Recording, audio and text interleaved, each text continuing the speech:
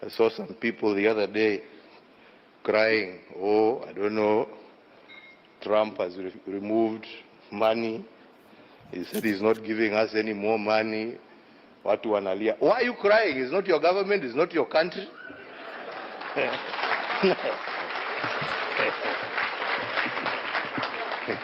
He has no reason to give you anything.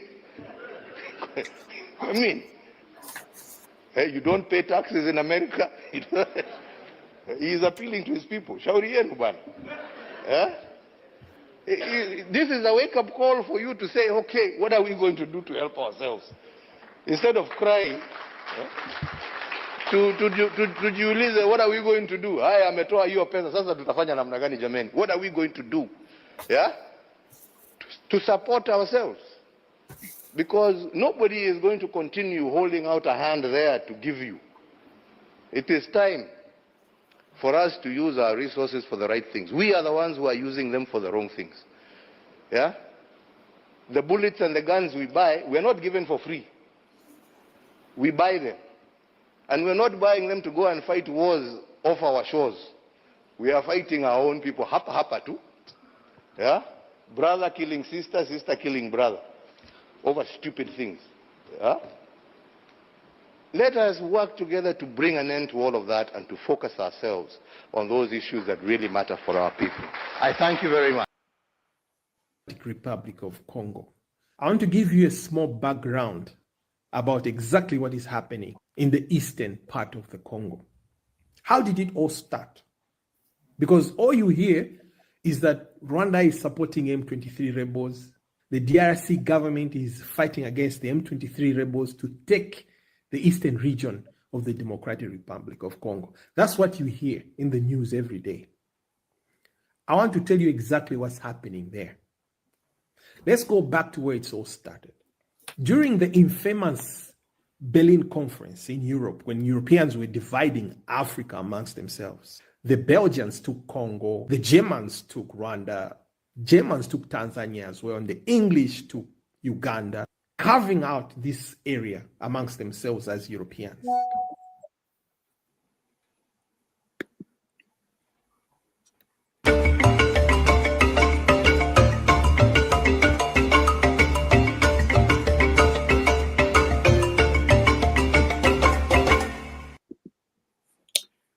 Hello, welcome. The doomsday clock has never been closer to a metaphorical midnight than today.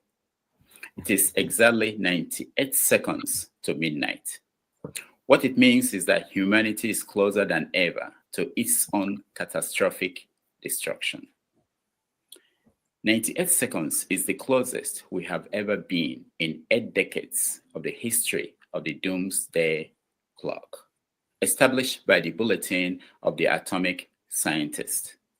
The 3 factors responsible for this new assessment were threats of climate change, nuclear war, and disruptive technologies like artificial intelligence. On our show today, we will discuss this and other issues escalating tension in the world and moving the doomsday clock to midnight. It is 6:30 p.m. in Lagos, Nigeria, 12:30 p.m. in New York City, 5:30 p.m. in Johannesburg, South Africa, and 7:30 p.m. in Kinshasa, Democratic Republic of Congo. Wherever in the world you are joining us, welcome to another episode of 90 Minutes Africa. My name is Rudolph Okonkwo. My co-host, Chidon Oma, in a sun assignment. It's been less than 20 days since Donald Trump took office as the 47th president of the United States. President Trump has been shaking up America and the world with his policies. What is behind Trump's efforts to remake America? Is the Democratic Republic of Congo? World powers are gathering to escalate what may be Africa's own version of the Ukraine's war with Russia.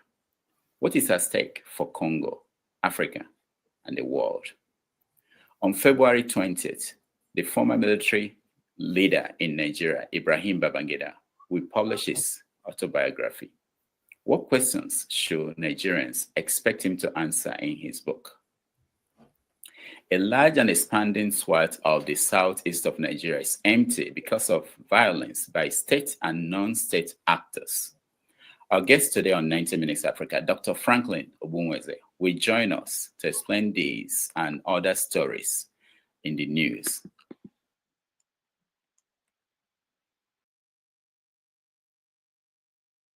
Join me as we welcome to the show Dr. Franklyne Ogbunwezeh. Where is he? Okay.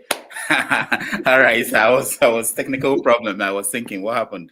Thank you so much for joining us. Thank you very much, Rudolph. I'm glad to be back today. Yeah, you are our favorite guest, and you've been here more than anybody else. And so we appreciate that each time you make out time for us. Thanks a lot. I do appreciate spending time with you guys too. All right. I was surprised that 2025, they moved the doomsday clock to 89 seconds. The closest has been to midnight. Do you see that sense of fear that we are approaching something different from what we had last year? And what could be responsible for that? Well, I will say real quick that before the elections, the doomsday clock was actually, seconds to midnight under Joe Biden. I am a liberal, full disclosure. I'm a lifelong liberal. But under Joe Biden and the proxy war that the United States and NATO are conducting against Russia in the Ukraine pushed us really, really far. Because we saw at the point the Russian side started changing their nuclear doctrine, trying to tell us that if there is an existential threat to Russia, that they are going to use the nuclear weapons.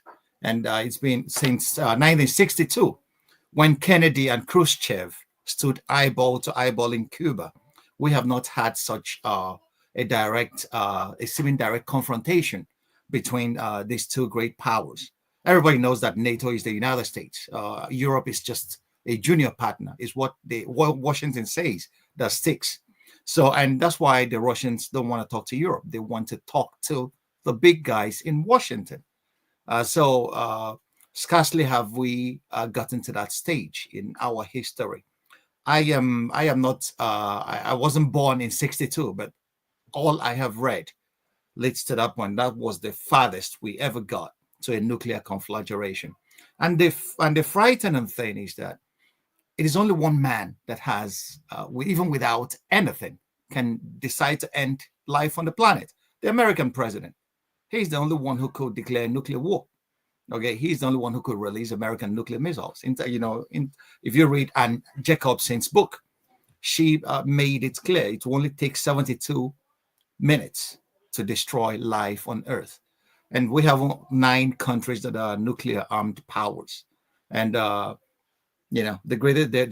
closest we ever got to this is what we are seeing in the Ukraine at the moment.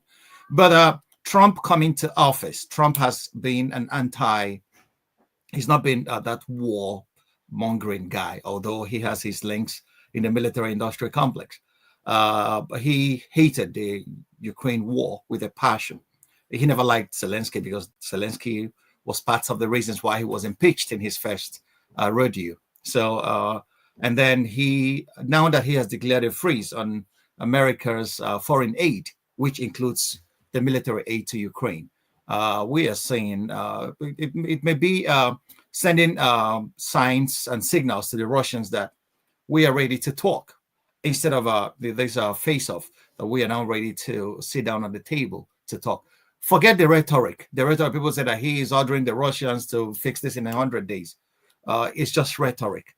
But that was what Kennedy told Americans, that if the Russians don't remove the missiles from Cuba, that there's going to be a war. But Kennedy was secretly talking to the Russians. Hey, I'm going to pull out the missiles from Turkey, okay?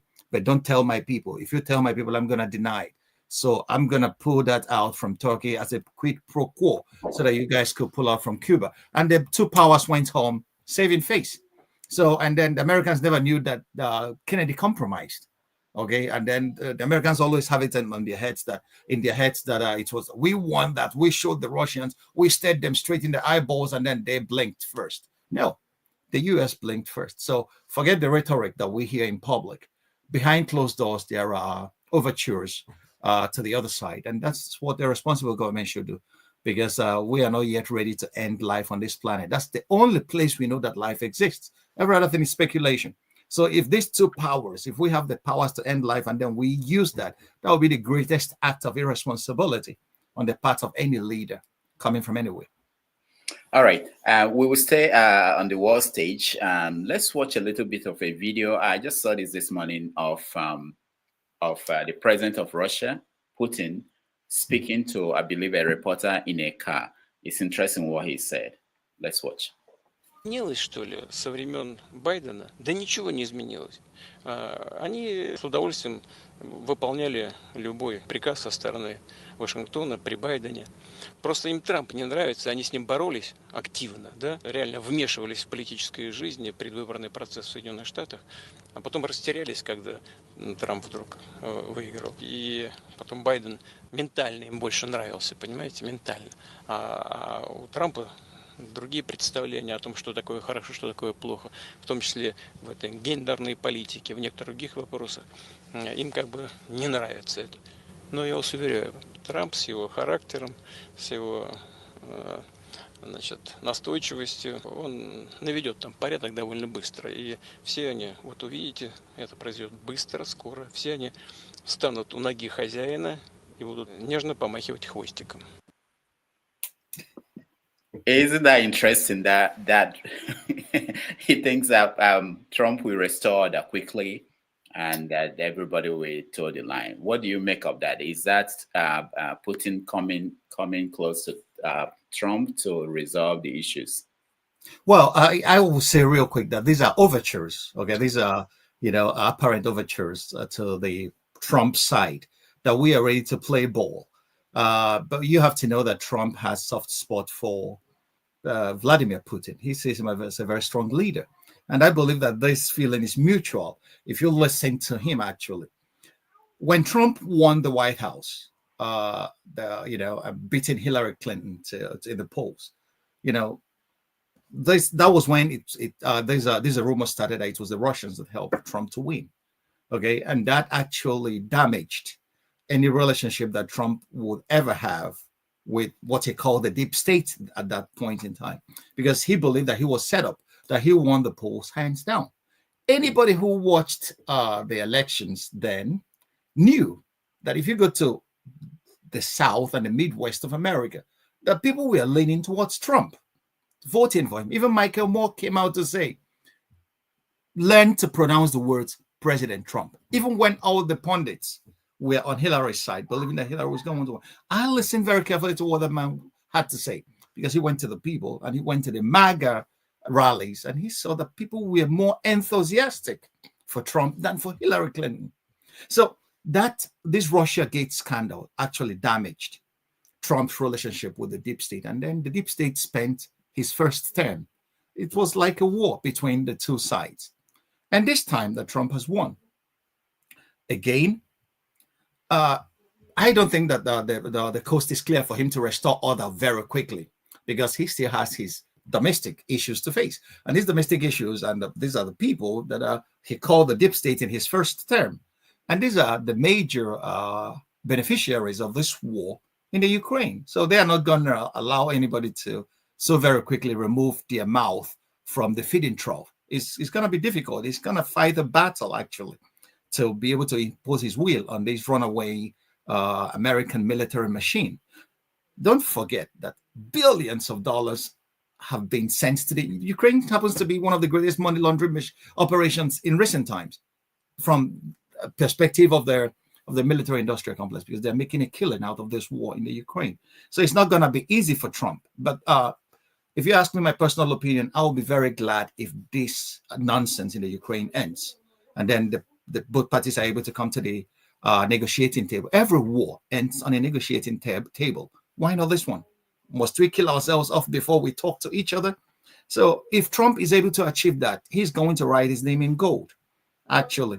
And that's the overtures that, because the Russians have always made it clear, we are ready to speak with our American friends and partners. They have always been ready to negotiate. We saw that in Istanbul, It was the Western side. It was Biden sending Boris Johnson to Istanbul to scuttle the talks because they were already very far and they were ready to sign an accord. And the West reneged on that. So if Trump is able to come to the table with Putin and end this carnage, come to think of it, Russia has virtually won this war. I don't know whether Americans know what is happening. European politicians will tell you what they are not going to say publicly. Russia has all the aces on their hands. They have virtually wrecked the Ukrainian army. Ukraine doesn't have any standing army anymore. All that you are seeing, the invasion of Kursk, are military special forces operators from the Western countries. Some will tell you that they have soldiers from everywhere. Okay, so but Russia is on a war of attrition, taking one village after the other and crushing every resistance, every opposition to their march. So the Russians have the upper hand in this war. So it is time to end this carnage. A lot of Ukrainians have lost their lives. Okay, so when people like Lindsey Graham is saying, "We will fight to the last Ukrainian," that's what he means. America was, and the Ukrainians will be dying. You know, if he wants, as for such people, I believe they want to fight the war, they should send their sons, not the sons of poor people who don't know anything about what is happening, sending them to the war front to the meat crusher to be killed and families ruined. You know, so that is just, if Trump is able to, at least on the European front, to end this war in the Ukraine, that would be a huge achievement, I believe. All right. This morning on the economic front, we saw yesterday's tariffs imposed by Trump on Canada, Mexico, and China. And this morning, the Canadians, they responded with their own tariffs. And the Mexicans too. Mm-hmm. The Mexicans too. So where do you think this will end? What do you think this will mean for Americans and for the world? Anyone who has a sense of history would believe that he has seen this before. I believe that Trump may end up becoming what Gorbachev was for the USSR. He presided over the dismantling of a huge empire. Trump, with his policies, his trade policies may end up presiding over the dismantling of the American empire. Come to think of it, if you impose tariffs on Canada, on Mexico, on China, who is going to pay for those? It's the American consumers. Okay, so it's not, they will just transfer the bulk of it to the consumers, and then they will blockade, they will impose the same tariffs on American goods. America is not heavy on manufacturing anymore. China is. Okay, and these are the issues we have to think about if we are trying to upload those policies. So I don't think that America is getting more isolated. And once America gets isolated, I don't think that will augur well for the American economy. The American economy is not doing all that great at the moment. So when Trump said, Canada, you don't have anything that you are making that we need, is it delusional? Over 100 billion worth of trade. If Canada doesn't make anything, how are they able to export over 100 million worth of trade of goods to the United States? Yeah, I think Trump was saying that America could do that, produce all those things. They don't need Canada. If that is a way of, but America has lost that manufacturing edge. The manufacturing has shifted to China. Come to think of it, go to the American Midwestern states. Okay, what is America producing today? Everybody's going to China to produce. American companies pushed their manufacturing to Chinese companies. Apple telephones have been manufactured in China. Tell me, American computers are manufactured. So, what America has become a financialized economy today. It's no longer an economy that is based on production. The Chinese have taken over. The Chinese are now the factories of the world, like Japan was in the 80s. So if it is a way of revitalizing American manufacturing, America is going to make huge investments to bring manufacturing back to the United States. So, and it's going to take years. So it's not in the short term, his administration may not leave to see that uhuru that he is trying to engender by that kind of isolationist policy. And America has been one of the major beneficiaries of the World Trade Organization's, free trade, policies. That America has been the major, beneficiaries of it. So now that he's imposing a kind of isolationist policy, I think American companies and American consumers that wants to bear the brunt of it all. Now, the other story in the news is south of Panama. The government in Panama is preparing for war with the United States. How will Trump get the Panama Canal without a war? And can Panama withstand America if America comes to take over the canal? Here, I have a very personal opinion. With great power comes great responsibility. I don't think that, the United States should not be in the... Anyway, they have been since 1945. That was what the British were prior to 1945. The British were, as an empire, were going everywhere, invading peoples and then ransacking and pillaging as they cared to. The United States should not start that late in the game. America looks like ancient Rome in its late period before its collapse. So if America goes about igniting fires all over the world, listen, don't forget, the United States has not won any war since 1945. America is a great power, but America has not won a war since 1945. Yeah, they went into Panama, kidnapped Noriega, brought him to trial in Florida. They went into Grenada under Reagan in '82. They have been trying to, intimidate poor countries. But America, every major war that the United States fought, America lost. America ran out of Saigon in '75, Vietnam. America ran out of Kabul recently under Biden. So trying to ignite fires, and that was what happened to Rome. How did Rome's collapse start? Varus led the sixth Roman legion to Germany in Osnabrück, and there a ragtag army of tribesmen defeated the mighty Roman Empire. And after that, at the Teutoburg Forest, after that, Rome started its collapse. So if America should watch what they are doing with their military, sometimes military power doesn't solve all the problems. Why would you invade Panama over their canal? It's what American soldiers used to say, when America marched into Iraq in 2003. What is our oil doing in their backyard? Their oil. You can understand the colonial implications of that kind of statement. So trying to rename the Gulf of Mexico into Gulf of America, or trying to ransack or pry Greenland out of the Danes, out of the hands of the Danes, or take over Panama Canal. People will see you as an empire on the throes of death that is throwing her tentacles everywhere. And then there are going to be some courageous people that are going to stand up to it and cut off those tentacles.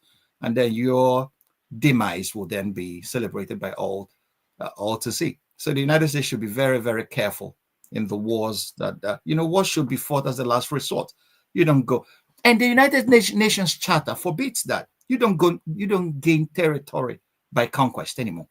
Since 1948, the Universal Declaration of Human Rights, you don't gain territory by conquest.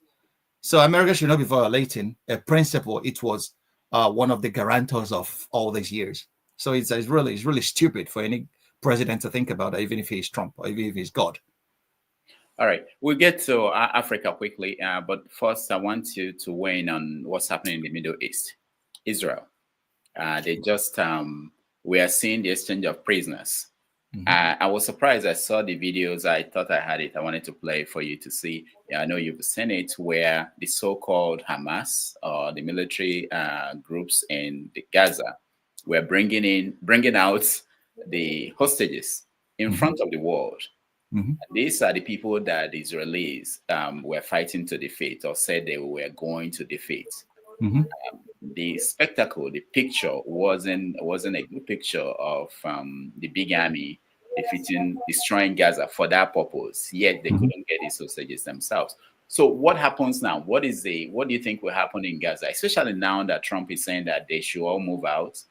That place should be demolished, cleared out, and that they should go to other countries. What do you think is the agenda? What will happen moving forward?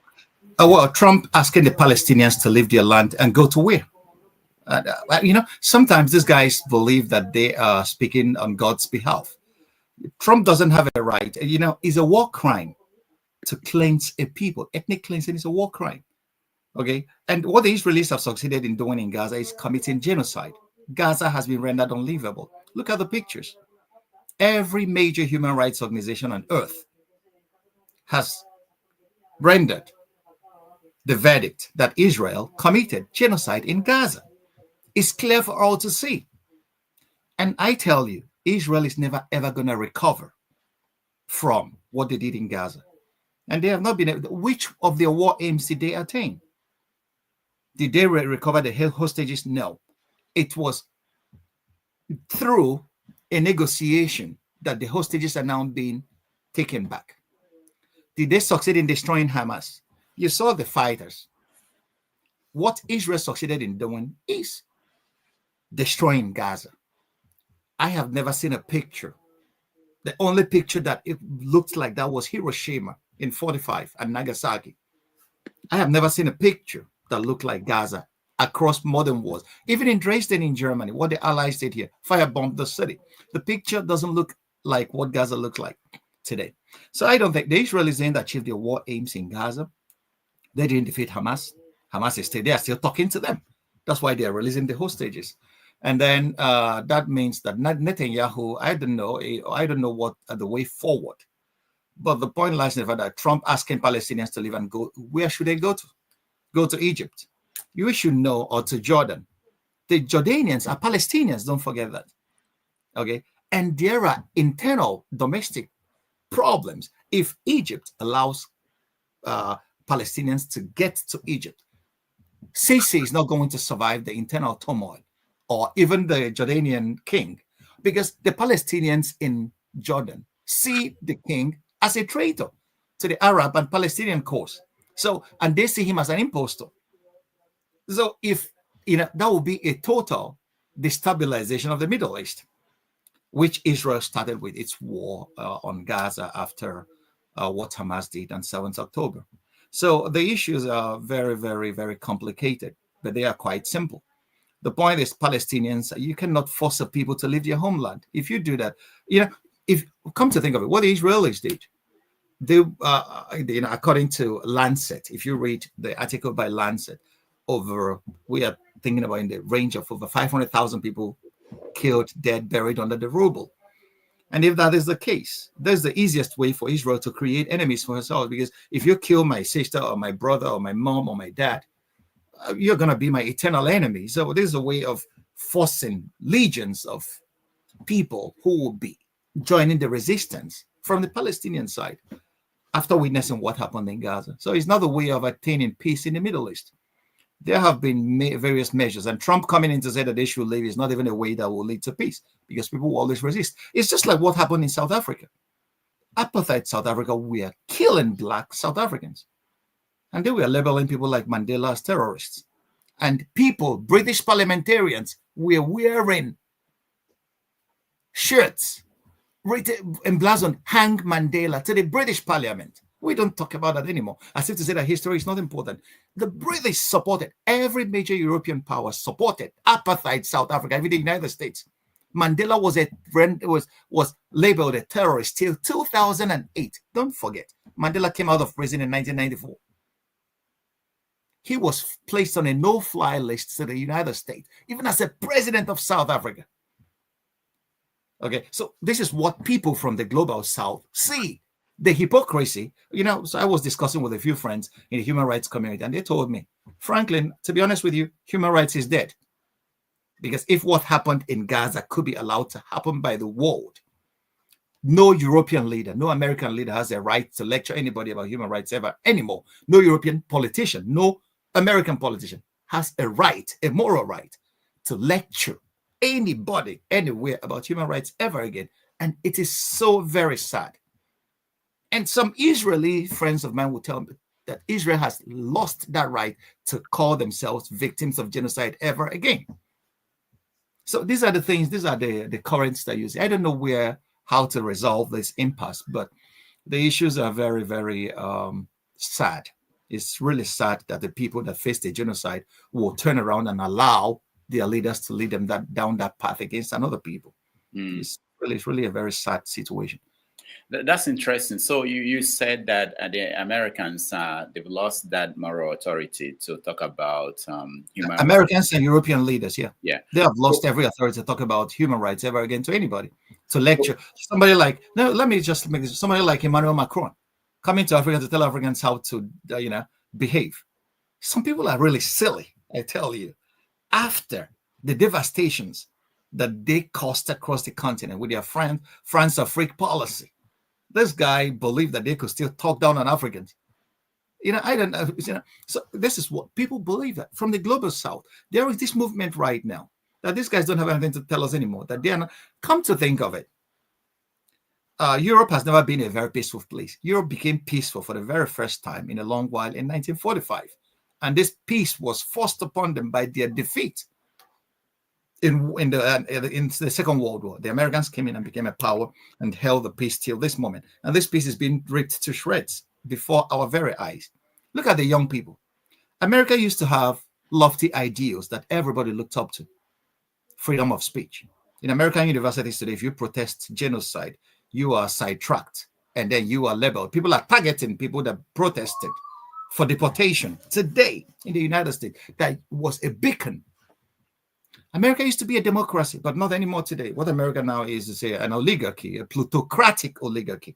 Look at it. Look at the people that sat in the front rows on Trump's inauguration. They are the billionaires.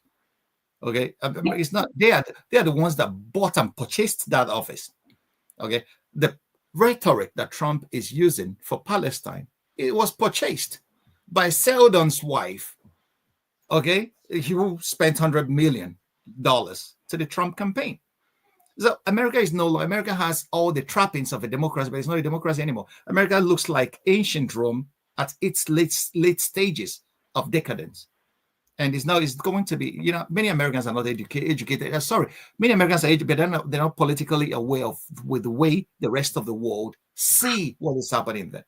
Because internally, American exceptionalism, this word exceptionalism, for somebody like me, nothing is exceptional. We are all human. Somebody's a chosen person. No, we are all human beings. So it's the same air that we breathe. So the idea of American exceptionalism has made many Americans blind to the faults of this great nation. And these are the faults that, if care is not taken, Trump is going to be the undertaker, just presiding over the decline of this great and proud nation.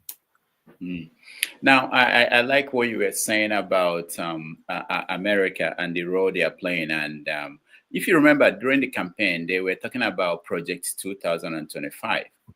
And in the last 2 weeks, some people have done the calculations. They said that the executive order signed by Trump reflected most of the things in that Project 2025. Now, the part that concerns Africa, you talked about Trump. They mentioned that Trump will not interfere in African affairs the way other past presidents used to care about what's going on there. But is that a good thing for Africa?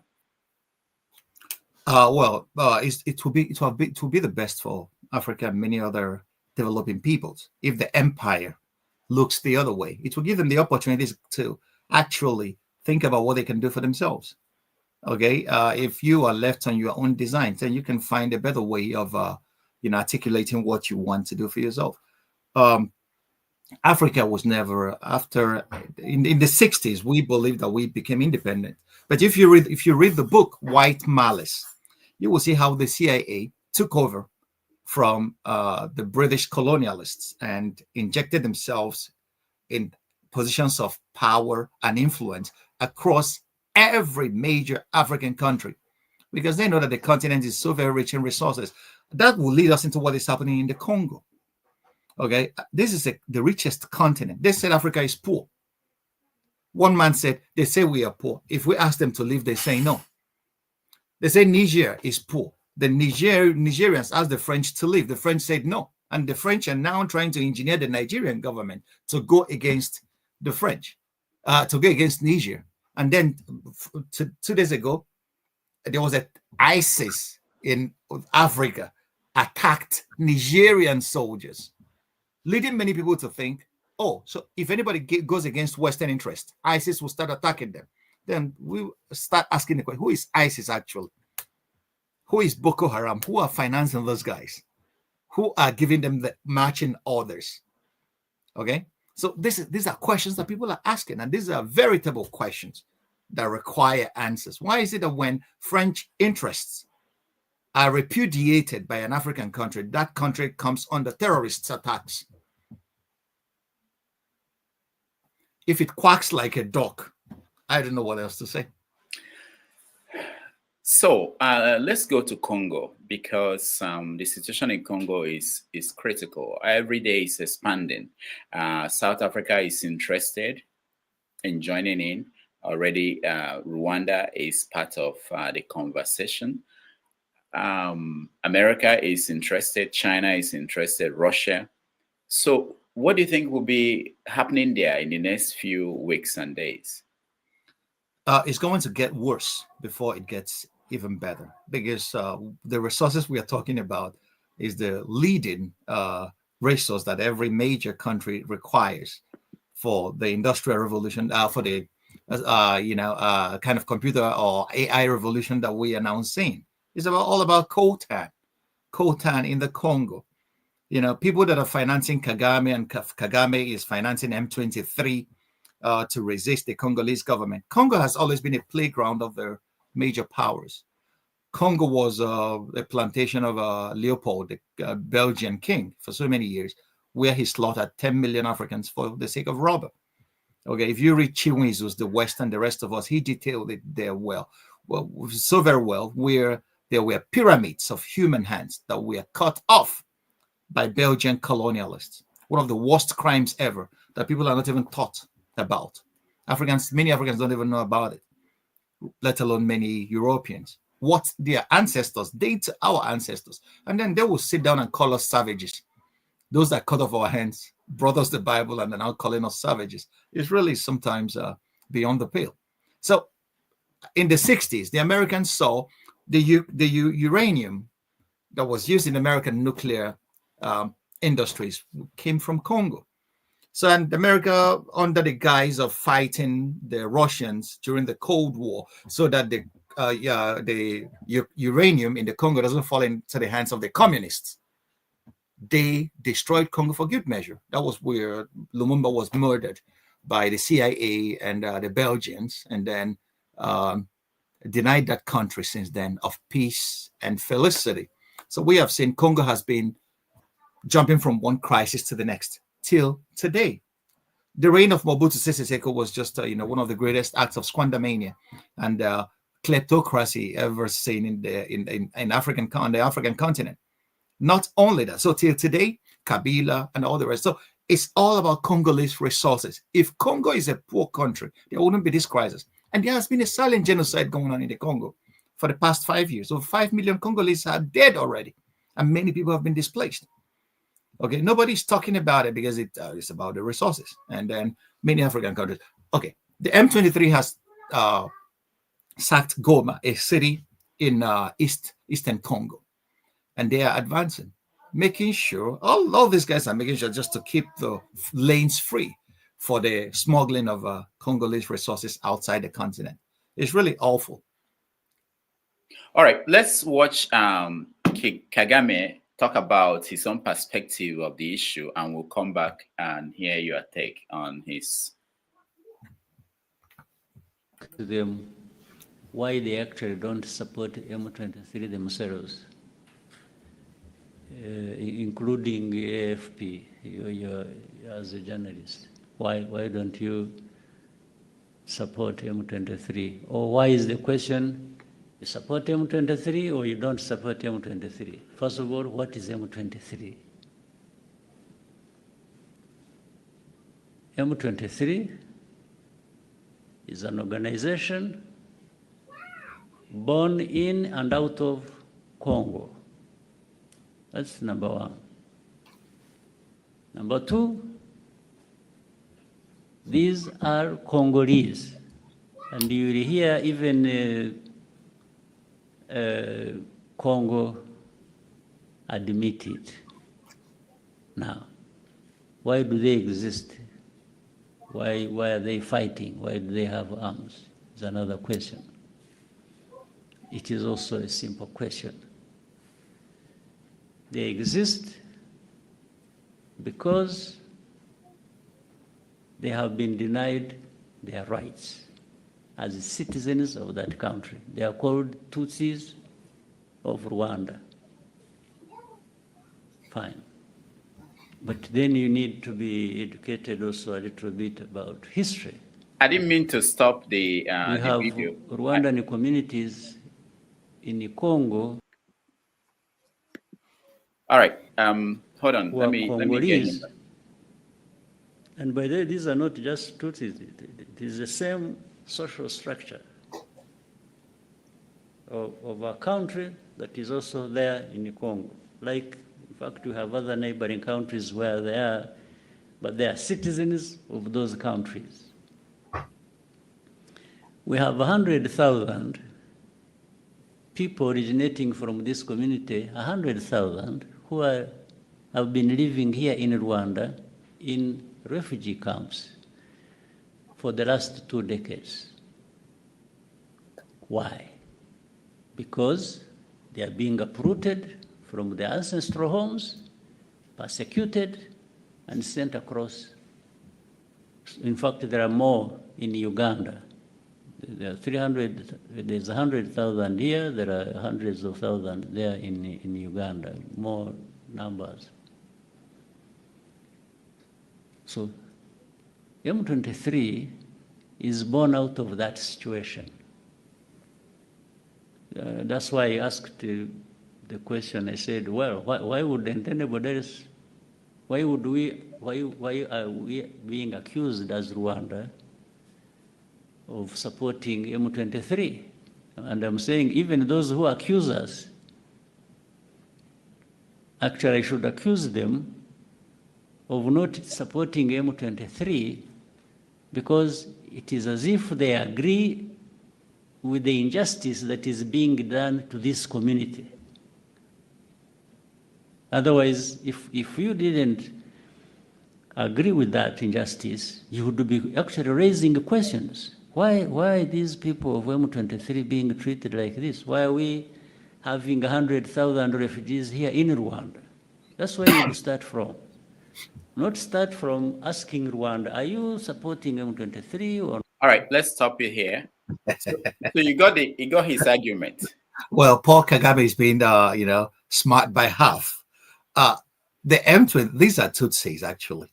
They may be citizens of Congo, but that doesn't mean that Rwanda is not supporting them. In fact, there is a United Nations report out there. They are being funded by Rwanda, Paul Kagame himself. So sitting down there to say, why are we? Okay, he didn't tell you who was uprooting those guys. He didn't say Congolese government. Did he say that? Because if the Congolese government is actually doing that, he should have made it clear. But he has been swallowing his words and then trying to hide Rwandan hands. Paul Kagame has been variously accused of being on top of the chain of those who are responsible for flying out Congolese resources, tantalum and cobalt and all the rest of them, making sure that these are mined by little kids, and then they are moved to Rwanda and they are flown out to, illegal sale of Congolese resources. So this is all about, forget what about he's saying about uprooting. It's all about the resources of Congo. It has always been about the resources of Congo. Everybody that is fighting there, that's why all these countries are interested. It's not about, there is no issue of uprooting that could not be resolved on a negotiating table where Kagame himself will sit as one of the principal powers behind M23. So we know what is happening out there, and there is not the way Mr. Kagame is presenting it. So it's all about Congolese resources. You can take this on excellent authority, and then you could do more research for yourself, and then you will see it's all about the smuggling routes that gets out the tantalum from Congo out into the world markets. So our cell phone, our computer addiction, and all the rest of them are some of the things that are financing this war right now in the Congo, and this silent genocide that has claimed the lives of over 5 million people. Yeah, but what's changing now is that we have the West through Kagame and even Museveni in Uganda on one side. Then you have the South Africans, the Russians, the Chinese on the other side. So it appears as if it's going to be a major conflict now. Well, about the Russian presence, I have not had independent confirmation of that because sometimes most of these are disinformation to rope in other countries. The South Africans have always been, a part of the Southern African Development Corporation, which involves most of these countries that are now present in the Congo. The Chinese are not supporting anybody with weapons. The Chinese are interested in doing business. Okay, so anybody telling you that they have always been interested. The Chinese are in Sudan, South Sudan. The Chinese are almost everywhere in the east coast of Africa, supplying loans and then building bridges and roads for all these governments in exchange for resources. That's what the Chinese are about. They are not about mingling themselves or getting involved in the internal politics. That's not the Chinese philosophy of in Africa at the moment. I have not seen that. I have not seen the Russians actively on the ground in the Congo now. I've not been able to independently confirm that from my contacts in the Congo. So what I know is that these M23 are receiving weapons from Rwanda. And then so Rwanda, we know, Paul Kagame is the darling of the West since after the 1994 Rwandan genocide, that he has been in power all this while. And then Museveni, sometimes you don't know where he stands on certain issues. That he's more chameleonic than he is forthcoming. So, but Rwanda is a major source of the firepower and the financing that M23 is getting, because these are Tutsis. So what about the government in Kinshasa? Who is supporting them? Yeah, they are the ones fighting against the M23 because they believe that their territorial integrity is under question and under serious threat. A sovereign nation has a right to rise to defend its citizens when they are attacked from enemies, both external and domestic. That's what I believe the Congolese government is doing. But at the moment, the firepower being brandished by the M23 guys is actually something that is intimidating to Congolese soldiers, and then civilian population have been uprooted. So I don't know who is on the side of the Congolese government at the moment, but I know that the smuggling has continued according to what my contacts have been able to tell me. The smuggling of tantalum, that's the primary, mineral in our computer technology, and out of which coltan is extracted and all the rest of them. So, and then everybody there that has talked to me told me that every imprint, that's why AP accuses Kagame to his face. So that's why everybody points in that direction. And there is no smoke without fire in that kind of situation, because these guys are Tutsis and they take refuge in the patronage of the Rwandese government, which is being headed at the moment by Paul Kagame.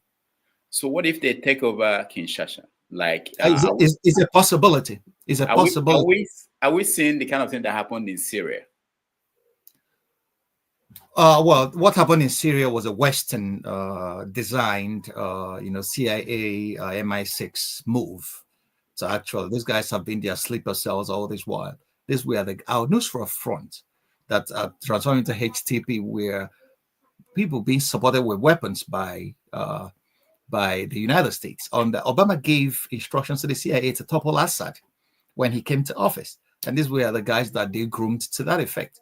So these guys have been sleeping and waiting for the right time to be called up to do that. And they took the opportunity. So I don't see that kind of thing in Rwanda. I don't think that Kagame has all that kind of wherewithal to make a run for Kinshasa from Eastern Congo, where the M23 are. And these guys are not up to 100,000 men under arms. So it's a huge territory to cover from Goma and Kivu to Kinshasa. And then you require serious logistics and ordnance. Okay, you have to maintain a chain of resupply routes. So it's going to be a very difficult endeavor. The M16 hasn't got an air force at the moment to bombard the capital, but it's not impossible. Kabila did it. Kabila sent Mobutu on the run when he made a run from Eastern Congo for Kinshasa. So all these things are possible. Let me still stay on Africa as a whole. Part of Project 25, like I said before, is that Trump will not be involved. The Americans will remove themselves. Don't you think that it will embolden dictators across Africa to do what they want to do? Are you thinking that there's a possibility that the people of Africa can rise up and stop these dictators when the powers of the world are not interested in or involved in any issue going on in Africa? No, but I tell you, the day I don't even know how many dictators of America propped up across the African continent. Every major dictator that we had on the African soil African continent has been propped up by the West. Almost all of them. Paul Biya is still a force to record, president of Cameroon since 1982, supported by the powers of the French government and French intelligence. So which dictator do we have? Bola Tinubu is a CIA boy. Everybody knows that. In Nigeria, he didn't win the election, and then he's been propped up. So which dictator? Obiang Nguema in Equatorial Guinea. Okay, these are or the guy that was overthrown in Gabon, Omar Bongo. These were errand boys of the West. They were the ones that propped them up. Without Western support, Africans themselves will digest their dictators. I tell you this. So it's only Western support that Africans are still, because how many guns are produced in the continent? We buy these guns. You saw Uhuru Kenyatta say that we buy guns not to use it to fight external wars, but to kill ourselves over stupid things. All dictators in our continent were propped up by the West. Not even one rose and fell on his own. It's when the West withdraws their patronage that they fall. Sorry. So that has been the case. So Africans, really, it's an opportune time for Africa, actually. When the two elephants are fighting, the grass is softer. But this grass on our side should learn to talk among themselves. And how could we encourage production and trade across the African continent? If we are able to do that, Africa is a huge market, up to 1 billion people. If we're able to produce for our local needs and stop producing for, export for Western industries, so let's first of all produce what we eat.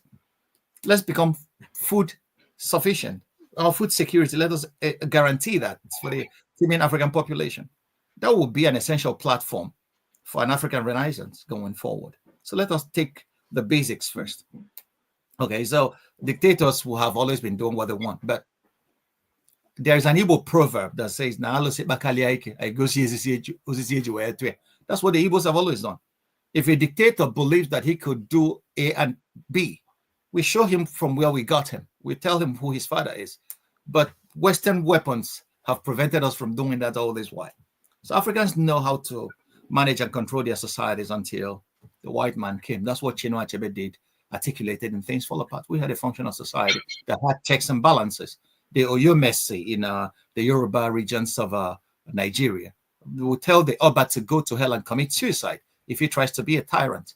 So we have local procedures that we could use to bring dictators to responsibility. So if we are not, if not for the external powers, many dictators will not even survive a day on the African continent. Sisi is still in Egypt today because he's been prodded by American money and firepower. Yeah. So, do you think that leaders like the military guy in Burkina Faso, in Niger, that they are the future of Africa? Is that where we're going to? Are they the heroes? Yes. Yes. And look, come to think of it, many African young people have realized that our contact with, they realized what Chinwezu said, that our contact with the West for the last 700 years have not brought us anything. Okay. So across Sahel in Africa, there is this movement that the French should leave. The French granted independence to the Francophone Africa, but they are still there. The economic policy of these regions, of these countries, are being dictated in Paris. Their money, CFA francs. France is no longer using CFA francs, but France is still controlling their monetary policy. So the young people are getting frustrated. How can we have all these resources and still be poor? These are the questions that young people across the Sahel have been asking. And they are rising up. And that's why they are supporting most of those young guys that have taken a stand and said, no, you guys should get out. So that may be the future of Africa. Okay. supporting these guys that take a stand to say to the foreign powers, you have taken more than enough. You stay where you came from. Let us try managing ourselves for the time being. Sankara tried it, okay? But the French intelligence connived when they believed that he insulted Mitterrand, and then through Blaise Compaoré executed him. So the young Africans today are now waking up to certain issues. They are no longer, that's one of the advantages of this internet technology that we have today. This is social media of a thing. Africans are seeing in real time, and they are now getting information in real time across board. So that may be the future that we are going to see. This democratization of information is going to lead to serious upheaval across board. And then I believe that is going to come. So you saw what happened in Nigeria during the elections. Young people were mobilizing themselves for P2B using the instruments of the social media. So more is to come. So this may be the future of the continent. Younger people, the younger generation, are now rising to question the African predicament. Why should we have all these resources and yet remain poor? That may be the future. And again, Trump may be unwittingly playing a role in it. He's planning to deport a lot of Africans. And these people have been exposed to the West. They have been exposed. Many of them got skills. Many of them got information, knowledge. Many of them will come back. And remember that those that fought for African independence in the early 40s and 50s were people that were trained in the West. Nnamdi Azikiwe, Bafemi Awolowo, and the rest of them. They were trained by the West, and then their eyes were open. And many of the soldiers that fought for the British in Burma or for the French during the Second. So they came home, their eyes were open. They saw we are fighting and dying for these guys, but they're not treating us like human beings. So they need to go. So he may be playing a role. So Trump deporting a lot of Africans may not be all that bad. There may be some good coming out of it. Like the religionists will say that God may be able to write straight on a crooked line. I don't know. God works in mysterious ways. We are going to take a break. When we come back, we talk about Nigeria, and then we let our audience join us in this conversation with Dr. Franklyne Ogbunwezeh. So stand by. Thank you.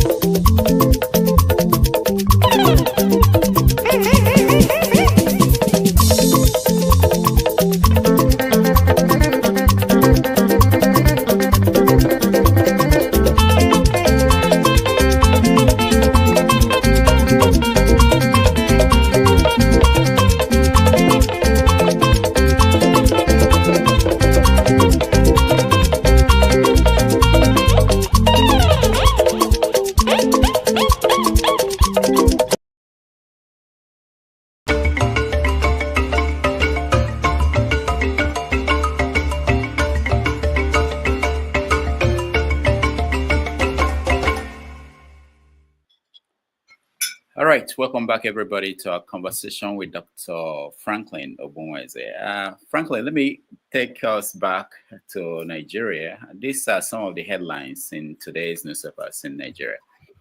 Northern Nigeria facing serious challenges, heading for total collapse, says Usman Bugaje. Kogi jihadist threatens Yoruba people for rejecting Sharia law. In the Southeast, there are more stories now coming out of the Southeast where so many towns are now being called ghost towns, which is that people have left due to activities of state and non-state actors. So when you look at Nigeria as we enter we're approaching the second year of Tinubu's administration, what is your assessment on how things are going? My assessment is that it's not the country has not moved forward from where Buhari left it. Even when you talked about what is happening in the Southeast, it was Buhari's government that commissioned the military to go into the Southeast to flush out the IPOB and the ESN militants, what so-called militants, and then that was when the whole thing started.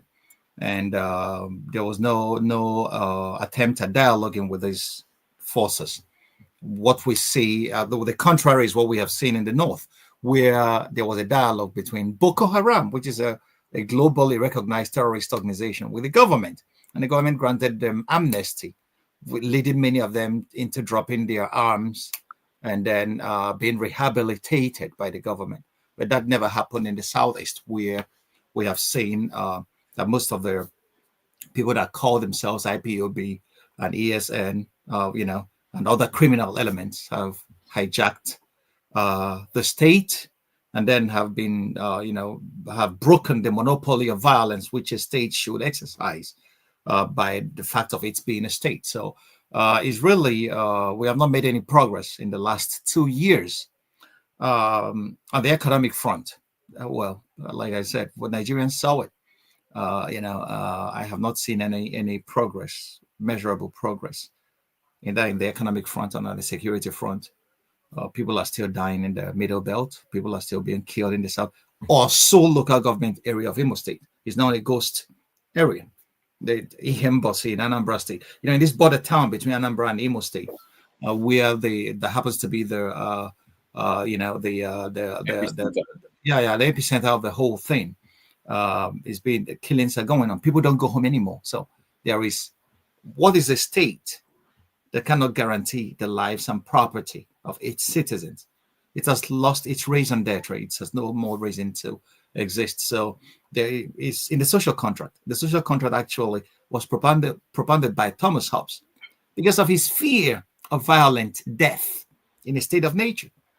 So, and today in the Southeast Nigeria, the fear of violent death accompanies people from sun up to sundown, and the government that they sublease their powers to is just there looking and doing nothing. The people will tell you, the praise singers of the government will tell you, we have done enough, we have done this and that. Where are the results? These are the questions that we should ask. Where are the results? People are being killed day in, day out, and there is no massive arrest of the situation. So it's really, I have not seen any progress made on any major index of development since APC came to power under Muhammadu Buhari, and in its second extension under Bola Ahmed Tinubu at the moment. Now, this last week, a court of appeal ruled that IPOB is a terrorist organization.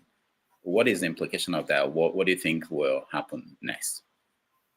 Well, the government has been, even before the ruling, the government has been treating IPOB as a terrorist organization. Okay, even when there were no excellent reasons to that effect. But IPOB, made some tactical and strategic errors when they went for, armed struggle. There should have been extensive dialogue with the Nigerian government.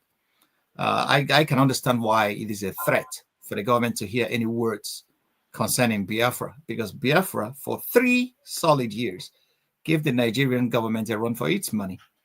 But they should have realized that we are not in the 60s anymore, that the world has moved on to a great extent.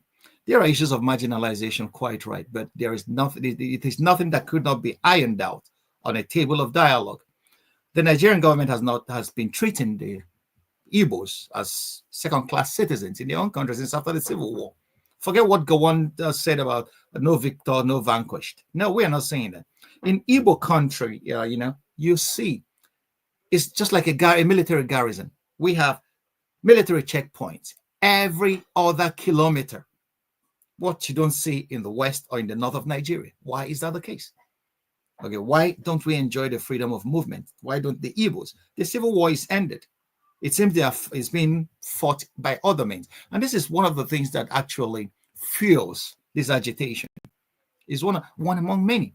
So if there is a way that the government could come to the table with these agitators and say, what are the issues? What can we do? How could we resolve this and live together? So, but IPOB on its own end played into the hands of the government. A trap was set for them, and then they went for armed struggle. And the government used that opportunity to label them a terror organization, and then is dealing with them to that effect. And we can see it's a military operation. It's commissioned. In the southeast, bombs are being thrown. Okay, so the government of Nigeria is fighting IPOB like it's fighting Boko Haram. But IPOB has not attacked has not committed any major terrorist attack apart from what a group of criminals. IBB has, recused itself from most of these attacks. I've said we are not. There are some that they came out and say, no, we didn't do this, we didn't do that, because if it's a terror organization, they will take responsibility for most of the attacks. But that's where they played into the hands of the government, and then the government could use that to inject fifth columnists and then blame IPOB for it. So this is where cool heads never reigned, to be able to articulate a strategy to follow. If you're agitating for your rights, there are ways to go about that. And then the Nigerian government has equally been silly. Sometimes I rue the decision makers that we have in our government. Many of them are visionless, so to say. And that's why we see problems that could be solved in infancy are allowed to fester. They become cancerous. Okay. So who in his right mind does not know that if you're applying stick, you should hold the carrot at the same time if you're trying to drive a mule? But the Nigerian government, no. Everything is violence, matching fire. Everything in Nigeria is a war against this, war against that. No. If you're fighting a war all your life, well, what time do you have to leave at all? Citizens should be made to feel as parts and parcels of the imagined communities that they belong to, which we call countries or nations or nationalities or tribes or tongues or peoples of or nations. People should be given the sense that they have a stake in this. Because if people don't feel they have a stake, they are bound to destroy that thing. And that's what I feel is happening. And it's not a very good thing. Southeastern governors are not even, I don't blame them much because they don't have the police powers. The police authority is still an exclusive of the federal government. It's not shared with the states. The states are just errand boys of the federal government. And that's something that our lawmakers should take a look into and try to see if we could at least go for state policing. That it's a lower level at that. What about what's going on in the northeast and northwest? In the northeast, we know Boko Haram and the allied groups, they've been going on for years now, and it's not under control. And in northwest, we have these new groups that are the bandits. So what is do you think Nigeria is doing well fighting these three on these three fronts? Well, there must be other strategies employed. It's not only the military strategies. We have applied the military strategy all this while. Where has it left us? We have not seen any progress. Okay, the bandits are multiplying in northwest Nigeria. In the northeast, Boko Haram has not even kept quiet. Finally, and then we are seeing the agitation in southeast. And then Sunday Igboho rose with the Yoruba nation issue in the west. So Nigeria seems to be a cauldron of agitation.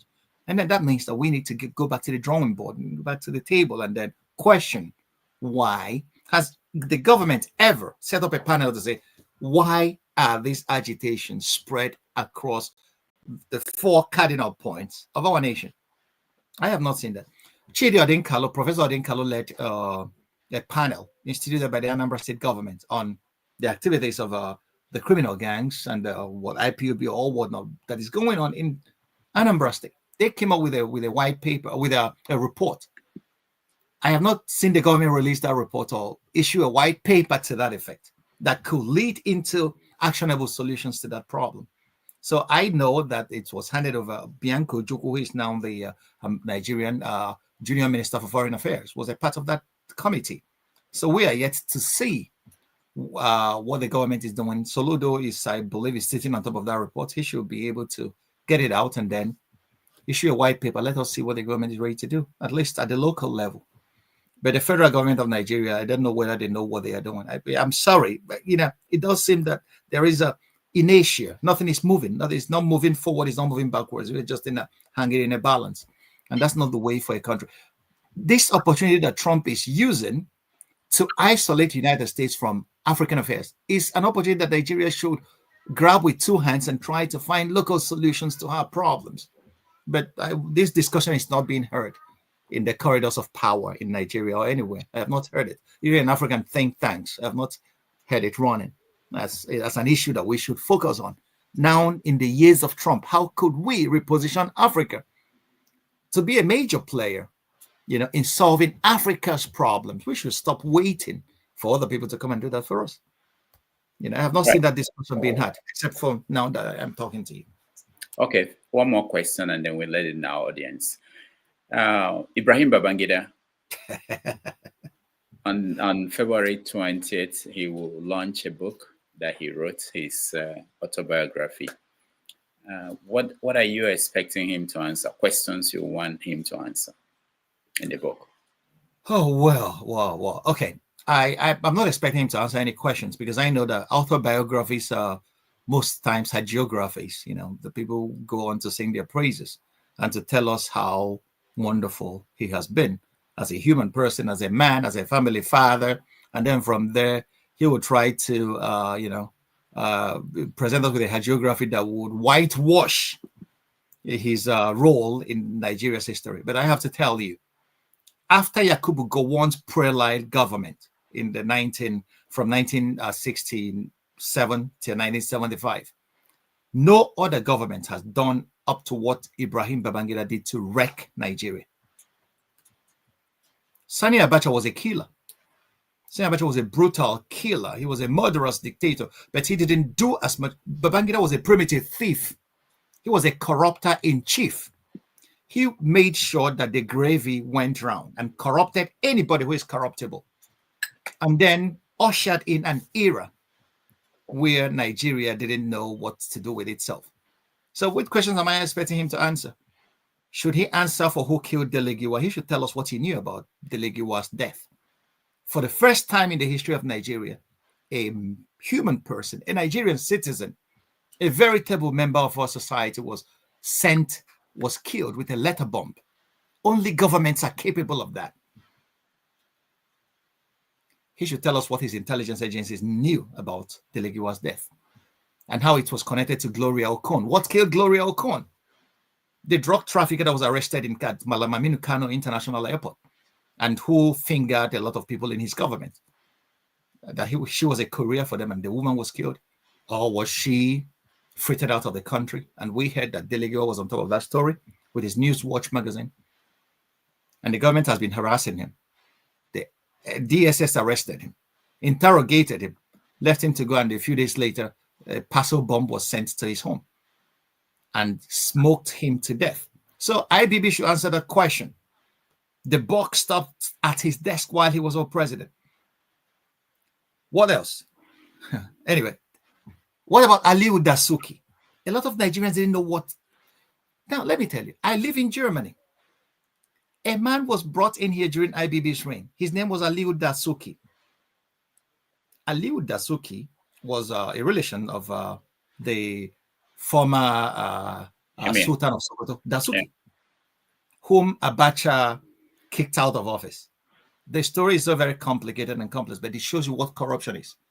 This guy was the front for IBB, for Sani Abacha, for Dasuki himself and for Abubakar Alhaji Abubakar Alhaji, former Nigerian minister to OPEC, who was caught, whom a prostitute stole 500,000 pounds that he cashed and went to OPEC meeting in Austria with, and the woman made away with it, and the Nigerian, and they came out to say it was $37,000, so as not to raise questions from the Austrian police why a minister traveled with 500,000 pounds that he withdrew cash from a London bank into Vienna for a conference, which he was on his way to deposit in a Swiss account. Aliu Dasuki was the front man for all these guys, okay? For IBB, he was investing the monies they were stealing from the Nigerian people in companies across the world, up to $11 billion. $11 billion. If you doubt me, go and read The Stolen Billions by Atowankwo. Every Nigerian that has not read that book doesn't know what Nigeria is all about, doesn't know why we are where we are today. So, and Aliu Dasuki got sick and he was dying. They brought him. Oh, these guys knew he was there, he knew where all their monies were. So they took him to Germany. And you know what happened? Babangida, Abacha, Alhaji, Abubakar Alhaji, and Dasuki flew to Germany because they said that the guy was paralyzed and he couldn't talk anymore. He has lost his speech. So they didn't know what to do. They had to transfer him to London immediately. And it was in London that they realized that the guy was faking it because he was a relation to Abubakar Alhaji and Dasuki, but Abacha and Babangida were not blood relations. So when Abubakar Alhaji and Dasuki were in the room, he would talk to them and reveal to them where they're. And when Abacha and Babangida were in the room, he would not say he would be playing his game that he was. So the guy eventually died, and Babangida sent our presidential jets to ferry him home. So that was why when Abacha came to power, Abacha summoned Dasuki, where is my share of that money? And Dasuki said, yeah, but you heard Aliu couldn't talk. And that was why Dasuki was kicked out as emir. Even though Babangida made entreaties to Abacha to forget that money, forget $11 billion. $11 billion of Nigeria's money. What did Abacha or Babangida do to end that kind of money? So Babangida should answer questions about Aliu Dasuki. He should also answer questions about BCCI, Bank of Credit and Commerce International. This was the bank in the 80s that was the banking every drug lord, drug runner, every armed guns runner in the world then. You go and read America's, the Senate Committee on BCCI scandal. Ibrahim Dasuki was the board member of BCCI in Nigeria. Even when the Americans were investigating BCCI, these guys were still doing business in Nigeria, and they converted themselves to African International Bank. Okay, all the monies that they were stealing, this was the guy they were using to ferry the money out of Nigeria. So he should tell us what he knows about BCCI. Should I continue? He should tell us about June 12th. Why he dribbled Nigeria and spent billions in moving a little bit to the right, a little bit to the left, and at the end of the day to cancel a free and fair election. He should tell us about June 12th. He should answer questions about that. Should I continue? He should answer questions about the 12.4 billion Gulf War oil windfall. He was indicted by the Senate Pius Okibo Committee.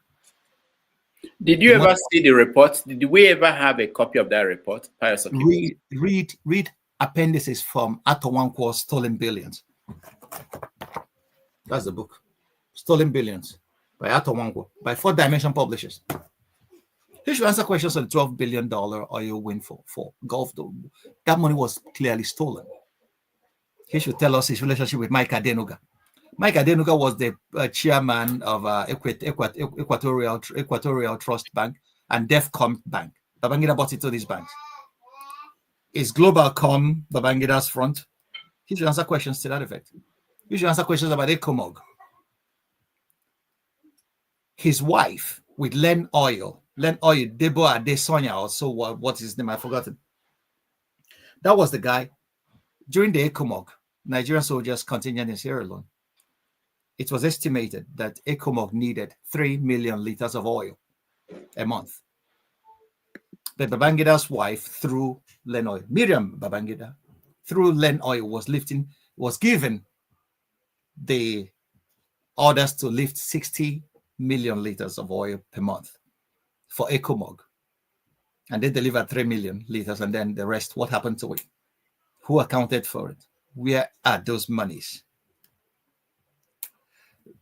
Triple Heritage, that was his front. That was his company, holding. What did Triple Heritage produce, and how much of Nigeria people's money went into that? His relationship with Julius Berger. They should account for the building of Abuja. Okay? So don't get me started. Don't just get me started. You know, these guys. Young people, they point at things like Third Mainland Bridge, Abuja, and said that Babangida built. Why is it that they don't understand the damage that people like you could see? Is it because they were far away, removed from the era? Yeah, because Nigeria, you know, we have a kind of historical amnesia. Okay, so very easy. When everything has happened, people tend to forget it. But and that's why, because we don't do any critical analysis of issues where the rain, Chinua Achebe called it, where the rain started to beat us. We forget it very easily and think that what is happening today just started today. Nigeria didn't start today. Gowon, during his time, told the world that Nigeria's problem was not how to make money, but how to spend it. And that was when we started importing toothpicks, importing every flotsam and jetsam and rejects of every other society into Nigeria. We staged the first attack in 1977, consuming millions in Squandermania for nothing, just to show that we are rich. But we never made any plans for development. What is Norway doing with their sovereign wealth fund? Norway discovered oil, and the Norwegian sovereign wealth fund is the richest in the world today.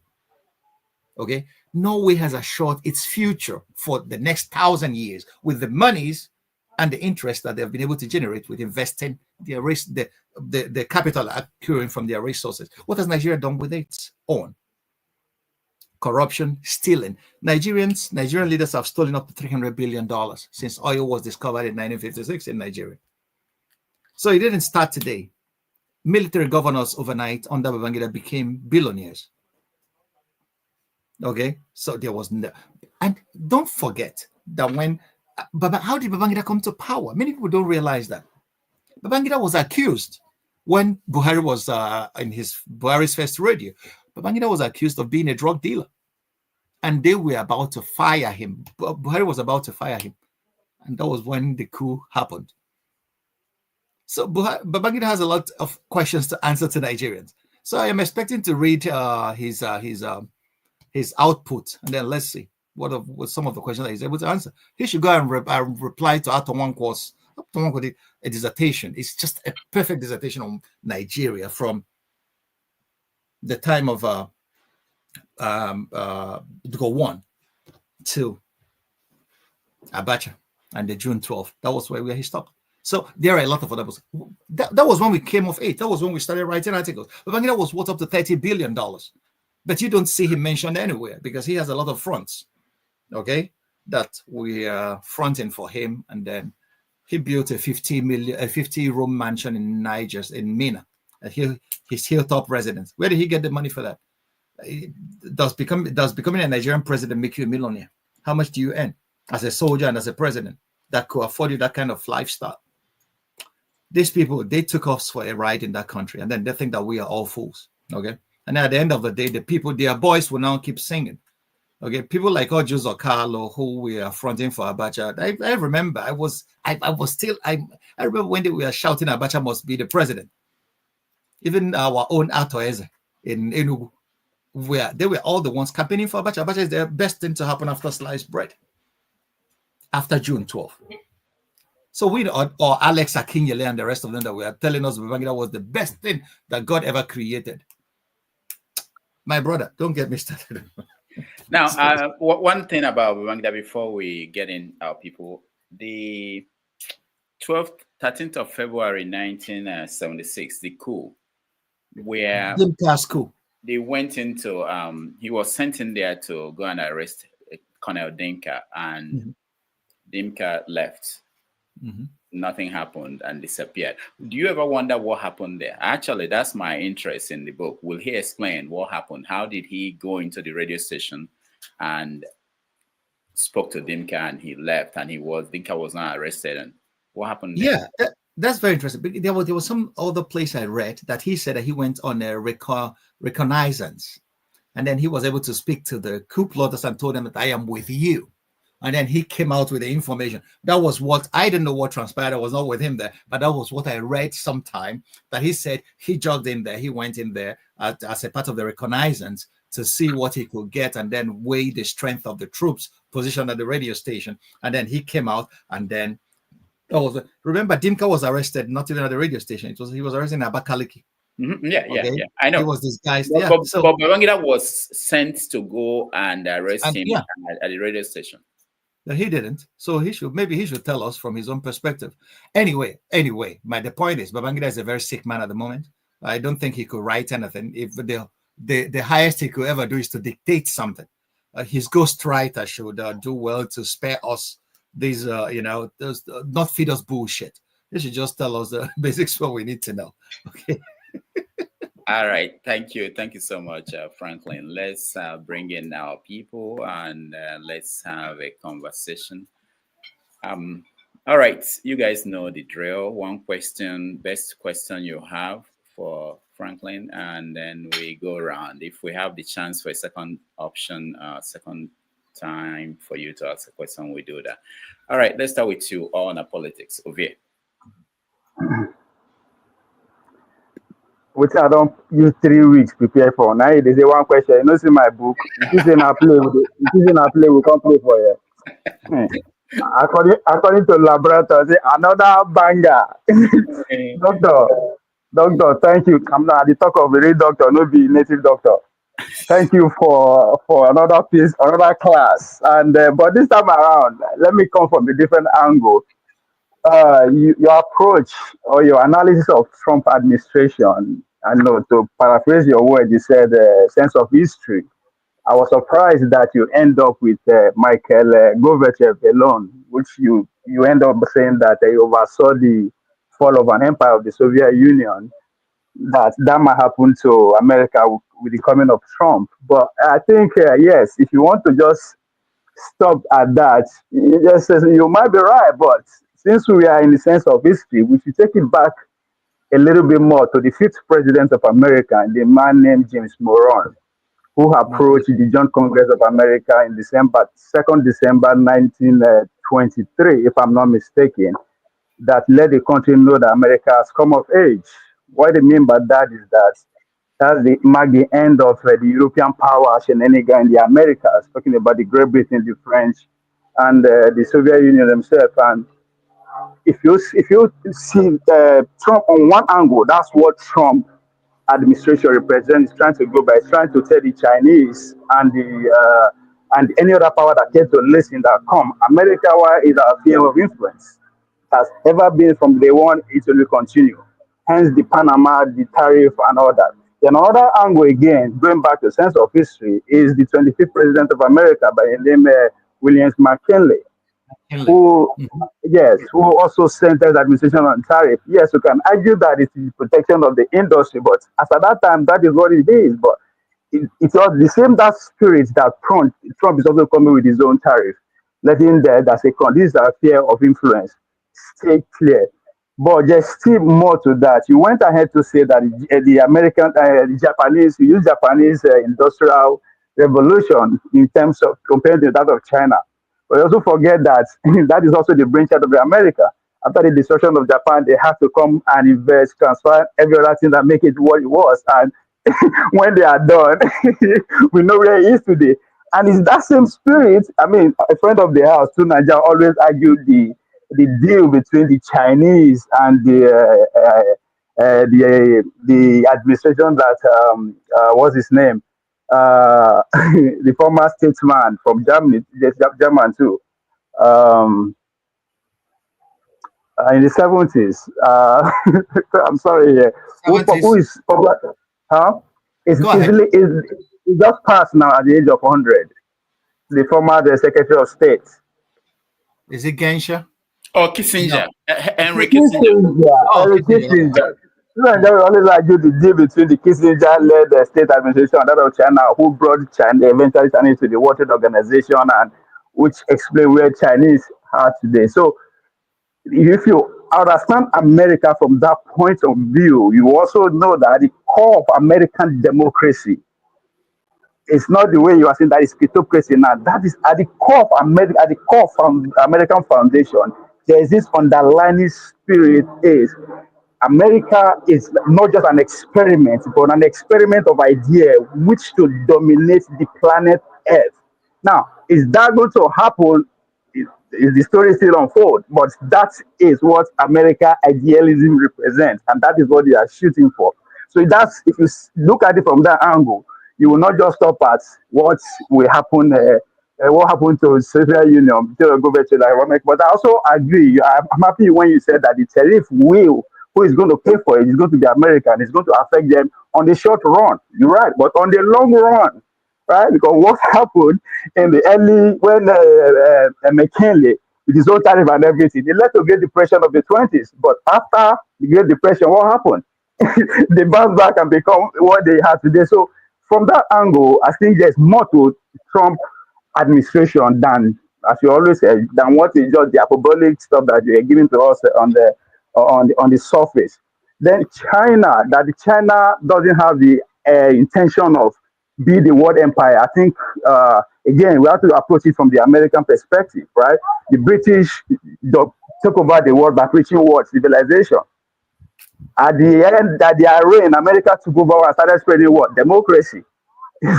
So, and again, if you say America did not win any war for the past 40 years, then you don't understand the reason why they went into war in the first place. Is to make sure there's no communism anywhere in the world. All the war they fight as a reason why they fight, not necessarily because of the resources, but to make sure there's nothing that we actually compete with, not the resources of that state or that region. So that's what all the fight is about. I'm sorry. So China's are coming with what is missing within the development world, which is what infrastructure, right? We've been civilized by the British. We've been given democracy by the American, quote unquote. In the future, it's going to be what we are going to be taken over by the Chinese because of what is missing, which is the infrastructure development. So there's a long-term ambition on the Nigerian stage. You're talking about which you start.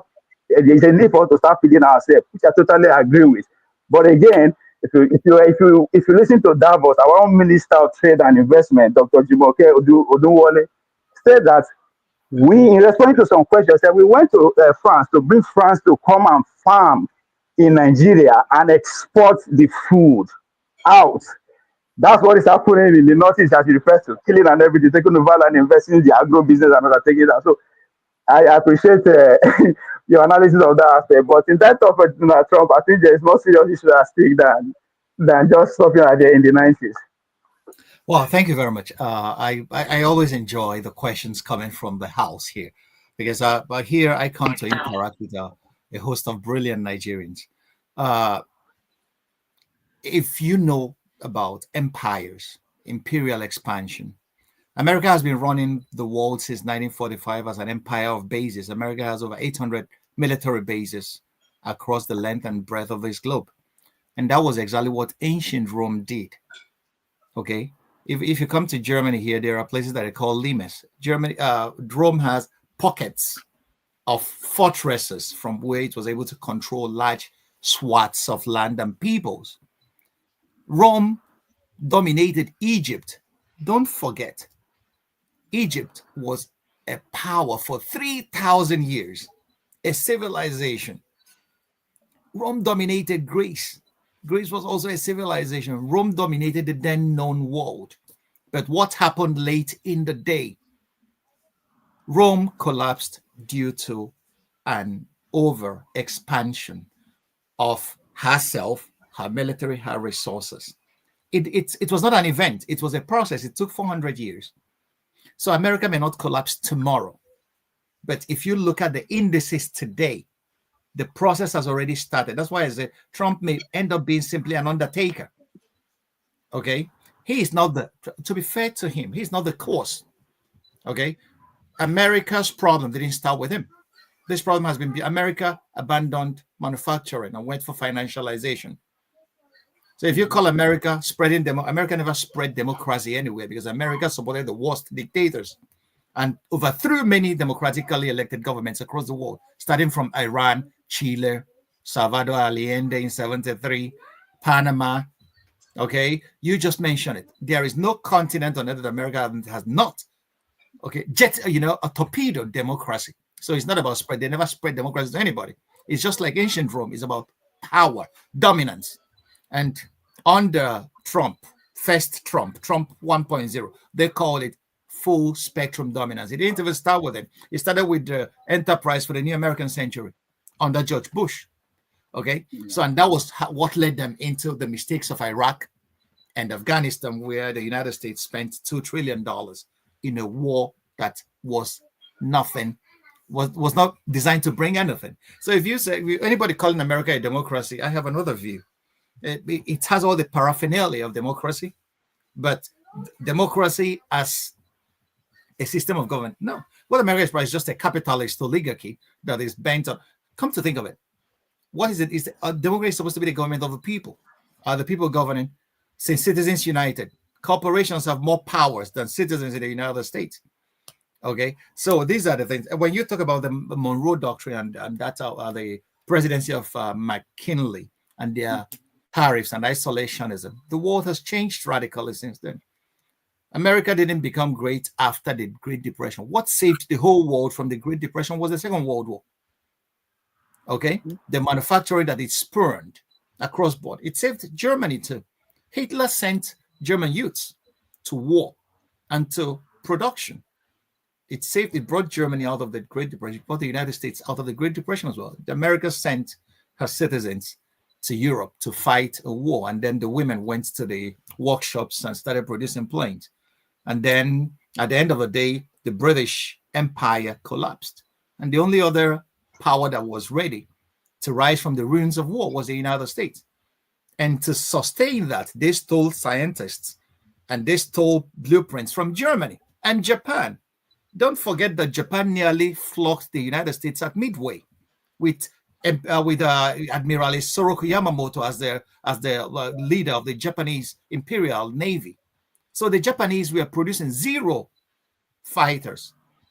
Okay, these were Mitsubishi engines that were flying Japanese planes and ships. So these guys were far advanced than the United States in the 20s. So likewise, Germany. So don't think that. So what America did is, once these people were defeated, they cutted their industries, brought them to the United States, and started utilizing them for their own development. This is what empires do. Rome conquers Egypt and brings Egyptian slaves to Rome, and they start building beautiful buildings and all the rest. So it's imperial. It's not that America is, but America is doing what every other empire would have done in her state. But what I'm saying is that America may is a probability. If this ship is not righted, okay, isolationism is not going to cut it today. Have you ever been to China? Visit Shenzhen. That's where you will see that China has taken over the future. America will never catch up with these guys anymore. You guys were waxing strong with ChatGPT. What happened a few days ago with DeepSeek? Okay, we are talking about Trump has withdrawn from the Paris Climate Accord, and then this is where it was a lot of these countries decided we are going to invest more on electric vehicles instead of on internal combustion engines. The Chinese are leading there now. The Europeans are sacking people from their auto industries, but the Chinese are now rising. Go to BYD and see the cars they are producing. These guys have taken over. It is if you have a kid, start teaching that kid Mandarin. Okay, these guys are there right now. So, and there is no amount of isolationism that is going to cut it now for the United States. So the only thing is for America. First of all, I thought Biden was going to invest a lot of money in American infrastructure, build the bridges that were collapsing, or fast rail lines to cut across the continent from New York to the West Coast. The Chinese transported 200 million people over the weekend in their rails, their high-speed rails, which are the best in the world today. And these are the guys you're competing with. Go to their vocational schools and see what is happening. You know that the West has lost it. So we are now watching a gradual decline of the West. It's unfortunate that America is just the poster boy of the West at the moment. And then America is going to senseless wars. How many wars have the Chinese fought in the last 40 years? 0. How many has the United States fought? Almost every other year. America has been at war for over 200 years of its 270 years existence. But the Chinese have been very busy developing themselves, investing resources in their own people and in their own infrastructure. What is the United States doing? Many Americans don't have health insurance. Go to Mississippi, go to Alabama, go to all the southern states, and you will see poverty that is worse than what we have in Bangladesh. But the Chinese were the people that conducted what is actually a miracle. Everything is just, folklore. The Chinese were able, in the space of 30 years, to bring 700 million people out of poverty. Who else has ever done it? The United States has not done that. Europe has not done that. So we are just underrating these guys from the East, because we have go to China and see for yourself. And after that, you will stop seeing things from the American perspective. You start seeing this from the global perspective, from the perspective of the facts before you. So that's just all I'm saying. America is a great country. I love the land and the people. But civilizations come and go. Powers come and go. America may have been seen, maybe on her last laps. If the policymakers, they are very busy. Come to think of it, what are American values anymore? America was the country that stood against the genocide that Hitler committed against the Jews. But America today is supporting the genocide of the Palestinians in Gaza. What are American values? Democracy. America used to be a beacon of democracy. But what is happening today? Trump himself has equally cast doubts on the democratic institutions. So it's not that I'm not even Trump this time. In the last election, I was praying that Biden will lose. I would never have voted for Biden. I would have voted for Jill Stein.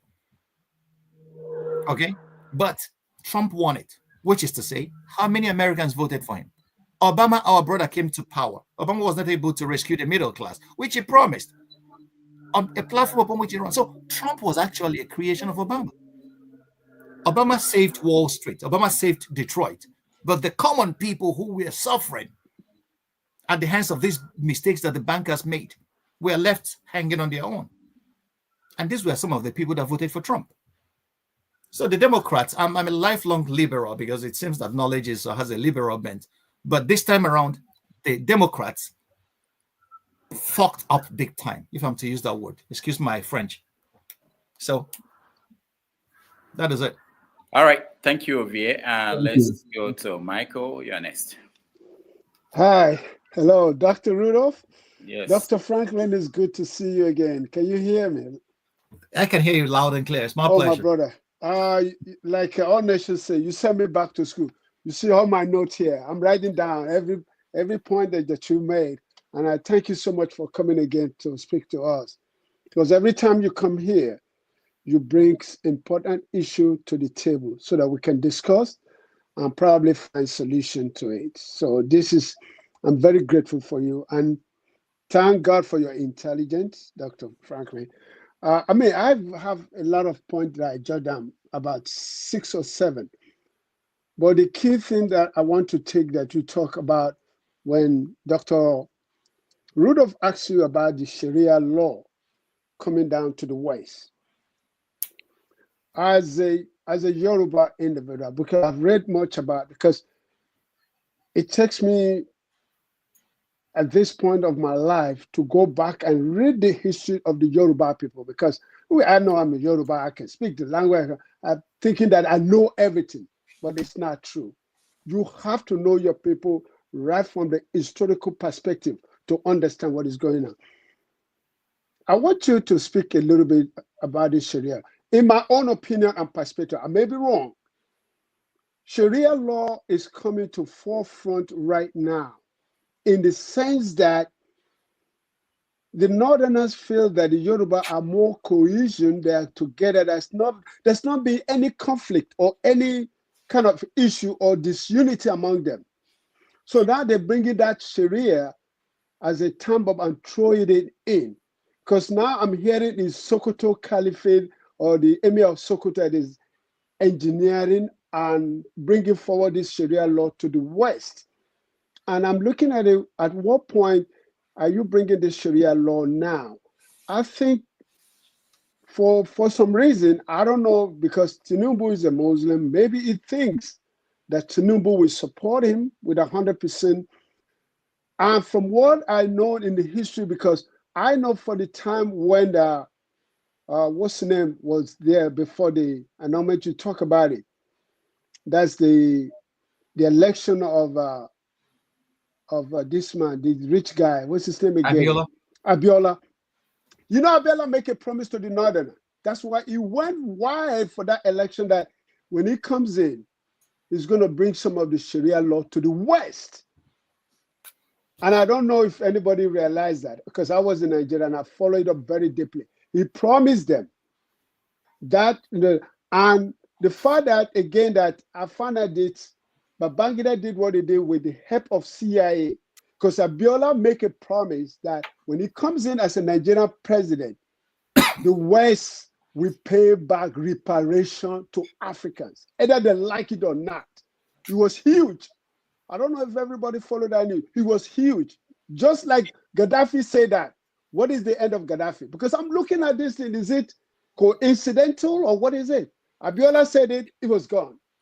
Gaddafi said it was gone. So those are the things that I want to just to talk on that Sharia law, because my opinion is like they now bringing Sharia law to destabilize this, the status quo or the tranquility that has been going on for some time among the Yoruba, or to quench the agitation of Yoruba nation. Go ahead. The floor is yours, my brother. Thank you. Thank you very much. Well, the point is that your instincts are in the right place. If you listen to Obasanjo, when Obasanjo became president in 1999, that was when Shehu Yerima from Guzau in Zamfara state started the agitation for Sharia. And then you have to know, during the 1978 Constituent Assembly, Shehu Shagari, who eventually became Nigerian president, they were the guys that led a walkout because they wanted Sharia to be given a prominent place in the Nigerian 1979 Constitution. Okay, but let me say a word about the Yoruba people before I go, before I make my point about the Sharia. This great nation has been one of the most tolerant nations that we have in Nigeria, the Yorubas.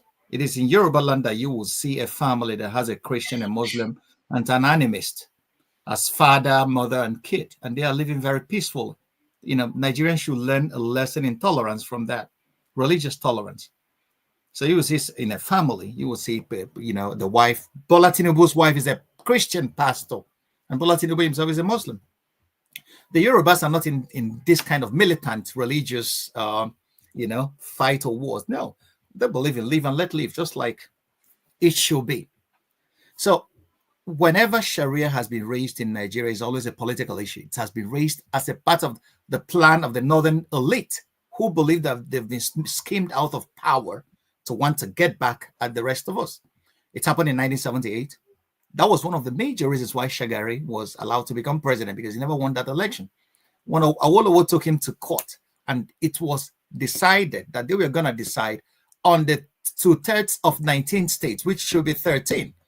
And then the Supreme Court did a mathematical abracadabra and gave Shagari that, with Obasanjo sanctioning it as the head of state, because they didn't want to upset this ethnic nationality that has the largest number of soldiers in the Nigerian army.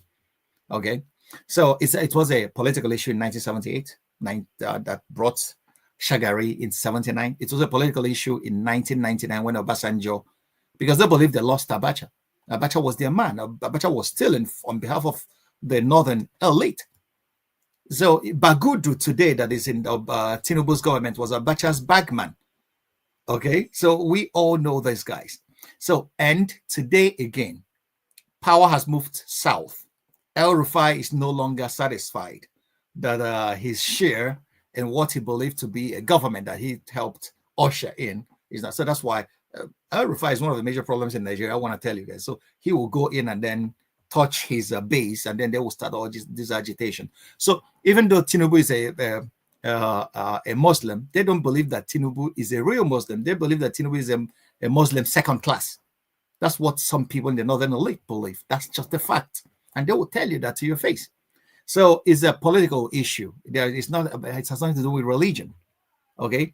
Because under the Nigerian constitution, there's freedom of religion. Everybody has a right to preach his religion anyway. Nobody's stopping you from doing that. Sharia is a part of our penal code in northern Nigeria. So it's been given a place that customary laws were given under the Nigerian law. Okay, so anybody that is just trying to talk about Sharia, bringing Sharia to the West, they are just trying to play politics and then try to, as a negotiating tool to get back to power the next time around. It's all about the elite infighting amongst themselves. So it's not about the welfare of the Muslim or Christian Nigerian. No, it's just an inter-elite war.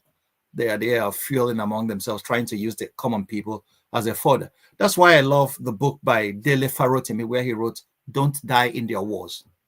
Okay, so it's nothing to write him about. There is just it's Tom in the teacup of the elite in Nigeria. So don't bother very much about that. Abiola was a part of the Nigerian elite. Don't forget, Abiola has some shady past. Abiola, the CIA had him on their books as a drug dealer. Don't forget that. Abiola was the guy that led IBB sent him to lead the Nigerian delegation to join the OIC, Organization of Islamic Conference, in 1986. So Abiola was a part of the establishment. It was the establishment that brought him up, that killed him, actually. So they knew what they were doing. They were just sharing Nigeria's money. Fela was so very bold to call Abiola a thief together with Obasanjo. He sang it, ITT, International Thief. He said Obasanjo was stealing money with Abiola. Fela never minced words. And people thought that Fela was a madman. Fela was just stealing. Fela said, sue me, make an open book for una. And none of them had the courage to do that. So we knew these guys didn't start today to steal Nigeria blind. How did Abiola, you ask yourself, how did Abiola become wealthy? ITT. What is ITT? ITT was a CIA front, International Telecommunication and Telegraph Company. So a CIA front, everybody knew that. And he was involved in contracts with the Nigerian army, supplying them with walkie-talkies, and IBB was in the signals then. And that's how they got, this, my brother, Nigeria is not a very complex place to understand. All you need to do is just to read the autobiographies of these guys themselves. They are able to tell you what they did themselves. And then you could just join the dots together and see what is happening. So that's why when these elites are fighting, just forget them. They will come. El Rufai was a part of the team that wanted to scuttle the election that brought Tinubu to power. Okay, Tinubu himself was spilling his guts to the CIA in Lagos against Buhari. That Buhari was a religious bigot. WikiLeaks brought it to the fore. Go and read WikiLeaks revelation on Nigeria. He was telling the CIA that this guy is a religious bigot. He should not be Nigeria's president. And after they reached a deal, and Buhari wanted to pay him back in a very, very subtle manner. And then that was when he told Buhari, Emiloko, it's my turn. We reached a deal. So if you dare scuttle, I will tell the world what we did with this country. Okay. And that was when Buhari, took a step back and started supporting him half-heartedly. But don't forget that Buhari's minions in Aso Rock, we are fighting a war against Tinubu, who had a deal with Buhari. After you better give me this baton or else. So the Emiloko was not for Nigerians.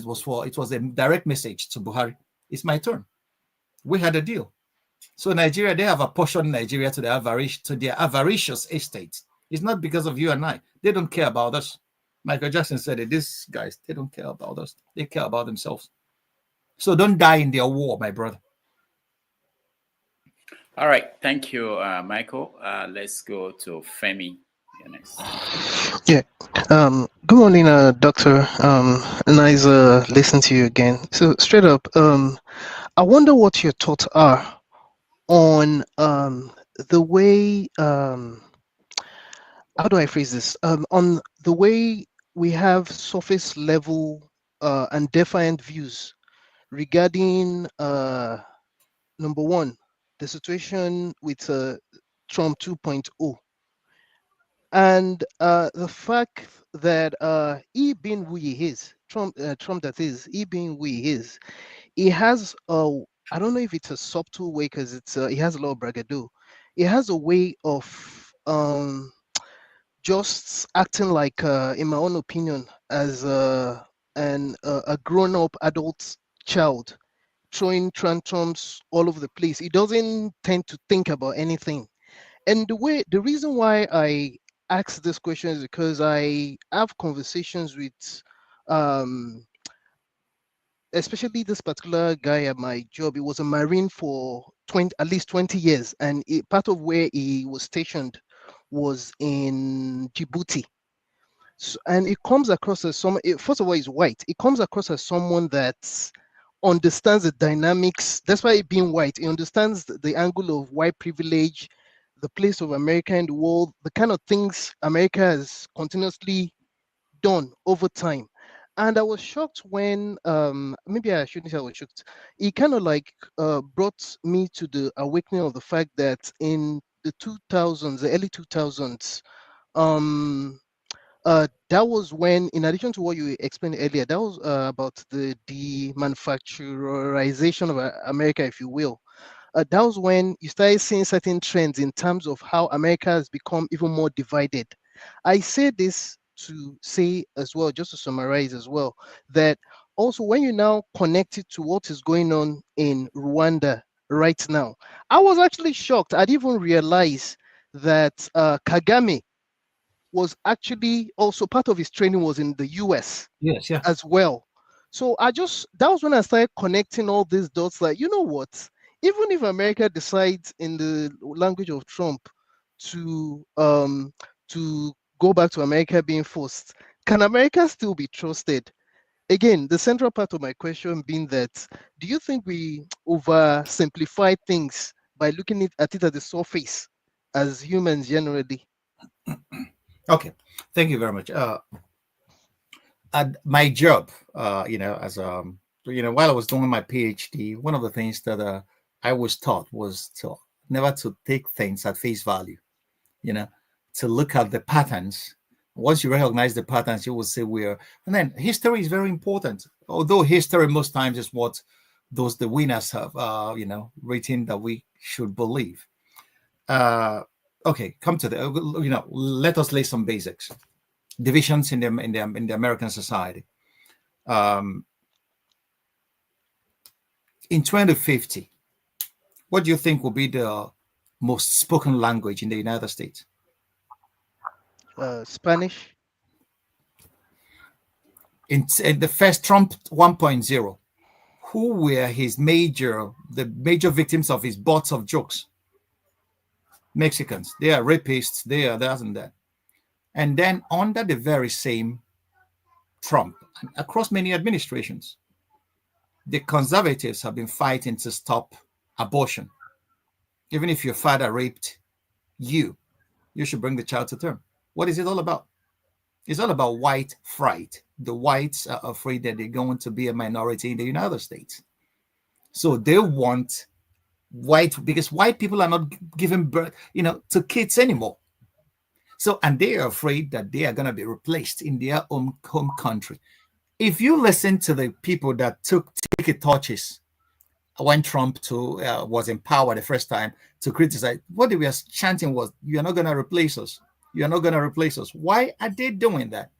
There is this fear among conservative white America that they run the risk of being replaced in their own country. Okay? Their population is dwindling.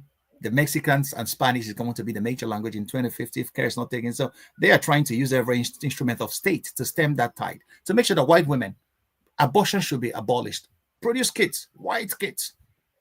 And then if you know that black women suffer more maternal deaths in America, a first world country, than any other place. So these are patterns. Once you look at them, you may be able to ask that. So it's all about white fright. The whites are afraid. They are not producing kids anymore. And they are afraid that the Mexicans, the Spanish, are going to reclaim the land that was theirs. So all these 2025 and all the rest, it's all about the white fragility and white fright. And they are afraid because they know this conservative white America knows the crimes they have committed to almost all the races that make up this complex sport that is America. The Spanish, the speaking Mexicans, the African Americans, the Native American Indians. So they are afraid of the repercussions. They are afraid of, payday. So all this boils down to that. That's my theory. Because if you see the way, why would a rational man say that abortion should not be permitted, even if person was raped, and the rapists, a woman is carrying a child of a rapist. It's not about transgender anything. These are just the surface areas. The major thing, look at it, is about white fragility, white fright. The whites in America are afraid. Trump wants to stop immigration, illegal immigration to the United States. Who are the illegals? Colored people. People from Norway are not illegals. He wants them to come in. People from Sweden are not illegals. He wants them to. So it's about white fright. It's the same. Is anybody talking about Ukrainians in America? How many thousands of Ukrainians did you guys absorb? But he's going to deport Nigerians. Is anybody going to deport Ukrainians to Ukraine? No. It's about white fright. It's the same is happening in Europe. You will see Germany absorbed millions of Ukrainians. But Germany is complaining that people are coming here as refugees. But Ukrainians came here as refugees. Who is talking about them? Nobody. They are refugees first class. The refugees second class are Africans and colored people that are to be deported. So that is just what is happening. There's the population going is about, they are afraid of being displaced. So you can understand that. So you see Trump's policies. He's throwing tantrums. He's just a poster boy. Trump is the guys ruling America today. It's not even Trump. It was formerly the military industrial complex. But today, the Silicon Valley, this oligarchy that has come into money, they are just like the merchants of the Middle Ages. You know, they were the feudal lords. It was these merchants that broke feudalism down. The feudal lords had lands and estates given to them by the king, maybe because of valor in battle. But these people, once in the Middle Ages, Marco Polo discovered the way to India and came back. And these people started trading from Venice, from everywhere. And these common people came into huge money. That was how banking started. The Jews started lending. And it broke the back of feudalism. This oligarchy, oligarchy made available or made possible by the social media or by the internet technology and computer technology is the transformation. AI is coming now. The transformation is unprecedented. We have not seen the end of it. A lot of people are going to come into money and wealth that has not been possible in the past. And these are going to break the back of the old money that we used to know. And it's going to engender a lot of changes. This is the way I'm seeing it. I'm just, but the white fright persists, is real. And that's most of the policies that Trump is implementing. He's just throwing bones to his base, this conservative white America. But the actual people that are actually governing the United States today are going to be people like Jeff Bezos and Elon Musk and all the rest of them. Where once a woman could donate 100 million and tell Trump, this is your policy on Palestine, you can understand what else is going to be possible. And since Citizens United, America lost the battle for democracy to the companies. Corporate interests are the ones governing. And then, anyway, they didn't start today. They started even under Kennedy. Chiquita Bananas, United Banana Company. They were all the guys that were making sure that CIA commit atrocities and then overthrow governments in Latin America, popularizing the word banana republic.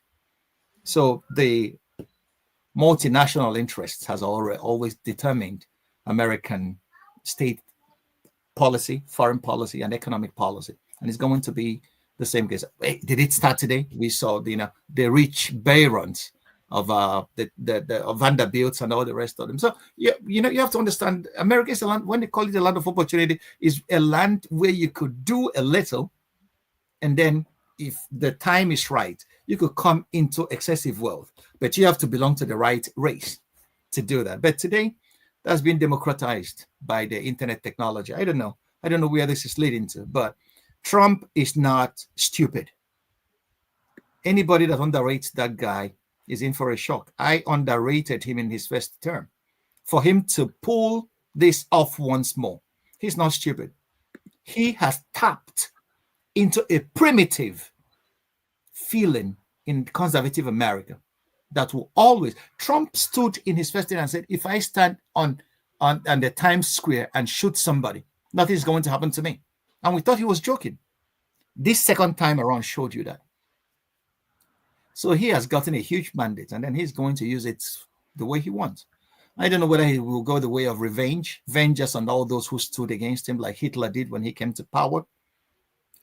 We don't know.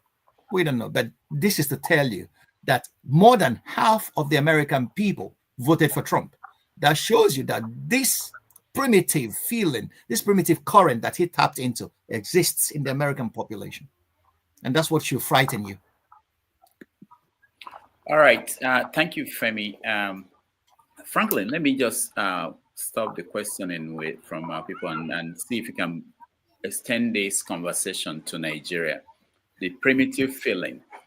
Okay. Is it in Nigeria, and is it going to be seen more? Are we going to see more of that? You know, for instance, I can go to the north and say we are hearing that Hausa people in the north are revolting against the Fulani people. Is that something that it could lead to something else big in transforming the country? Or in the southeast, you know, we're watching Kagame talking about Tutsi in Congo and Tutsi and trying to make the case that they were being unjustly treated, and that's why we should actually support them. Are you seeing that? Are you seeing any kind of extension of this to Nigeria? Well, you know, every context is different. The Nigerian context, the Fulanis and the Hausas have been at each other's throats in northern Nigeria, Zamfara and Sokoto. They've been killing each other for it's been many things have been underreported. Okay, the Fulanis are attacking the Hausa communities and then trying to deprive them of their land and resources. And there has been a kind of war out there. In Nigeria, the average Nigerian on the streets of Enugu, Lagos, Aba, Ibadan, anyway, has been so very impoverished that everybody is now fighting for daily bread. Nigerians are now singing this prayer, give us this, they are fighting for daily bread. They don't care. And this impoverishment, I believe, is systematic, that people don't care anymore about politics. Their hopes have been so much dashed that Nigerians don't see any salvation anymore coming from politicians. They want to eat today and survive the bandits tomorrow, and then not be shot by the police or killed by malaria. So Nigerians are still hankering after the Maslow'ian needs, the basics. So it's only when you have taken care of the basics that you could start philosophizing. Okay, Nigerians are not at the level at this moment to philosophize about the future they want, because they are so very impoverished by government policies. What is our education like? How much money, how much of your salary do you spend on food in Nigeria alone? How much do you spend on healthcare? Healthcare, you're not even sure. If you are shot in Nigeria, you go to a hospital, the chances of you dying is 80%. Okay, so these are the issues. So if you come, but the primitive currents are still there. Many young Igbo people are supporting Trump because they believe they were told that Trump is going to give them Biafra. I'm sorry, but that's the case. They don't even know what policies Trump has. He's a man. Many Nigerians, Christians, are supporting Trump because they believe that Trump will show the homosexuals fire and pepper. That there are only two sexes. If it is not a man or a woman, let Trump show these guys pepper. Other policies of Trump, they don't care. What they want is that Trump treats those they dislike with disdain, then they are good. You know, so ideology, Christian ideology, even Muslims too. Okay, many Northerners hate Trump because they believe, or whatever. So the primitive currents are still there, but these currents, are they even productive or progressive? What are they going to bring to the table for the ordinary or average Nigerian? Is it going to change the looters that are in power from looting? Last Christmas, I was watching young Nigerians going from Southeast. People are now throwing money, in bundles. Okay. And people are calling a few guys billionaires. And then if you come to an occasion, if you don't throw it in bundles, and people are, spraying dollars, then I am querying, in an economy where the, income per capita is not even up to $1,000, you see a few people throwing dollars out. Okay. And then what does that tell you about that economy? And then you could look at it vis-a-vis the kidnappings in the society. Okay, you could look at it vis-a-vis the fact that the government seems to have lost control over economic policy, over security, over every other thing. So, and then you see a modern Wild West. There is a lot of money, but this money is in the hands of a few people. And then a lot of poor people are singing the praises of these few that have the money. In 1789 France, the poor people were not singing the praises of the rich. They took scamiters and cut off their heads. So if the poor cannot sleep, the rich should beware. Okay, and it's a disgrace to be very rich in a very poor society. That was Confucius that say that. So that is the primitive currents are still there in Nigeria. It's Christianity or religion. Religion is one. Tribe is the second.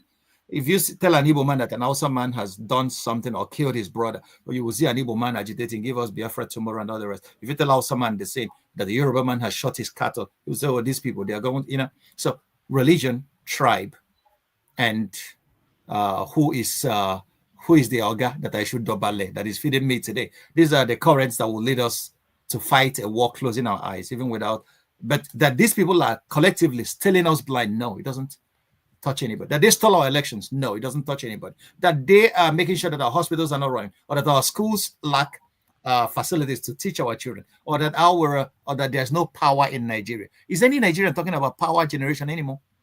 Or that we don't have power? No, if power comes, good. If it doesn't come, we are resigned. We'll go to church and pray. So if you attack my religion, I will kill you. If you attack my pastor that is stealing from all of us, these are the kind of primitive currents that agitate Nigerians, but never progressive ones. All right, thank you. Chim, you're next. Sorry, Rudolph, you can skip me because I got engrossed with something else, and it would be very unfair to ask any question. Although I don't agree with a couple of things he said, but it's never a lost moment to listen to Dr. Ogbunwezeh, very intellectual. So I will let some other person speak. All right, thank you, Chim. Give me time. John Abba, go ahead. Doctor, I'm privileged now. Good to see you again. The husband of my grandmother. Your wisdom is beyond reach. I'll have so much to do. I said, let me see. I watched you from the beginning, and let me come and say hi to you and thank you for sharing your deep knowledge with us. I don't mind the brother that said they don't have so much. Everybody will disagree. These are bigger trash. But I was wearing a pull-up, so I couldn't do so much water. I screwed that I don't feel too much on myself because Ube was asking too many questions, so I explaining, but it's all right. Um, you have already touched what I wanted to ask you about, which is the ideology that divides us. That instead of holding those that are robbing us, and then we play religion, we play tribal, and the language of the wealthy people is one, is to dominate. And we, the whatever the Nigerian call it, masses or the people, the majority. So it baffles me, but you already answered. So I'm not going to stay too long, but I listened to your wisdom and thank you. And I was thinking that the book by Babangida was a biography. I didn't know he was still alive. And they say it's biography, want to talk about this life. And I hope I will see in this book where it's earnest to detect what you want them to write on it. Because I always believe when you are in your 90s and go close to our age, you are not in your right mind to say so much things to be right. But I'm looking forward to his book and to see whether to say, to be honest, because I believe in the wisdom of when you're going to leave this world as an old man, you want to tell people your regret, and the only thing is to be honest about it, because you are not coming back to this world. So I'm looking forward to that. But meanwhile, thank you, you're a great man. Dr. Rudy, I think you have changed your glasses again. I see you again. All right, thank you, John Abba. Thank you. Well, let me just make a remark. Thank you, my brother. Chim, I want you to know I love disagreements. I am when I'm thinking and trying to build up my theories, it doesn't mean that it's the only option that there is. There are a lot of people see it from that's why I don't insist on my ideas, because I may be wrong. Okay, there may be variables I may be overlooking. So don't ever shy away from challenging because we all learn that way. So anybody that tells you that because I disagree, I'll keep quiet. No, bring it out. Let us all share. And then that will equally help me sharpen the edges of my theories if I didn't take cognizance of a piece of information along the line. So my brother. So the truth is, I'm actually doing something else on another screen. Okay. And it is dishonest of me to be trying. I was listening, but I wasn't listening 100%. So whatever issues I didn't seem to agree, I still believe it would be very unfair to make any comments without being 100% part of this program, which I wasn't. And I'm being honest about it. Thank you. Thank you for your honesty. Yeah. Good. All right, Chim, thank you. All right, let's go to KJ. Can you hear me? Yes. Okay. Thank you so much, Doc. Listening to you, like I said the last time, it's like those days when we go to the community during the Christmas period, there's this Ituilu in the night. The elders gather you and tell you different kinds of stories that teaches one lesson or the other. So listening to you took me back to my secondary school days. We used to have a government teacher, Obilo. When you sit in his class, you go through the whole world. He takes you around the whole world and bring you back to what you want to teach. So you have taken us, through a lot. It reminded me of so many stories that we listened to, all what you touched. Our parents and our uncles sit down in the parlor those days and discuss these things. And some of what you just mentioned, I would like to go back and look at them again. And I really, really enjoyed listening to you. I don't know. Sometimes when you mention Trump, people think that the Igbos are hoping that, Trump is coming to give us Biafra. I don't see where that is coming from because those who are in the front, who are in the campaign for the coming of Biafra, have never mentioned one day that we are believing that Trump is going to come and give us Biafra. Having said that, I also want to ask you, do you think that that same mentality that is having Trump to keep making sure that, the white people don't lose the grip of power, is that the same thing happening in the East, that they are trying to make sure that Igbos don't come to dominance because they're afraid that eventually when that happens, they probably lose power also? So the best way to do is make sure the East have nothing to hold on to and no force of power to be able to actualize that desire. Thank you so much. My brother, you've just summarized history, both ancient and modern. It's not only okay. Once somebody challenges you in a war, the tendency has always been the victors will try to make sure that doesn't repeat. Germany is being kept down. If you know the number of American military bases in Germany alone, since after the war, because in a space of 6 years, Adolf Hitler was able to colonize the whole of Europe, build Atlantic walls, nearly defeated the British at the Battle of Britain. Okay? Blitzkrieg, he was able to Holland, Belgium, France. France was a power then in the 20s. So Hitler defeated all these armies and marched into the Soviet Union in 41. Okay? But due to the Russian winter and all the rest of them, he lost at Stalingrad, and then the 6th Army under the General Paulus was captured by the Russian, surrendered, and then they started beating him back. The Americans never saw a formidable fighting force like the Nazis. Remember, it was not the West that won the Second World War. It was the Russians. Russia sacrificed 20 million men under arms for that. Okay? The war started in 1939. Hitler invaded Poland. The British came in support of Poland, and then France and all the rest of them. Hitler was beating the shit out of all these guys, except for the British Isles, okay, which he couldn't. He should have invaded, but he decided to bomb London and other major cities to submission. And then he was defeated at the Battle of Britain by the Royal Air Force. And what happened? They took back. Hitler encircled the British Expeditionary Force at Dunkirk. And then British sailors, hobby sailors, went to France to pick up their soldiers. In 1940, everybody was already finished until Hitler made the mistake of marching into Russia. So from 1940 till 1944, the only people that were fighting Hitler were the Russians and the British. So the West came in at Normandy on the 6th of June 1944 when they landed. And then in 45, the war ended. So America came in with the Allied forces only 1 year. The Russians have borne the brunt of it. So what that showed you that the German army and the German high command was a very formidable fighting force.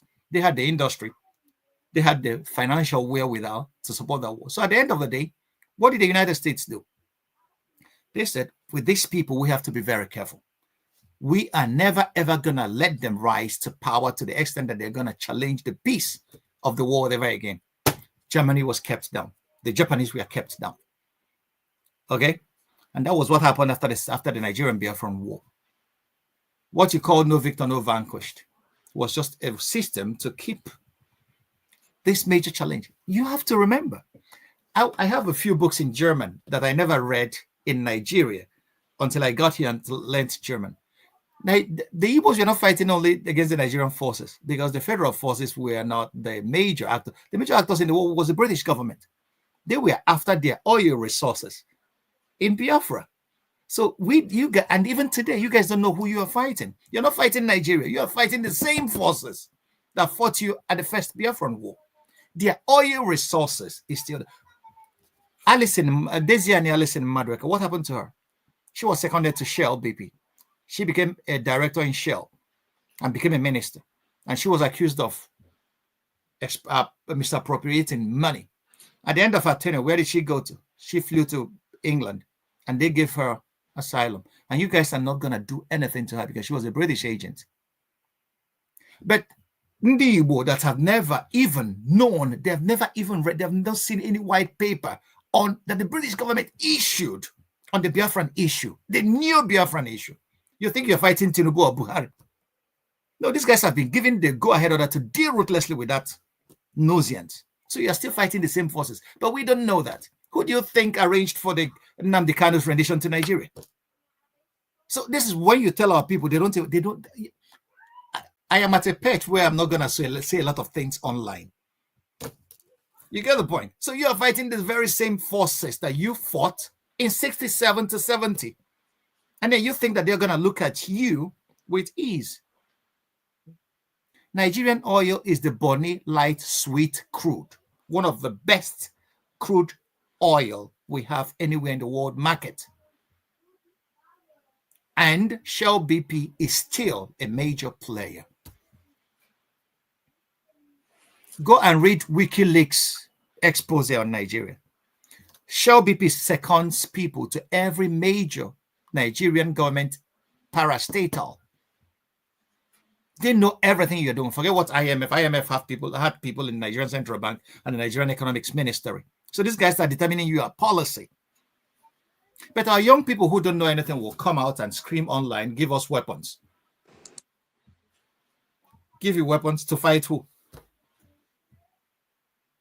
You don't even know the forces you're fighting. So we can dialogue Nigeria. That's why I'm against every person that says, let's give me weapons to go fight. No. Because if you know what happened in Biafra, if you know that you fought forces, look at it. In Biafra for the first time, ideological enemies came together to break your backs. Russia was supplying the MiG jets using Egyptian fighter pilots. The United States was giving her lapdog, the British government, a chance to do whatever they want with Biafra. So everybody kept quiet. The very first televised genocide in African history was Biafra. But an Igbo man will stand, and we will tell them, hey, come on, take it easy. No, they wouldn't listen to anybody. They will call us hotel-electorals. Maybe because we went into the libraries or into the classified documents to see what those guys are actually about. Why would an African stand up to kill his African brother because of what? Because we didn't see that these guys are manipulating us like pawns in their chessboard. It's about our resources, about oil. If not because of oil, and you are talking about Biafra, they'll ask you to go. If you don't have any resources, nobody will listen to you. That's why I've always been pleading. There are a lot of things I will never say because I know what is on the line. But we should be very careful in what we are wishing. Okay, we should be very, very careful. It's not as easy as that. So the rendition of Nnamdi Kanu to Nigeria is still being held when every other person, ask yourself, Boko Haram people are being granted amnesty. But Nnamdi Kanu that I've never seen a rifle in his hand. He's still in detention. Two governments have failed, and they are just playing it. He go to court and then they will adjourn it ad infinitum, and he will come again. He'll just make speeches, and these are what I just forget him. My brother, Nigeria is a property of some people believe Nigeria is their property, but the day the Nigerians will rise, that's what I. So we should sometimes use our heads. They believe that we don't think, and I believe sometimes if you want to hide anything, they say hide from a black man, hide it in a book. Our people should start reading. Once we do that, we should see what these people are doing with us, and then that will help us to think and articulate our positions, and then find a way of implementing it. A Yoruba man is more of my brother. An Hausa man is more of my brother. So why should I carry a weapon? Because the people are playing our elites like piano. So, no, these are not my enemies. They're not my problems. Okay, my problems are greater than that. And the only salvation of the Nigerian is brain power. We should go back to it and start using it. If we stop thinking, the Igbos call it akonuche. On the Biafran issue, we dropped the ball big time. We didn't use our akonuche. We didn't use our heads. We were just using our emotions. And watch how many people have died. Also, local government, also Hituwa and all the rest of them. Ihembozi axis, Anambra, the border between Anambra and Imo State, is a wasteland. And we attracted that for ourselves by letting this get to this level. All right. So we should be very careful. We should think more than make a lot of noise. We make a lot of noise, but thinking is what I believe should be. It's our salvation. That's why we are better than animals, that we can think. Thank you so much, Dr. Franklyne. We have Pansat and more. I don't know how much time you still have with us. I don't know if we need to take a break. I just wanted to hear from you. If you want to. I think doctor has lost the right to that question. Doctor, you have lost the right. My Oga Moena is in I can see him here. Yeah, he's here. Yeah, I know. You should ask us that question. When are we ready to let him go? It's not going until we say so. He has lost that legitimacy. It lies on us to let him go. Doctor is not going anywhere. Can I say something? Yeah, go ahead. I wish to acknowledge the presence of Dr. Moen. Yes. This man enabled me to publish my articles at queno.com then. He has never seen my face, but all my articles got excellent reception. And I am really proud of what he did and what he has been doing for the African cause from his perch in the United States. He's a man I have a lot of respect for. So I'm happy he's here watching me. I never knew that he would be there too. I'm feeling like the day I felt in the Vatican when I was speaking and Cardinal Ratzinger sat in the back, and I thought, oh, okay. I never knew that I would ever speak and the future Pope will be sitting and listening to me. But yeah. Yeah. Thank you. More you see why we will not let you see why we will not let you take that decision, right? If you go, it's our decision not to make. And we are not going to let you go in the next 5 hours. Okay. So let me take a break. Mo will be our guest very soon. We are working on it. He's signing off on that. But let's take a break so that we have more time for Mo and Pansat and other people. Maybe there'll be a second round for Ovie and Michael. Now we be other people, have you? Great. I think I'll run to the toilet because I've been sitting for some time. Yes. So and ease up, and then I'll be back with you guys. Yeah, okay. We'll take a break. All right, doctor. We are here all day. Just take 5 minutes. Thank you. Thank you so much for joining us today. I also want to announce that in 2 weeks, we have Dele Ogun joining us again. Most of you may know him. Dele Ogun is the author of banger. Yeah, Don't Die in the War. He also wrote a new book that is out now, which is called a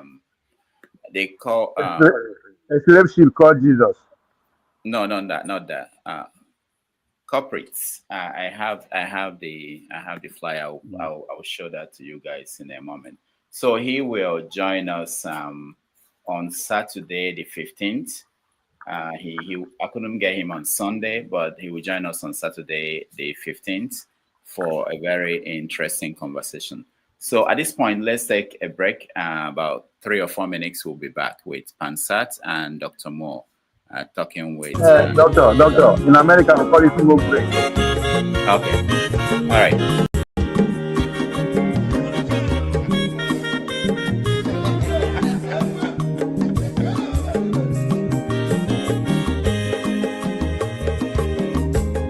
Onye ọma zoro obi o, akwa nwa zoro obi o, Max ịbịa bunyegokwanụ m n'ofu ube n'azụ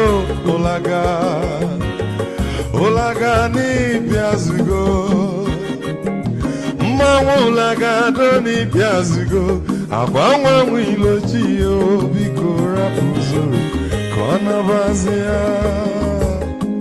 Onye ọma zoro biko,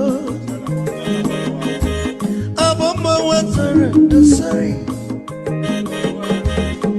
ịbịa wunye n'ịgwana m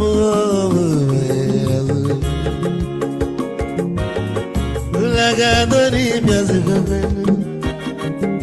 mma ụlagado n'ịbịazigo, abọmma nwe ilochilo, biko rapụ zoro ọ na-agbazi ya. Mazi wekere odogwu na kwere Chineke, onye ọma n'ịgadele m, mazi n'ịgbazi ibubo with melody.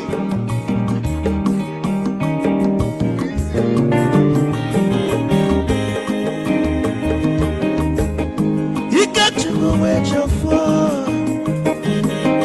Odogwu nachala n'ọka, ezi nwanne m n'ịgadele m, ụlagado n'ịbịazigo, mma ụlagado n'ịbịazigo, abamma nwe ilochilo, biko rapụ zoro ọ nabazi ya. Onye ọma zoro do, abamma nwa zoro do, sorry, ịbịa nwunye n'ụkwana m ofu ube n'arụ ụlagado n'ịbịazigo, Nazaboy, mma ụlagado n'ịbịazigo, abamma nwa ilochilo, biko rapụ zoro ọ nabazi ya. Odogwu kenelu mi kechefo, amakwa m n'ike agwụgwọ gị, oligwe kwelu ike ji ọmụ bịalebe gị. Igbo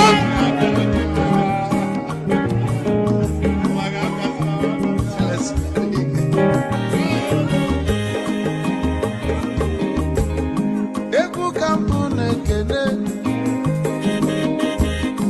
ọmọgọ ndị nsọ, Chukwu Emeka Lumo, Ikechukwu n'ịgaji, esi nwanne m ekene dị,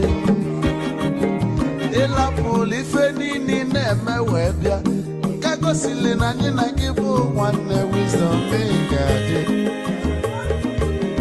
Ka nye gị maịkị ka ogobanya bụ egwu, isili mmaksi ọ bụ na-etiri egwu a, malụkwa malụ n'imego m ife ọjọọ, wee sị gị nwanne m ife ọkụ na ịchọlụ na nke eme, Wisdom onume ekene gị, gbamanwụ iyo iyo, biko lapụ na-abasị ya. Zoro, zoro, zoro, zoro.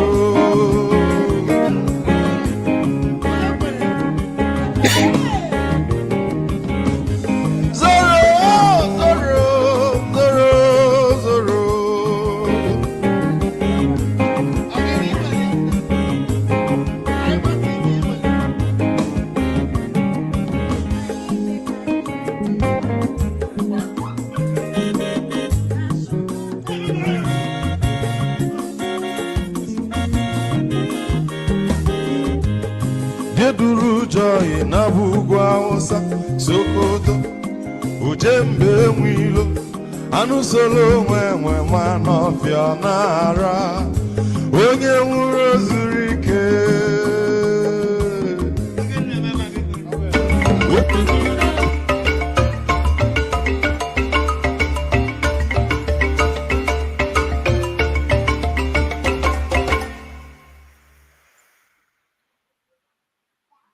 All right, so welcome back to our conversation with Dr. Franklyne Ogbunwezeh, who joined us from Germany.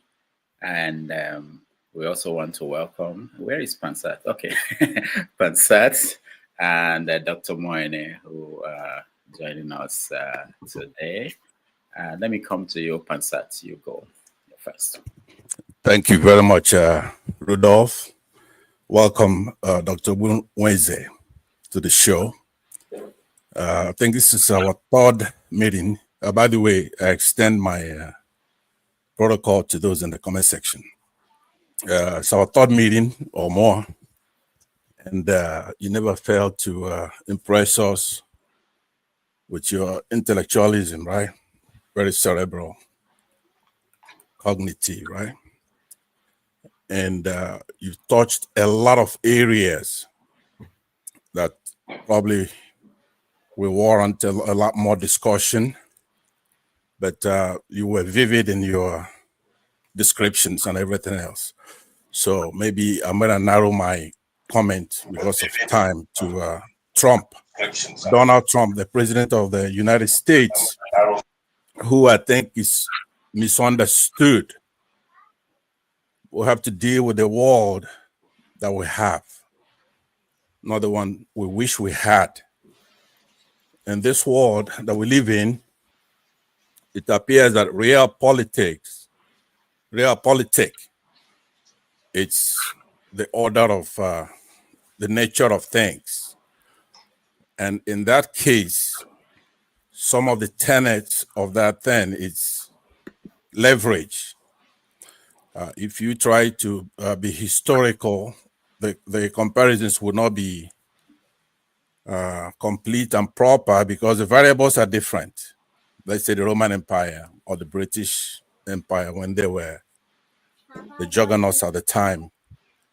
United States has a lot of leverage over the countries of the world today, including guaranteeing their security in most cases. They've been unfair to the United States. A lot of these countries that Trump wants to impose tariffs on already have a trade deficit with the United States. That includes blocks of countries who had bandwagoned together in order to challenge the United States. That would be like European Union, for example, not even the individual countries in those. United States is made out of 50 states.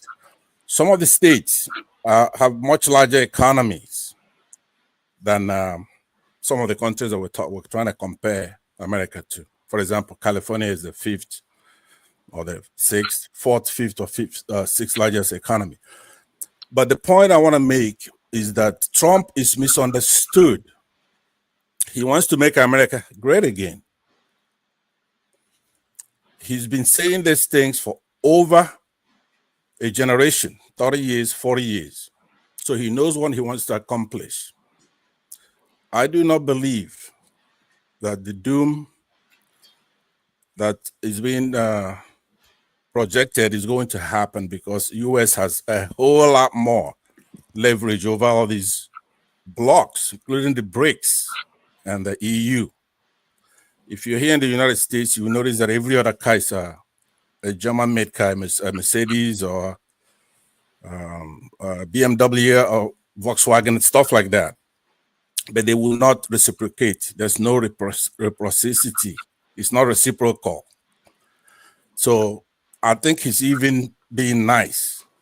Now, why I want to focus on that because it's a lot. It's like analogous to the situation we have. If anything can break the order we have now, why not? The order has not been fair to Africans. when the United States, the president of America could go say to his allies, look, I'm going to put a tariff on you for bringing in fentanyl into our country. To me, that is somebody dealing in the open, being honest, doing things based on what is true and what is false, doing the right thing. So we should support him in that effort. He's not impeccable. He's not without criticisms in his ways of doing things. Probably I won't do him that way, but I believe that he's on the right path as far as making some of these countries do the right thing. Try to be fair instead of having Americans pay, the middle class pay to support all these European countries with all their welfare programs they have out there. So it's only fair that we do it that way. So I wanted to emphasize the point that my question is going to come to that, which is the leverage that the United States has. Let's say on Saudi Arabia, without a security guarantee from the United States, let's say the joint breaks, and the United States says, you know what, I'm out of here, right? Then those Islamic terrorists will take over that place in no time. The same thing goes for a lot of, even Britain. All these people are doing what they're doing, surviving based on US letting them do so. For example, in our country, what Britain is doing in our country is totally unfair for a very long time. So I want you to reassess that. To me, Trump is an aberration. There's never been anybody like that before, ever, produced by a country. His head is the right position. But I can understand why intellectuals, bookworms, people who studied a lot of things, are averse to common sense. He's operating based on common sense. He makes his job is very easy. I wanted the people like Obama to pay attention. It's very easy to govern the United States if you're doing things based on what is right, the right thing to do, what is fair. All right, Pansat, I have to stop you here because we have at least 3 more people and we have less than 25 minutes with him. So thank you so much. Let's hear Franklyne. Well, what are you going to hear? I didn't ask a question yet. You're being unfair. You've been speaking for more than 8 minutes. So you held me over, so we'll have more time to talk, right? Unfortunately, Pansat, I'm getting feed from different people. With the time he has for us is less than 25 minutes. And we have 3 more. Then let me go to my question. I understand. I do sympathize with you. Times very okay. So, Dr. Ogbunwezeh, when it comes to the home front, you made some comments, and I have to applaud you for what you've said here, which supports a lot of the stuff I say when I get on this platform, which is to say that we were fighting the Brits. Without the Brits, we would have taken over that country in no time. The Biafrans would have run through that country and taken it over. And a lot of the tribes, they didn't have soldiers. But the Brits and the Egyptians and the Russians, they were able to hold us down. And they do the same thing in Congo right now. So now my question to you is this. When you condemn people defending themselves, say the Biafrans, because you have to know, I agree with you on maybe 99%, but like you said to Chim, you do welcome a little bit of pushback. And the first time you came here, I asked you if you were a pacifist, and you say you were not, when it's justified that you would encourage self-defense, for example. So now my question to you is this. When you have a recalcitrant, uncivilized, primordial, violent people in the North trying to export their nonsense, Sharia, for example, I don't know if we have time. I could define for you which you know, but for the audience, what Sharia is. It's something that is comprehensive, and they want to export it to the South, and they're killing people, and they're running their cattle through our cities. And what should we do as Biafrans to stop it? If it's not doing what we can, including taking up arms, which is sanctioned by God and then the United Nations. What I want you now as an intellectual to make a recommendation, short of doing what we're doing, huddling up something together to defend and fend these idiots off. What should we do? All right, thank you, Pansat. Let's move to the answer and then other people. You're muted, Franklyne.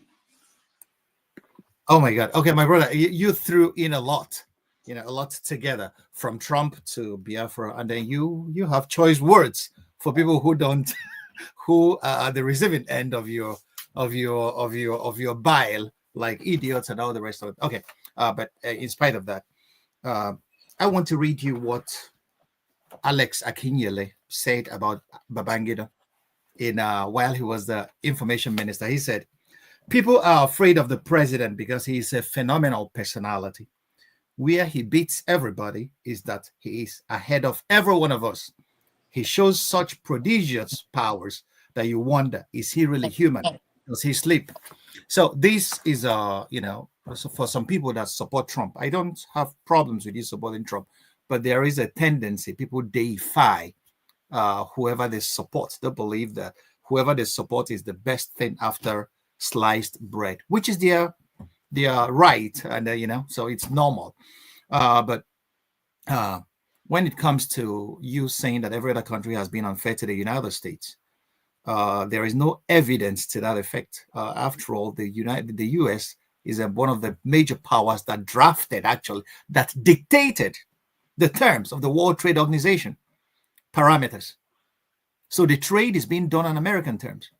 America has imposed the American dollar across board as the international medium of exchange. And who gains from that? America is simply printing money and sufficing the world economy with its money. No other country in the history of humanity has been able to do that.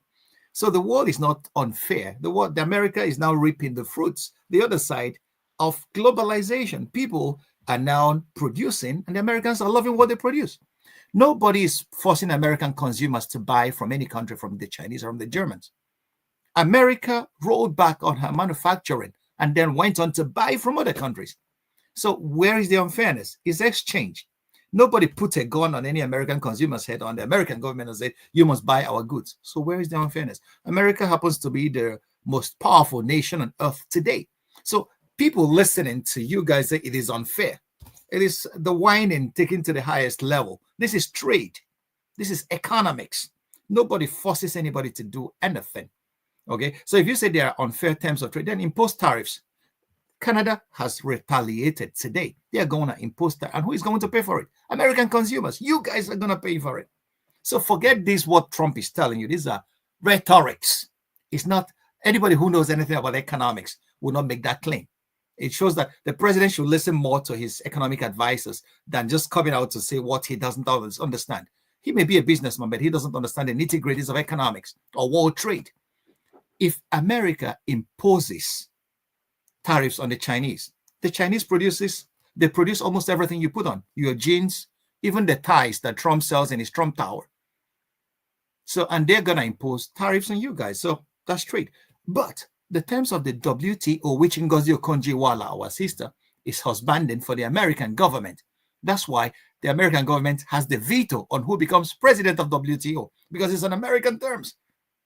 So she is husbanding this for the Americans. So America has gained much more than any other country from globalization. American companies are everywhere.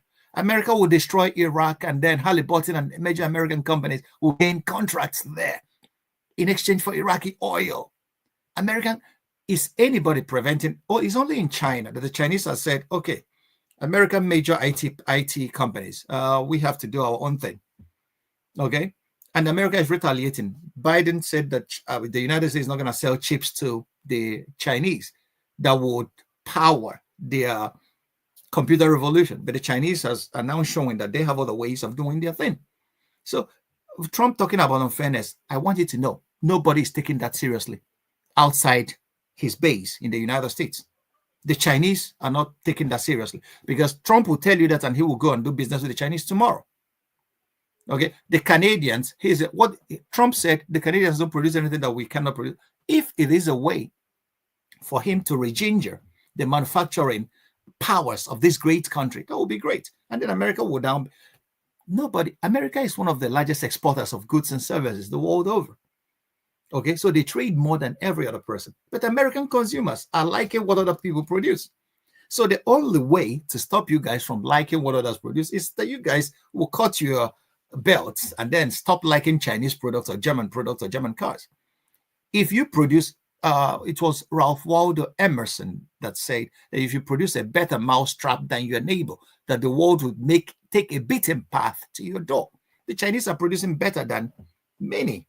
The Germans are producing better cars than many. The Chinese BYD today. So on that level, Trump is America's president, but he will talk about the rhetoric first. And then when it comes to governance, you will see there, you call it leverage, which I agree with. He may be pushing that out there to gain some other thing. But as for closing trade between the US and Canada, Americans go to Canada. Canadians come to the United States. So if America chooses isolationism, the American economy is the one to lose. So if you don't want people to, if you say it's unfair, but you are forcing BRICS countries to keep on using the dollar, who is being unfair now? I want you to know what people have for the United States is fear, because America is militarily strong. It's not respect. You need to listen to voices from the global South and the Chinese. What people have for America is fear. It's not, your industries are not beating the Chinese industries or German industries. What they have for you is fear. It's not because you guys are really strong. That we have to grant you that. But other countries are coming into their own. I watched the Indian foreign minister, Jai Shankar, at a press conference with Tony Blinken. The Americans were harassing the Indians. Why are you buying oil from the Russians and selling it to Europe? Do you know what this guy was so very bold? He's online on YouTube. He told them, you guys should stop talking about India. You guys should talk to the Europeans. You don't have to tell us anything about our own foreign policy. So nuclear armed powers are standing on their right to be a part of this world. Nobody is created to become America's footmat. These military armed countries are staking claims for their right to conduct their own foreign policy, do whatever they want to develop their own people. If America doesn't want to develop her own people, if you're talking about welfare in Europe, let me tell you, these are governments taking care of their own people. If America doesn't want to take care of her own people, it's their business. But you don't come dictating to every other person what they should do with the economy or how they should treat their own people. So Trump coming to tell us, because you are financing schools in Europe, you should stop financing schools and then keep that, throw that money into military, and then so that we can 5% of your GDP for them. European politicians, if they do that, they're going to lose elections. And will Trump impose that on the people? No, Europeans are going to revolt. So this is politics, but I can understand the rhetoric, which is good. And they're on the other side, but it doesn't stand up to the test of scrutiny as far as economic parameters are concerned. On Biafra, my brother, on the Biafran issue, I always urge Akọ n'uche. And I don't deride any human being, be he Hausa, Yoruba, or no matter where the person comes from. The Sharia thing in Nigeria has always been a political issue. The northern elite have always gone to the Sharia card whenever they feel they are losing out on power. Shagari in 78 during the Constituent Assembly, they walked out because they wanted to gain more. And that was one of the pressures that made Obasanjo and his government, because Obasanjo had more northerners. Obasanjo replaced Murtala Mohammed when he was assassinated, don't forget. So that was one of the reasons why Obasanjo acquiesced to a northerner, NPN, role in Nigeria, even though Obafemi Awolowo was a very formidable opposition. And Azikiwe came out to say that there's never seen a charade that was that election. So, and in 1999, when Obasanjo became president, Obasanjo never wanted to touch it because he knew it was a political thing. Okay? And today, when you are saying that they want to bring Sharia to Igbo land, the people that are, most of the people that are destroying Osu and the Hitembosi and the rest of the Anambra, Imo boundaries are Igbos. I want you to know that. What the Nigerian government is doing is helping them to destroy that real good, because we invited them. Oh, so with our agitation, we didn't play those cards well. And then we invited them, and then the military has been in operation there since 2020, and then destroying our people, killing our young people. We are not armed to face a conventional army. Those guys are not trained. Why are you fighting a war that you know you will lose? This is where Akonuche becomes important. It's not screaming we want Biafra when you know that the same forces that snuffed Biafra out in 67 are still operational. Akonuche. Okay, that's what we urge. I want you to read Ola Roteme's Ovaremwen, the play, where you will see where somebody was in the oracles urge caution. That's what I urge. Caution. It's not as easy as you take it to be. Why is it that consecutive Nigerian government, Buhari imprisoned Nnamdi Kanu, and Tinubu is still sustaining it, even over and above promises he made to Igbo leaders while he was campaigning? So I don't like this idea that we can military option is the only option. We can talk. We can Giorgio. We can talk with our fellows in the Nigerian project, and there are ways of getting what we want without insulting other people. Because if we insult them, we harden their hearts against our views and our ideas of how things should work. We are not the only constituents of Nigeria.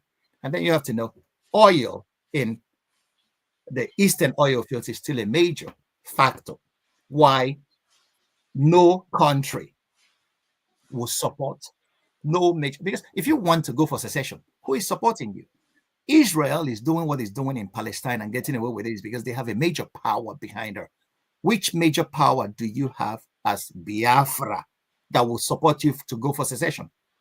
You have the Chinese, they are not interested in that. They're interested in business for resources. Do you have the Americans? No, because they have left that sphere of influence for the British. Do you have the British? No, the British rigged Nigerian 1959 election for the conservative element, the Northerners, and they want it that way. They cannot, so who do you have? So these are issues you ask yourself. Anyway, let me ask for 1 minute, please. It's only fair. Let me ask for just 1 minute. No more than that, because we have a few people that joined us again, and we have less than 15 minutes for him. I appreciate that. Dr. Ogbunwezeh, I have to say, when it comes to everything else, you're on the money. But I asked for you to give me some things to resolve our predicament, and you didn't do that. Rather, you're condemning what we're doing. There's nothing set in stone. The United States, we have to look at it, is that it's administration by administration.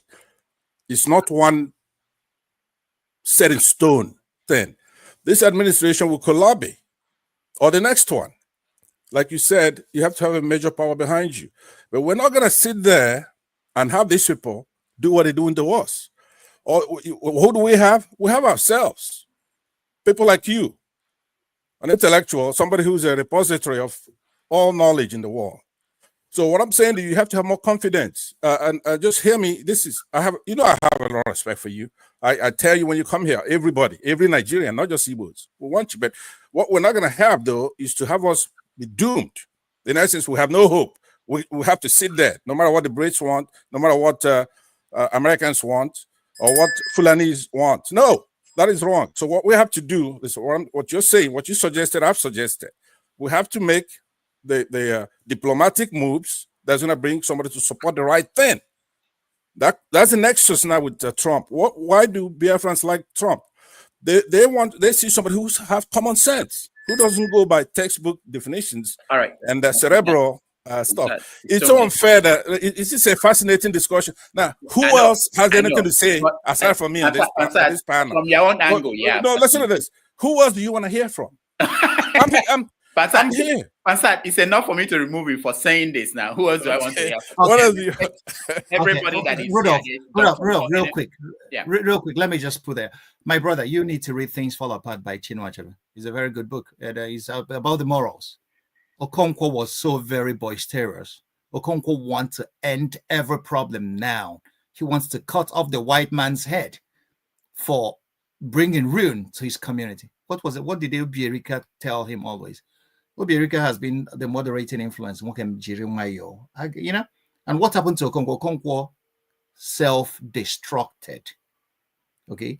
Obiorika was a na bonyojo na tuaka na bedike. Nebaka dike So when people caution, it's not that they are afraid. The reason is the only thing that we have, why we are better than animals. But passion and emotion, every other animal has it. So I understand, I appreciate your ideas. Anybody who has ever felt wronged will always want to change his status. But if you rush into what you think is a solution, you may not look at every other variable, because you're dealing with human beings are complex creatures. You're dealing with complexities. So complexities are not resolved because you could beat every other person. And that has been my position about the Israel-Hamas thing.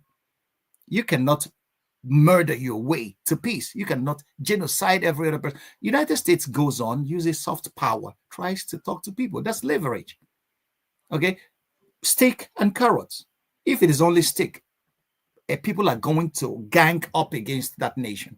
So if you are always throwing your weight around, people are going to gang up against you and make sure that they frustrate your efforts. But sometimes you use your head, akonuche, to come to. There are other ways to get at what you want. Any wars are won before they are even fought. Sun Tzu said it. The guy that wrote the greatest work on art of war. Go and read Sun Tzu, this Chinese general. If you get to a war front, you've already lost it. In wars, there are no winners, there are only losers. In my Biafra, do you know the amount of intellectuals, the amount of gifts that we lost to that war? Ozo Chibuzo was a guy, he died here in Germany a few months ago. He ran away from Biafra during the war. He came here. I have never seen a prodigious mind as this guy. This guy will have been home contributing his talent to the Igbo project. But he is here. We lost Okibo. We lost brilliant, beautiful people. Is that what we want to go again? Sometimes we need to think, my brother. That's all I'm saying. All right. Oh, we're going again. We're going again. Thank you. I could guarantee you that. We're going back. Unless. All right. Let's go to Dr. Moore. You're muted, Dr. Moore. Let me see if I can unmute you here. Oh, you remove yourself. All right. Let's go to because you want to skip me. That's why. Igbo Basics. Igbo Basic, there was a question I wanted to your question on Super Chat, but since you're here, you can ask a question you want. Go ahead. You are muted, Igbo Basic. Is it from my end? No, it's not from. Okay. No, it's not from your end. Okay. That question would actually throw me back, but nonetheless. Okay. Go ahead. You don't have to ask that question. You're here now, so you can. It's going to take time from me because I just had wanted to ask Dr. Franklyne whether he thinks that the browning of America would be ended by this administration or those who are ruling America, not just Trump. The browning. Yeah, the browning of America. The browning. No. The point is, nothing is. There is not. Victor Hugo said, "Nothing can stop an idea whose time has come." America was originally not a white man's land. The whites came in, the flotsams of Europe came in and stole the land from the American Indians, murdered them, genocided them out of existence. But they refused to die. So those who remained were shoved into reservations. They brought the African in chains to build America, and then they turned around and called him a lazy man. They call Africans lazy, the people that built that country. So, and they called you inferior, but their plantation masters were raping your women and producing kids with them. Thomas Jefferson was raping Sally Hemings while he was writing the Declaration of Independence. And he produced children of this one. So America is now a melting pot, a mixed society. They call it browning because they just want to have something. The point is I mentioned it's white fear, white fragility. Conservative America is afraid that in 2050, the most spoken language in the United States is going to be Spanish. And that's why Trump is not targeting the Mexicans because Mexicans are rapists or whatnot. No, it's a targeted thing. Okay. They are afraid that Spanish is going to overtake English as the spoken language. In 2050, they are targeting Mexicans. because it's not about illegal immigration. Trump wants people to come from Norway or Sweden to America. He doesn't want colored people. So it's about white fear. It's about white fright. But this is a process you cannot stop, because somebody, and even in his own family, is tomorrow going to fall in love with a black woman or a colored woman. Okay? We are more connected than what divides us. And it's equally, if you look at genetics, it's equally the more the merrier. Nature is not stupid by creating variations, because you could see the mixture of genetic stock is what has kept our survival so very high as human individuals. The Neanderthals died out because they couldn't mix until they met the Homo sapiens coming out of Africa, and that was how white people have a part of their gene, the Neanderthal gene, but the most dominant one is the one that came from Africa. So this mixture of genes is equally what ensures human survival. So anybody who wants to switch off the tap of what they call browning, which I don't see, African Americans are 12% of the American population. Okay, so their fear is unfounded, but it's just like the fear of every empire that is declining. It's happened in Rome. There was a time Rome decided that Roman slaves should wear uniforms. And they realized that if these guys put on uniforms, they will know that they are greater in number than the freeborns, and they're going to slaughter us. And that was what stopped that move. So it's what empires do when they are, inching towards, when they feel that they are not progressing anymore. So, but it's a process you cannot stop. That's what I want to put there. We can extend this discussion in another, if we'll talk about that. I will urge you to read. Okay. That was my online question. Good. Oh, sorry, I didn't see that. So you want to... No, Igbo basics. That wasn't why I came in. That was not why I came in. That was my online question. The reason why I came in... Hold on, Igbo basics. Dr. Franklyne, there's a request that you should be coming once every 2 weeks. And they don't know that your time is important. But let me say this. I want to quickly, I know you have to go, and people should be... Sorry, Rudolph, he was trying to give us a book to read while he was cut off. Oh, okay. Franklyne, go ahead. Yeah, you guys should read White Fright. It's a woman historian. I have a copy in my sitting room. Before I go, I will just show you that. It's a very important read. Okay, it's a very important read. Every Nigerian living in the United States should read that. Okay, and you have to know racism has a sexual base. Okay, the argument was so very clearly defined, and you should read equally The History of Celibacy by Elizabeth Abbott. She's one of the great historians. She dedicated a chapter to what happened in the American plantations, and then she linked it up to today. Why a lot of white men are afraid of black men, young black men, and that's why you get more young black men in American prisons. And then if you see the sexual implications of that, and then you will understand that what you guys are facing now is white fright. White conservative America is afraid that they're going to become a minority in the United States. All these things that Trump is throwing as meat for his base is all what that is. It's about fear. All right. So, Doctor, please, no. No. Here now. You are my man, but hold on, okay? Let me. Doctor. No, Ovia, I will remove you entirely. I want to hear from Dr. Moore. Ideally, I would like Alexis to say something on flagship, but I'm not guaranteeing that. But Dr. Moore, before Franklyne leaves. Dr. Moore, go ahead. You're muted again. Hold on, let me see if I can unmute you. If it's... No, I cannot. It's from your own end. All right, while he's doing that, I'll see when he unmutes. Well, while he's doing that, let me go to... Okay, Igbo Basic, finish up your thoughts. Go ahead. Okay. Actually, I came in here to appreciate Moine Ebeda. And I also came in to say a word or two to my brother, Pansat. Soldier come, soldier go, but Barak will remain. And in this case, as we are, they say anytime a man is asked where you come from, sometimes it's time to go home. That was what we wrote in Igbo Basics publications of April 1996. My concern here, and Dr. Franklyne mentioned the AI as the next level that we haven't seen the dazzle yet. There was a movie called The Companion. I don't know if you've seen it, but I saw that movie. And of course, in the end, the robot was the winner, took all the money. He says that the day I found him and the day I killed him, those were his best days. But here is my question. My concern is this. I was in a Home Depot store and I saw an Igbo man. And I asked, how is everything when I was going home? And the man said that they are kidnapping people at home, they're taking people that is no longer ready to go.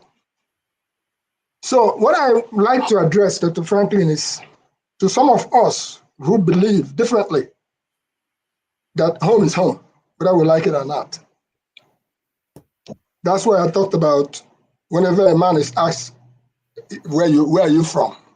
It's about time for you to consider going home.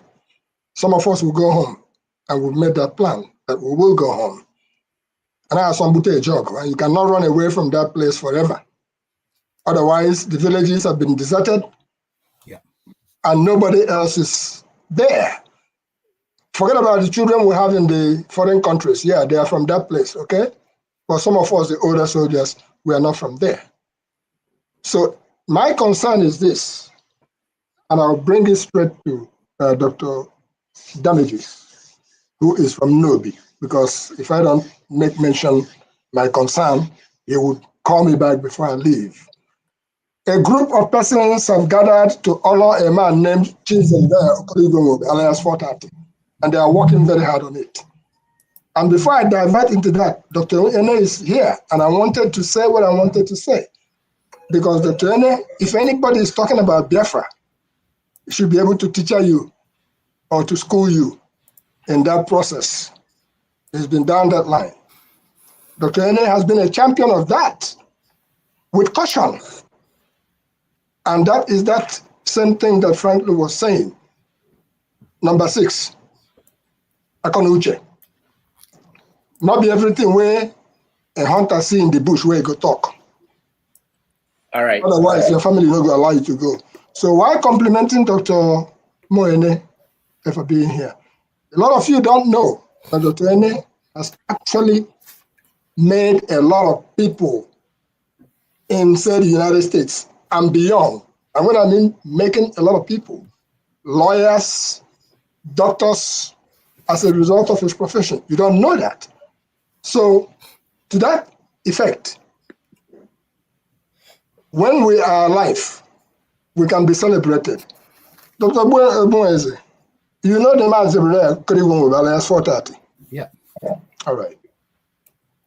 What is it that we can do? The man will be 75 years old, June 10. Is there anything you can do from your angle or from where you are that we can celebrate this man while he is still alive? Okay. So that when he died, we go by God kill him. Igbo Basics, thank you so much. I know that we don't have time. So what I will do is I'll connect you to Dr. Franklyne and you can talk to him outside of this. Okay.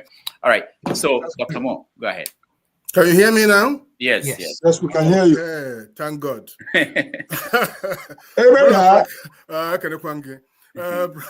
Brother Frank Ogbunwezeh, I salute you. I came in here because you were here, and the topic you are treating just touched me a little bit. By the way, I was here the first day that Rudolph started this, and I've been listening since then. The last time I was here was in 2003. I was very disappointed by the outcome. Okay, where people were going to kill themselves because somebody whose mother was Igbo wanted to be governor of Lagos. Anyway, it's going to change. Maybe the next one say you will be governor and we'll have an Igbo first lady. So you can't run away from these things. Times change. Okay. So about Biafra, which was what the last person was talking about, and Frank also touched on. In 1997, when I came here from London, I instituted the Nigeria Biafra Memorial lecture What was it? I said, people are getting frustrated with Abiola problem, marginalization and all this. And I said, look, something is going to happen. Long before my SOP and later IPOB, I preached that Biafra as was, listen to that very carefully, Biafra as was is not attainable. And at the same time, Nigeria as is not sustainable. Okay? I was sure about Biafra 2.0. It wasn't going to work. Unless you want to do it only Southeast, maybe. And I told you Wazurike so in Y2K. Rudolph, you were there at Robert Treat Hotel, right? I told him it won't work. Back off. And then Nnamdi Kanu came in 2016 on his way to California. The same story. If you get to California and tell them you want money for guns, nobody will talk to you. He went there, they told him the same story. It's on YouTube. People who saw Biafra don't want to go at it again.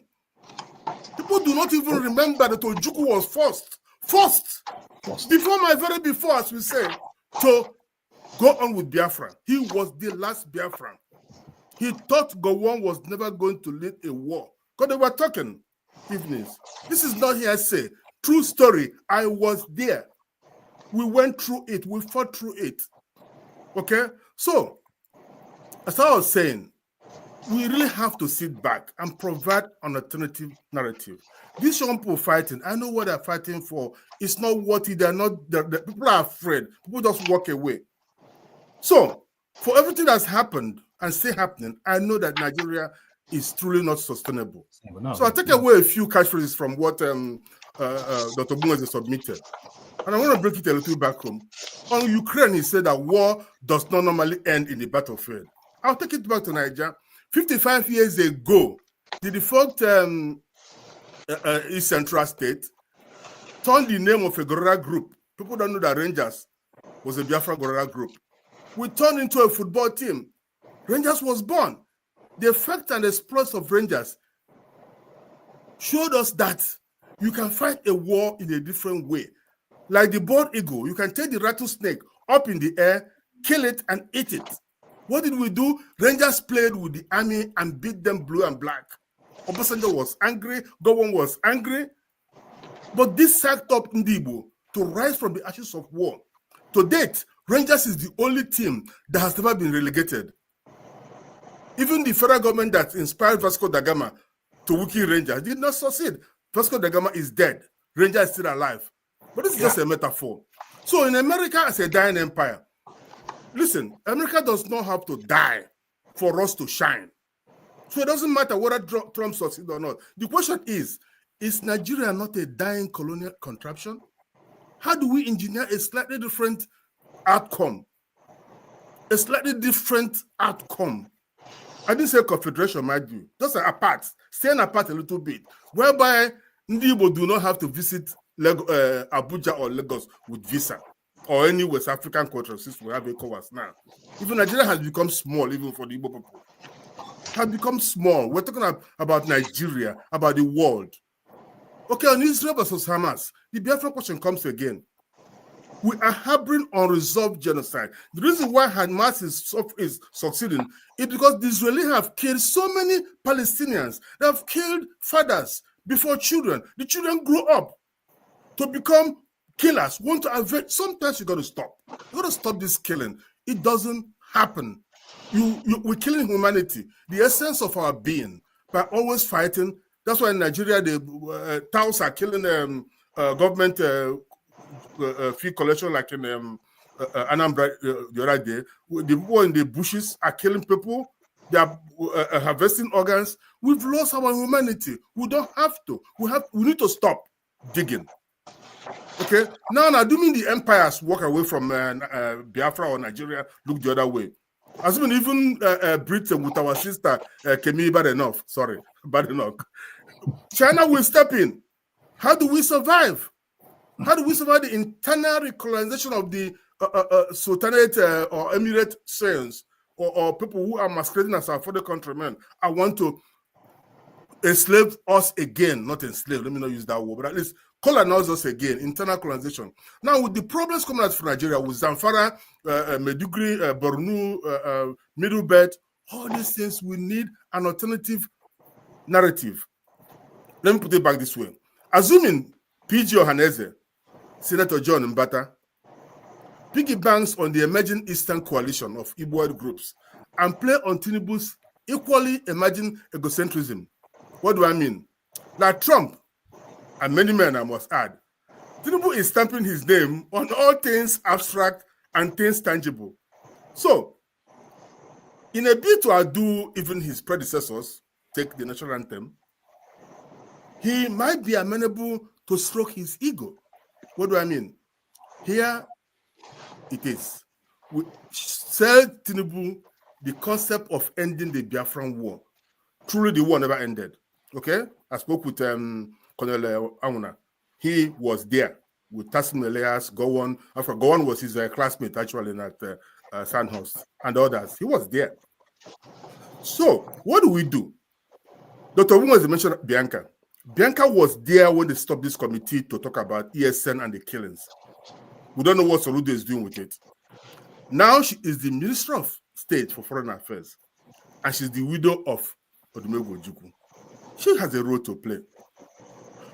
If we shove this into Tinubu, say free Mazi Nnamdi Kanu, I don't know what the guy is doing there. Tinubu is not getting anything from it. If he's planning to use this as Shagari used Ojukwu during 1983, it will not work. So he can just free MNK, Mazi Nnamdi Kanu, ESN, IPOB, MASOP, BZN, that's the Biafran Zionist group, the autopilot, all of them that are in jail. Free them, general amnesty. He will not get any pushback from anybody. In fact, Afeni Fere is on it now. Afeni Fere has asked him, begged him, just like the owner of Ife has begged Afe Babalola, let these people go, let Nnamdi Kanu go. Okay? Then he can institute the Memorial Day, as I did in 1997, preferably on May 30th, in all eastern states, those who want, just as we did June 12th in southwestern states, and they kind of calm people down about Abiola. Okay? Now, other things we can do, we open the ports in Calabar, Port Harcourt, and Warri, and this will open up Lagos and kind of decongest Lagos that is dying from its own successes, I should say. Okay? So let's say you want to see non-indigenous people take over even before 2031. Okay, you continue this way because people are streaming to Lagos. The Southeast communities are emptying. Where are they going? They're not all going abroad. They are emptying into Lagos. So you have to deal with that. Okay, and that way we can remove all paramilitaries on the roads from Onitsha to through Benin to Lagos. So these little things we can do. These are soft power things. If we can impress somebody, John Mbata is from River State. He's a little bit removed from the core Southeast. Talk with the Afeni Fere group. Go to Tinubu. Sell him this. Massage his ego. We can see all these debts do not have to occur. Enough is enough. We just have to stop blaming ourselves. If we can get that, the average Nigerian is very hardworking. If he's not planting, producing granite, he is mining, he's producing something. The best industrialists I know in Nigeria today, not Dangote, but Innocent, the guy didn't even go to secondary school. We are very powerful as a people. So we can try this and stop 1 to 5 to 1 to 5. When I did this in 1997, everybody was against me. What are you talking about? We are going to fight, we are going to die. I was there. I was at Tumo Game Sector. I know what I'm saying. I ate goat meat with Kodeti Monwatuegu at Lord Banta, where he said, stop shooting goats with weapons. We need the bullets. Okay? True story. He ate a piece of meat that was bullet in it. The guy was pissed. You can't catch a goat. So there are fun things we could write about, we could say about Biafra. We have to sit back. All those people who are angry, who usually write on the column, oh, Biafra or nothing. Yes, Biafra or nothing, but that's not the way to go. We can go a different way. We've tried it for all these years. Okay? So we can roll back. I support what my brother said. Franklyne Ogbunwezeh said, we're in Kwenu, when I found Kwenu, that was why I put up Kwenu. For us to change ideas. Everybody's telling you, look, we don't even know how the story. We don't even know why we went to war. We don't even know why we fought that war. What happened to us?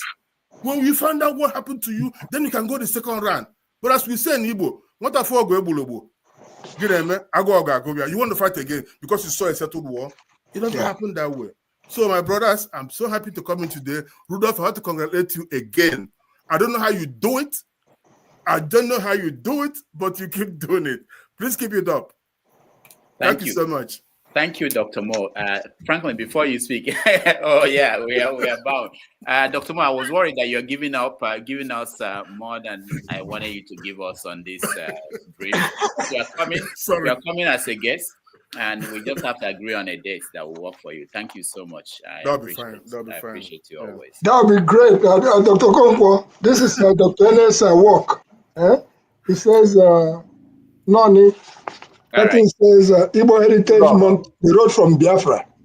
That was July 1997. Wow. At City Hall University. And we are record keepers. All right. Thank you. Thank you very much. Thank you. Rudolph, can I disagree with Doctor before you leave, please? No, not yet. Don't talk over here, please. Hold on. I really have nothing more to say because that's a fitting curtain to today's edition, because I won't add anything to what Dr. Mo just said, because that has always been I don't know why progressive Igbo minds always reason alike, because anybody who has actually done any study on Biafra, I was reading Rafu Wechue's work. Many Igbos have not even understood why we went to war. We don't even know. Many don't even know why we fought, why we lost loved ones. We want to fight again. So I am not saying anything anymore. Rudolph, you can release me. Invite me some other time. Yeah, we will. Thank you so much, Dr. Franklyne. Bye, Doc. Thank you so much. Thank you so much. Thank you. Thank you very much, Dr. Ogbunwezeh. Thank you. We will see you next time. And thank you. Okay, guys, and with Team Albawa too. Thank you so much. Dr. Mo, thank you so much, and we agree on that date, and we'll bring you. I will be there to back you up on whichever day you are coming. I will show up, but we have other work to do in the background, including the damages. I know. Right. Thank you. Thank you so much. We'll do a little bit of review, but just a minute, guys. Just 1 second.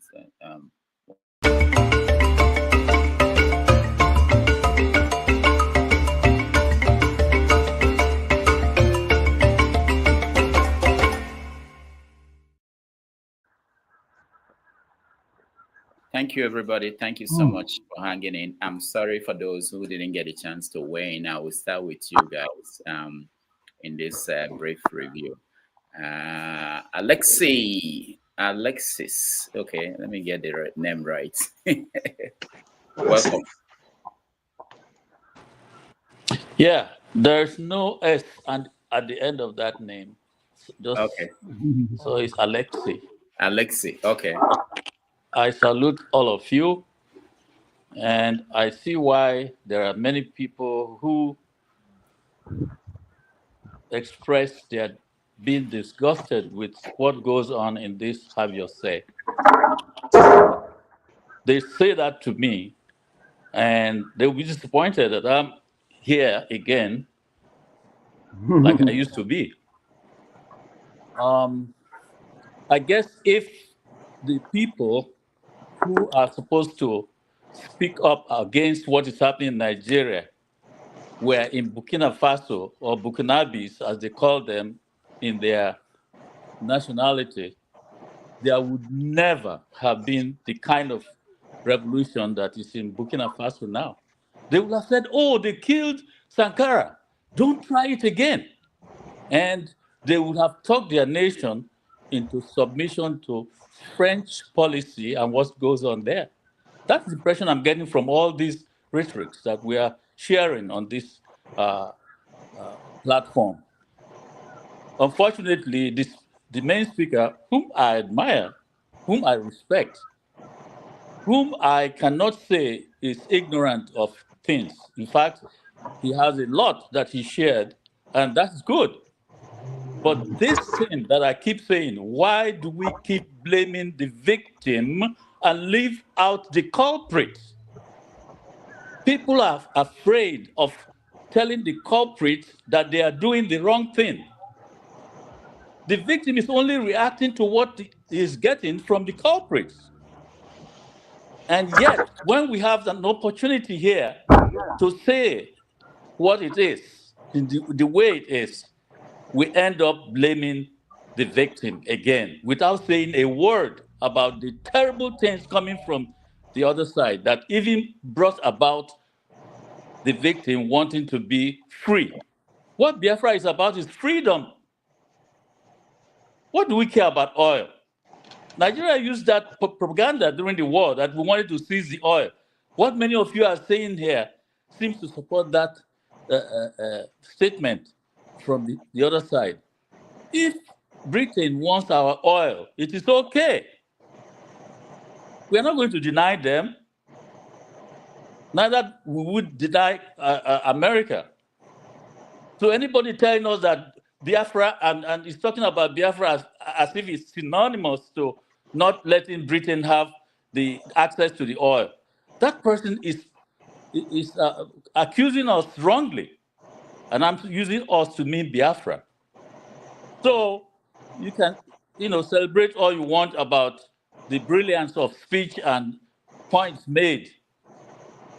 The thing is, our intellectuals from the entire Biafra area, they are comfortable, and so they don't want to rock the boat.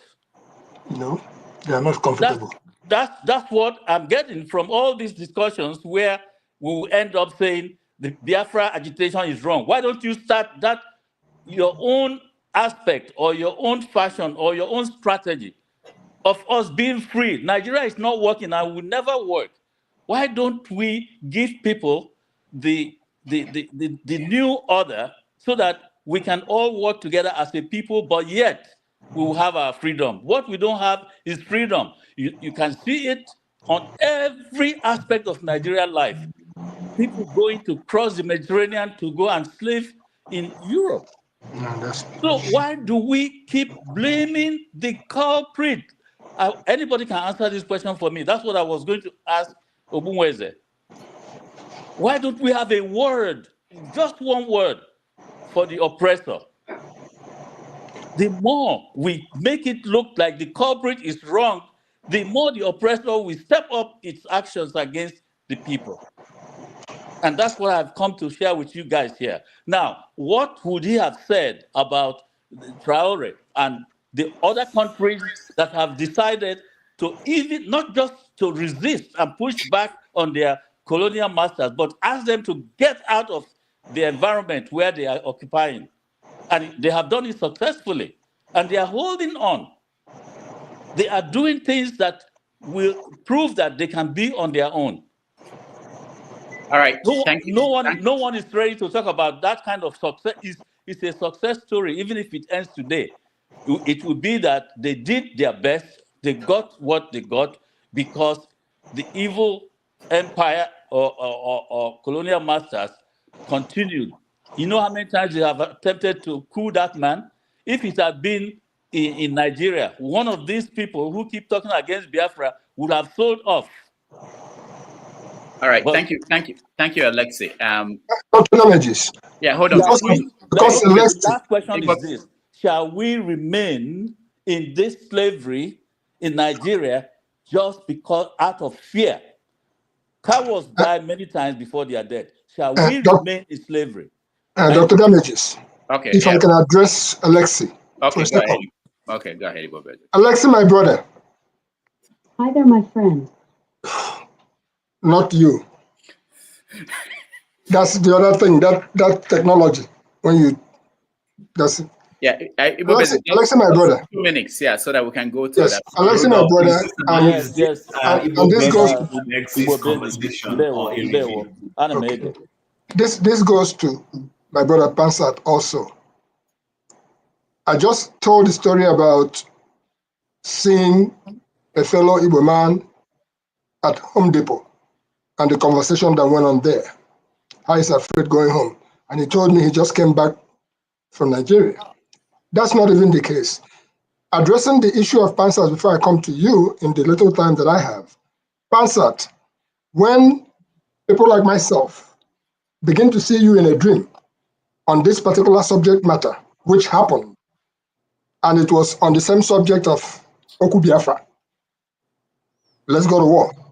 And I was asking you specifically, Igagareki, We had a dialogue. In the end, I woke up and realized it wasn't a dream. I said, I will have to get Pansat's contact and we'll talk about it. Because too many things are happening. And to my brother Lexi, nobody's talking about the culprit. We know who the culprit is. It's not just the culprit you're seeing in Nigeria. It's beyond that. Yes. It's also the culprit, this place where me and you are. If you do realize that in 1967, that right there at the United Nations, if Biafra was allowed to stand, how dare they have another Israel? And if you understand where I'm coming from, so for us to be alive, and for so many of our people who were captured and put in prison in places like Lagos, some of them turned out to say that they started answering some other name so that they will be able to come out. I know a lot of them. They are alive today. We are privileged to be here. And the only thing we can do is number 6. It is not a matter of what we can talk in the open here, but Dr. Moene had pretty much laid out. You can't do these things. It's not going to happen. We manufactured Obunigwe. We started making crude oil with urine, palm oil. I mean, we did a lot of things because necessity is the mother of invention. That still stands up to tomorrow. So if I can get Pansa's word, I will talk with him. Alexi, I will talk with you, but me, I go home and be ready for us to go home. All right, thank you, Igbo Basics. Let me just address one thing that Alexi mentioned that is of concern to me. On this platform, we welcome different viewpoints. This platform is not for one particular viewpoint. So anybody who is expecting that we will reflect his view or her viewpoints every day, that person is wrong. This is not the platform. That's not why we're here. We're here so that we can have conversation, and we welcome everybody. Just like you can come here and air your view, which may be different from what the guest of the day or most panelists might be saying. We welcome that, but we are not going to be a platform that will cater to your own interest every day. That's all I wanted to say. But would you be a platform that would respond? Right? Would you be a platform on when my name is mentioned? Could I respond? No. But no. this is 90 Minutes Africa. I will let you respond, Pansat, when it gets to their point. Point of correction. This is 90 Minutes Africa, not 247. No, but it's not. You're not being fair to me. Am I just supposed to sit here and have you be unfair to me the whole time? Pansat, you wait. I want to hear from people who are yet to speak. After that, I will come to you to respond to the person that spoke about you. All right, Ike, you're next. Righteous man, you have to wait. Ike came before you.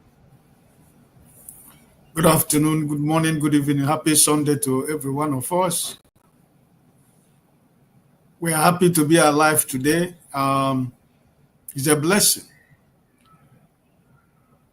It was a lot of eye-opening and a lot of knowledge and deep things I do not know, and I think today was a blessing for me personally. I don't know of any other person. I think it was a lot of blessing for me.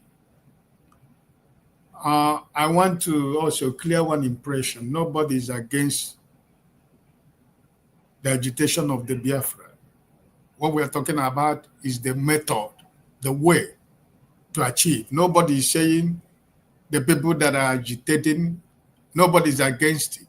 What we're talking about is how do we go about it? Different opinions. That's what we just received today. And people who were part of it. So for me personally, I learned a lot today. That does not change the fact that nobody is against the agitation of Biafra. Yesterday, we were talking about the Congo, what is happening in Congo Republic. And my brother KJ asked me a question. Why is it that it's not possible that African head of state, African countries cannot come to round table and find a common solution to the problems in Africa? my answer to my brother KJ was that those people that are sitting on that round table, there are other people sitting at another round table somewhere who is also telling them what they're saying, what they're going to say. So that's the reason why you cannot find that peace you are seeking for. Because the other people that are sitting in the other table, each and every one of them come with their own interest. And every countries in Africa represent one of those interests of those people who are somewhere telling them what they're going to say on that round table. So if you translate that, if KJ can remember, if you translate that today, it's actually the same thing Dr. Franklyne and Dr. Moore is saying here today. So you see, I just feel that we should, find a way to understand one another. When we were talking about what is going on yesterday in the Southeast, I told my brother here, the people that we say until the Igbos until the Igbos stop this conspiracy against one another, being used by the same people you are fighting against. They conspire against their own brothers and sisters. At the end of the day, what they get, they give them a political appointment that is only for themselves, not for the people of those southeastern Nigerians that are suffering. I thank God that Franklyne said something. He mentioned Oluzon. I'm from Oluzon. He said it here. I told KJ yesterday, travel to Oluzon. See if there is any other young man that you can find in Oluzon. Because whatever happens, the governor of Imo State is making sure that he is using the insecurity that is happening in eastern Nigeria and is killing every young man that you have in Imo State. All in the name of everybody, because everybody in Imo State now is a member of IPOB, or whoever you are, as long as you are not with APC in Imo State. So, what am I trying to say is, until we the Igbos stop sabotaging one another. 2023 election was a practical example. The same people who are crying today are the same people who sabotaged their own brothers and sisters in 2023. So until we stop doing this, we should stop doing that. Then people can begin to take us serious. Because at the end of the day, while we are talking here right now, those people you call your political leaders, that they are in Abuja having a meeting and drinking. And when they come back to eastern Nigeria, they will use the same common people in the eastern Nigeria and share $500, 500 naira. And they will sing in their praises. All right. Thank you, Ike. Ogbunwezeh ran away from me. Let me say that we hopefully we just limit the reaction to what happened on the show and the reaction to our guest. Righteous Man, go ahead. Yeah, good evening from here, Dr. Damages and all the panelists. Yeah, I want to start from what the other of my brother, the one on the that have eyeglass, what he said, Alexi. I really... Alexi. Yeah, Alexi, yeah. The brother spoke very, very well. You know, he spoke my mind, and I really appreciate him. You see, the war ended 1970. The Igbo intellectuals have not been able to give us a roadmap since 1970 till date. Each time they keep speaking in idioms, in proverbs, and the world is going. The Igbo youths have been decimated. Organ harvest is on the increase right now in the southeast. 21 billion naira being extorted from the East, from the Igbos within 2 months. Within 2 months. There is no road, there is no federal government presence, no petrochemical industry. Imo State has the highest deposit of natural gas in the whole of Africa. Go and make your research. But we don't have anything that we can say this is the federal institution that represents the Nigerian government in Igbo land, apart from the central bank and police stations and army barracks. And these Igbo intellectuals are always defending what they know is not helping us. What have we gained from the Igbo intellectuals? The Yorubas, their intellectuals have been able to maneuver things, and every time there is election in Nigeria, even military, if they are not president, they are vice. What has the Igbo intellectuals given to us? Nothing. And this is why the Igbo youth think the way out is to agitate. Because since 70 to date, that's 55 years, the Igbo intellectuals are there writing books and theories. In the practical form, nothing is happening in Igbo land. And how can we fold our hands and watch it happen? So I support what my brother said. The problem and what the last speaker said, I think in Germany, the problem of the Igbos is the Igbo intellectual and elites. They are our problem. Nobody should blame the Hausas or blame the Yorubas. Blame the Igbo elites and the intellectuals. All right. The resource they have for us, we only see it on textbooks. And those textbooks only profit them. It doesn't profit the generality of the Igbo nation. Look at Izombe. Izombe produce oil.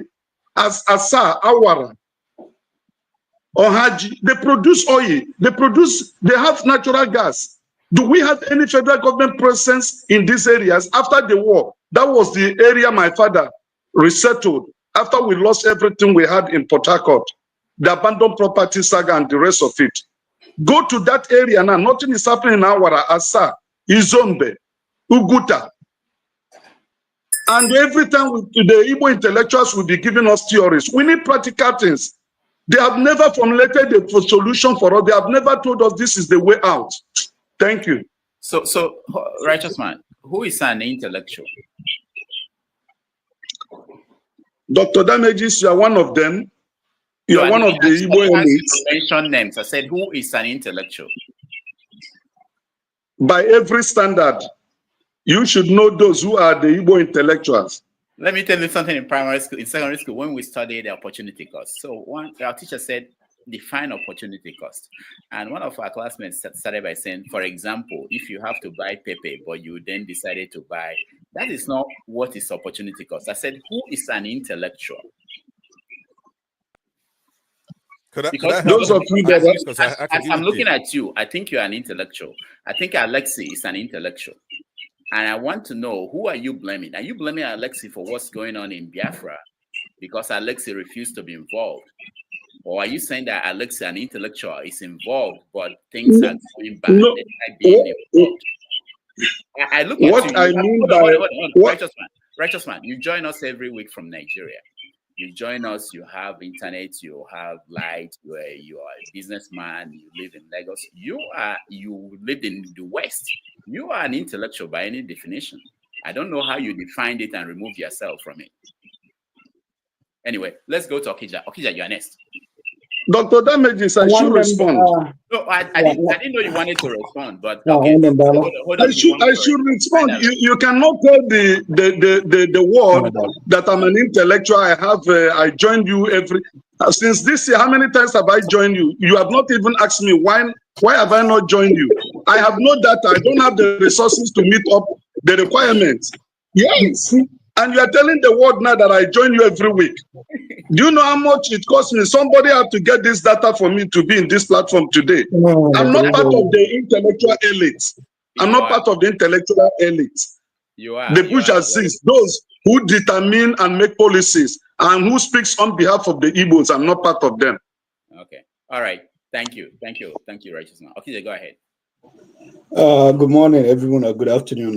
Dr. Damage is special good day to you for being the man with the monitoring spirit that should be going over to and fro the earth, finding out what people do and monitoring them to make sure they come online. Dr. Frank Ogbunwezeh, thank you for coming. Oga Lexi, I will come to your house one of these days. But the thing is, I want to tell people who if you want to fight a cause, if you believe in something and you want to fight, go ahead and fight it. Don't stay there and lobbying words. If you think that we need Biafra and the people are not doing anything about it, just start something. Just like what Zurike did, just like Nnamdi Kanu, is doing. So it's easy to just come here and say things and blame other people. People who don't agree with you. You get angry. Go home and do something. I'm tired of hearing people giving excuses. Mr. Righteous Man, there has been a roadmap there. The wheel has been invented. If you need to develop Igbo Union, they gave you a roadmap. What's his name? Michael Okpala, he gave us a roadmap. So there are things there. If you are looking for something to do, just look at what they did, or look at what other countries are doing, and then you can implement it. Micro level. You don't have to start from the top. Just for whatever you make changes. Even if it's educating people, giving them access to things, computer, bringing it to this platform, just do something. Okay. Igbo intellectual Rudolph, he has answered you. You are one of the intellectuals. You're here blaming people. I don't know what you want or people who are killing people in the bush. I don't know what you want them to say. When you are there, you know the difference, and you lived in an advanced country. I wanted to ask Dr. Ogbunwezeh what China's plan for Africa, because there was this report I read some time ago. They said it was a secret meeting in their parliament. They said they were going to send about 100 million people to Africa. And it seems, they've been doing it. And they had a program. Actually, this one was verified. Someone who is a warrior of China, like me, in Nigeria, he monitors Chinese, and we were having a conversation. He was talking to some people. The Chinese, they have a program whereby, people who are coming off for parole to be released from prison, they send them to Africa. And then they work. The government, gets most of the money. They get paid the government gets the money in China. The company will send them to Africa. The government will make the money in China, and they give them some of the money. So the one was complaining in Nigeria. That was why my friend, got involved. He looked at the issue. We talked about it. So if you go to Liberia, you see Chinese, running brothels. They are the madam in the brothels. They have Lebanese, African women, do the thing for their shower for them. Then they collect money. You go to Zambia, Zimbabwe, you see them, they every crew, all the local things, they have whole, they plant, they do a farming, which living there in the communities. And if you go to Ghana, they have all these what do they call it, these machine, they put in casino machine, you use hand to draw. They have the portable ones. They go to villages and they put it in Ghana, villages in Ghana and Liberia. And in the morning, the kids, they come out there. They're not going to school anymore. They want to win money, and then they will do it. So I don't know what the plans they have for Africa, because they've been doing so much investment in a lot of African countries, and trying to take over government remotely.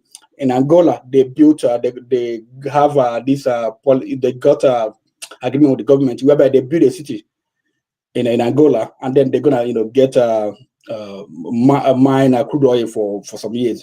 Anyway, so maybe next time he comes, I will ask him that. And also, I want to know for people, like he mentioned something about Trump and I know, like I know, some people they just look at it, yeah, Trump, like he wants to do this because whatever they believe in, Trump, is massaging their ego, telling them what they want to hear. But the truth, just like Dr. Ogbunwezeh said, it was about they don't want a brand of America. I remember when I came to to the US, newly, and someone, a person, a friend, Caucasian, asked me to, take police exam, Boston police, they pay well, and I believed her, and just like every other, a lot of Nigerians, even though we have, we got D+ in Nigeria, when we come here, we're bright. So I went and took the police exam, even though I got D in calculus in Nigeria. So I went and took the police exam, and I got A+. So they wrote me a letter, they put me on a waiting list. So I kept calling them, why am I, you haven't called me to go for, police, academy. They said, oh, we'll call you. So after how many months, like about more than 6 months, I got angry. I was like, why if I called and I was, making noise, why? So someone explained to me. So the way it works for police and some other like fire service and stuff in Boston, that they will give consideration to people whose family have worked in the police force, the fire service. That's the way it works. So then I look at who are those people that worked in the police, in the fire service, in the police force, white people. So when people they say systematic racism, a lot of people don't understand it. They say America is open, yeah, it's open. There are structures put in place to checkmate you, to stop you from advancing, from stop you from coming. So that's one of it's a DEI. Does Trump see things like that? No, he doesn't see things like that. What he sees, it's where people, foreigners who have worked hard and being in a position, he doesn't want that. He thinks that they got them through DEI. A lot of us here, we work hard, work in different government agencies in the US, and we merit it because we worked hard, not because of DEI or whatever. But just like Dr. Ogbunwezeh said, Trump doesn't want immigrants from Africa. He wants immigrants from Norway and other European countries. Thank you. All right, thank you so much, Okija. Now, this is what we're going to do. I will let Pansat and Alexei respond to them. I'll give them 2 minutes, nothing more than that. I will just remove you if you go over 2 minutes, so that we can hear from people who are yet to give us their own feedback on what our guest said today. I don't want this to drag for a long time. They will forget what they wanted to say. So I'm thinking that Pansat, at least I know you want to say something, but it's 2 minutes. Alex, if you want to say something, 2 minutes, then we go back to Chim, KJ, and I want to hear what they think about our guests before we round up. All right, Pansat. All right, thank you. Let me ask that I be extended a couple of more minutes on top of that too, so I have 4 minutes. And I'll be out of here. And you know what, Rudolph, I'm not going to come to your show after. You've said that many times. Pansat, hold on. So let me get this get this right. Sometimes I think you are joking. I don't know whether you are serious. Like, why do you think that you deserve more time than any other person? Why? This is not Javier say. This is 90 Minutes Africa. Okay, the main reason is, I understand. Because you live in California. The main reason is that what I have to say is, you have no respect for me. But let me tell you something. When I'm here talking, I'm talking for you. I'm talking for all of us. Nobody else here has anything to say close to what I have to say. I just want you to know that. But it's okay. Let you talk it for yourself. Go ahead and decide that for yourself. Femi, how are you? Let me use the time now wisely. Please listen to what I'm saying, because exactly 2 minutes. During the last war, I was in Okigwe. I'm older than everybody here, right? I know that. I'm blessed. It doesn't look like it. I was in Okigwe sector. Now, intellectuals take orders during the war. Maybe that's why they don't like war. For Dr. Ogbunwezeh, I described him. What is a war? When in our case, you still get mail. Now you're gonna get email. You're gonna have girls. You're gonna have your own AK. You get to tell people what to do. So there's nothing wrong with a war. Stop stigmatizing it. We don't want it. Nobody wants war. But let me warn all these Igbos here. When I come here, all of you want to insult me, start talking nonsense, right? Okay, all this people just talking. I'm gonna warn you. This is gonna be the last time I'm gonna be civil with any of you, right? So you know, your people in Anambra State, Enugu, you brought the war to us, right? And we went to war. Did we fight? You are the ones who brought. You are the ones.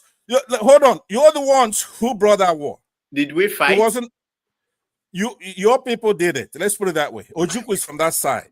We don't take any nonsense. We have the war now. They've killed a lot of our people, and they're gonna pay for it. They're gonna account for that. It's not over. You can't even get the war off the ground. You can't even get all the war off the ground. For me and Abia. For me, you can't get the war off the ground. Rudolph, mute this guy, please. It's my turn. Let me. I'm gonna land, and I'm not gonna be here doing a dick measuring contest with any of you because we have a problem. Now you're asking who is an intellectual, right? We know what an intellectual is. We don't. You are one of them. You are one of them. No, I'm not. No, I'm not. Right? Practical guy. I'm not a diplomatic guy. You know that, right? Intellectuals. We mean it not in the noun sense, right? It's in the adjective sense. People who are just cerebral, they're analytical. They're just talking theory about, things that have nothing to do with the other. Our people are getting killed there. Not only that, our people have been killed millions before that. So now how could somebody come here? I asked him. Now, I have a lot of respect for Dr. Ogbunwezeh, and I'm going to withdraw that respect because this is not the third time, right? But I'm telling you, to you, Rudolph, when you bring a guest here, you think we should just worship you and your guest. I'm not going to do that. He cannot be coming here like Mr. Alexis said, blaming the victim, right? Talking nonsense about stuff. I asked him myself, I said, look, tell me, you don't want us to be militant about this. You don't want us to cobble something together, even if it's a stone, to chase these people away from us, right? Tell us, what's a civil way to do it? He wouldn't. This is the third time I've asked him. Tell us, including you, Rudolph. Tell us who's going to do it. Every time you think. Go ahead. I know you want me to keep talking like you did it last time. You muted me. Let me say this. No. Let me I just conclude want by to tell saying you this. that your time is Biafra. We said 2 minutes. Okay, hold on. But the Biafra is not synonymous with Nnamdi Kanu or me or one person who did something, but it hasn't roused the nation to anger yet, right? That's not just Biafra. It's not each one of us. Biafra is a defined country with territory, right? So we've given him a chance. We gave him a chance. Okay, we came back and we give him a chance. But if all of you here think that we're going to be playing and they're going to be killing our people, you got something else coming. You are a bad start if you think they're going to be killing our people and we're going to sit there and watch you talking nonsense. Maybe you're trading, or Rudolph, you got people coming to your channel, right? We are not going to take it, and it's not about making noise and doing all that. I'm not showing my hands, right? We are going to stop them from doing it very soon. Let me put it to you that way. Whether you like it or not, you come here talking nonsense all the time, insulting your people, talking nonsense because you want to make friends. Pansa, thank you. All right. I'm never coming to your show again. Now this time I mean it. I'm not coming back. Thank you. Bye. Let me just, before you go, let me tell you this. When you start be a leader of your group, we will invite you for interview. Just like we interview other people. So once you become a newsmaker, we will invite you, hopefully. You don't get it. I won't have time to come to interview you for one. I'm going to be telling you. You cannot be what to do.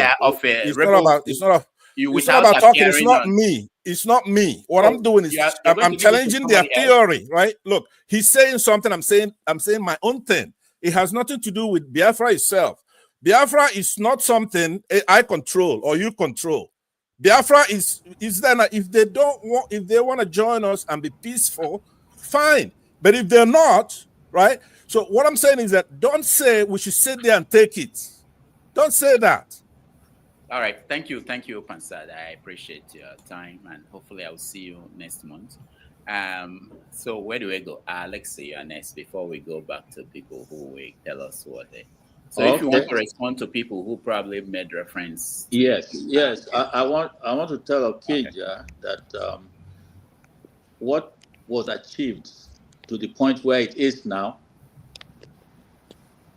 was,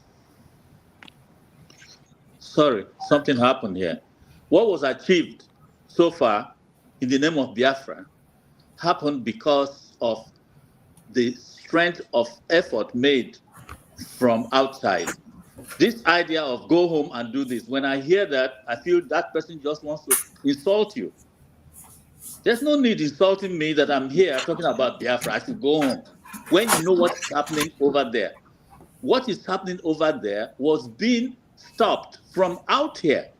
Now that things are the way they are, they have increased what they are doing to our people.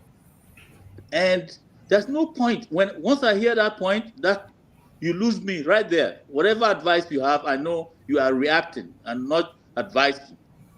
Go home and do it. You know they are killing people.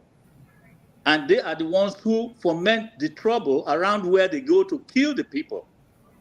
By now, you should have known that unless you don't care about what's happening over there. So that is one point.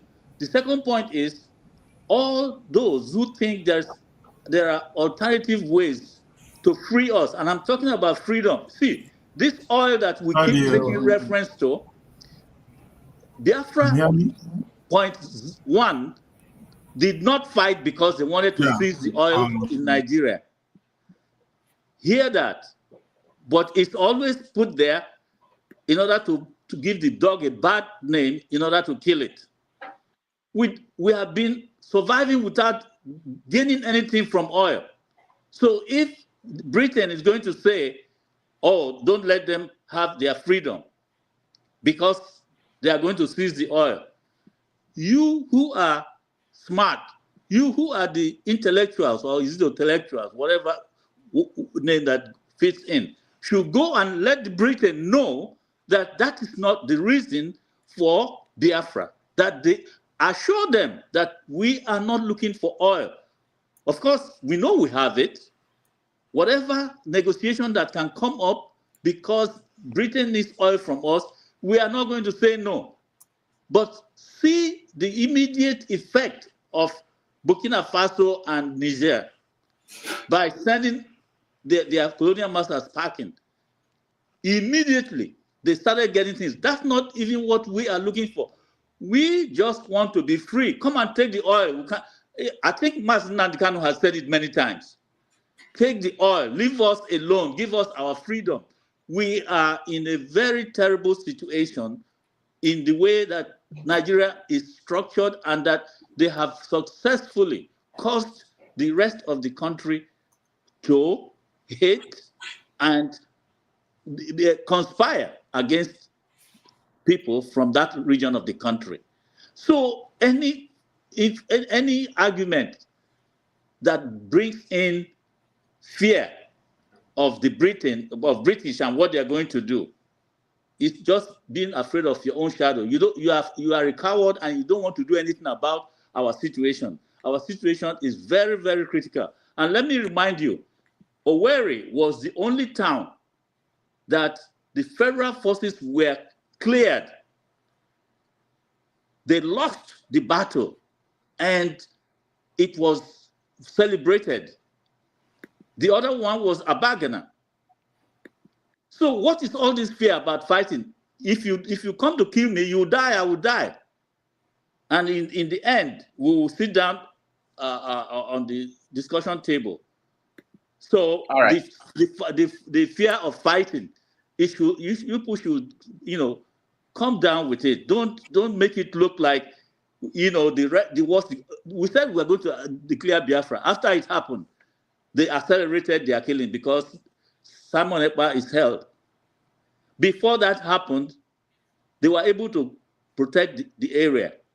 And yet people come out here to talk down and make us feel that we are doing the wrong thing. Okay, they who know the right thing to do, why don't they start doing it? That's not the only way to get it. Yeah, start your own. That's your intellectual approach to the problem. Go and start doing it. Talk to Britain. Talk to others if you want to do it that way. What we want is freedom, and that freedom is possible. If it's not possible for us, then nobody else will have it in that area. All right. Thank you, Alexi. Let's hear from KJ and Chim, and then go down. I just want to. Okay, now go ahead, KJ. All right. Thank you so much, Dr. Damages. the guest today has always been someone I enjoy listening to. It makes a lot of sense, and it takes us, just like I said, down the memory lane. No, those days, those of us who went to really proper school, your teachers are so grounded that they teach you almost everything under the sun. And so it reminded me of, a teacher I used to have, Mr. Obilo. I don't know where he is now, but I'll look for him after this program. He was able to teach us a lot of things outside of the secondary school curriculum, which he touched on so much. And of course, my own personal research and all that. The issue of celebrating the villains amongst us, people like IBB, Murtala Mohammed, and the many more of them who have titles in Nigeria, is something that we need to re-examine again. And I say re-examine again because these are the people who will promote as our heroes past. I read the book the other day, the writer was saying, Nigerians don't have any heroes past. The heroes are not remembered. It's the villains that are remembered and given titles. We should go again and look at our heroes past and see which are the heroes, the true heroes, whether they're still being celebrated in the Nigerian context. Now, if you look at the stealing that has been going on in Nigeria, you'll find out that it didn't start today. And those people who stole are the ones making the laws. So if the people making the laws are the ones who are still there and they're still making this law and they're still stealing, how then do we think we can ever be able to do away with corruption? It's totally going to be something that's almost impossible to deal with. And so he's bringing us into the view, the best view of the world politics. Gives us an understanding where if we really need to make that inroad, where we need to start from, especially as a nation. But you see, we can't even discuss as a nation right now because the nation is not even in one, looking at one target. And a nation that have a leader or leaders who do not understand what it is to be in the geopolitics of the world, how then do we participate actively? That's a big question. Because, you are more concerned with the bread and butter. How then can you be able to be thinking about industries and going to the moon? So it's big challenge for all of us. And as talking about the ghost towns in the East, there's nothing the East will have done. And that's where probably I will, disagree with him a bit. There's nothing the East will have done to stop the East from what is going on right now. If you did a research of what happened before the Biafran war, you will find out that even before that war, the Igbos were still being massacred from the north.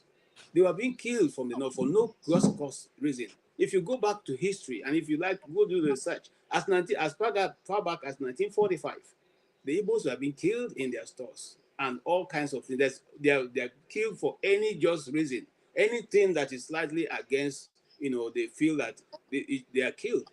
Okay. And so, yes, he said something also many people forget. They're quick to say that Ojukwu declared war. Ojukwu never declared war. Ojukwu never declared war.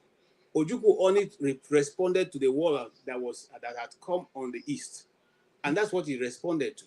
And because, just like he said in some of his interviews, you don't declare a war when you have nothing to fight the war. What are you going to fight? Are you going to fight somebody you don't have guns, you don't have anything, you just declare war?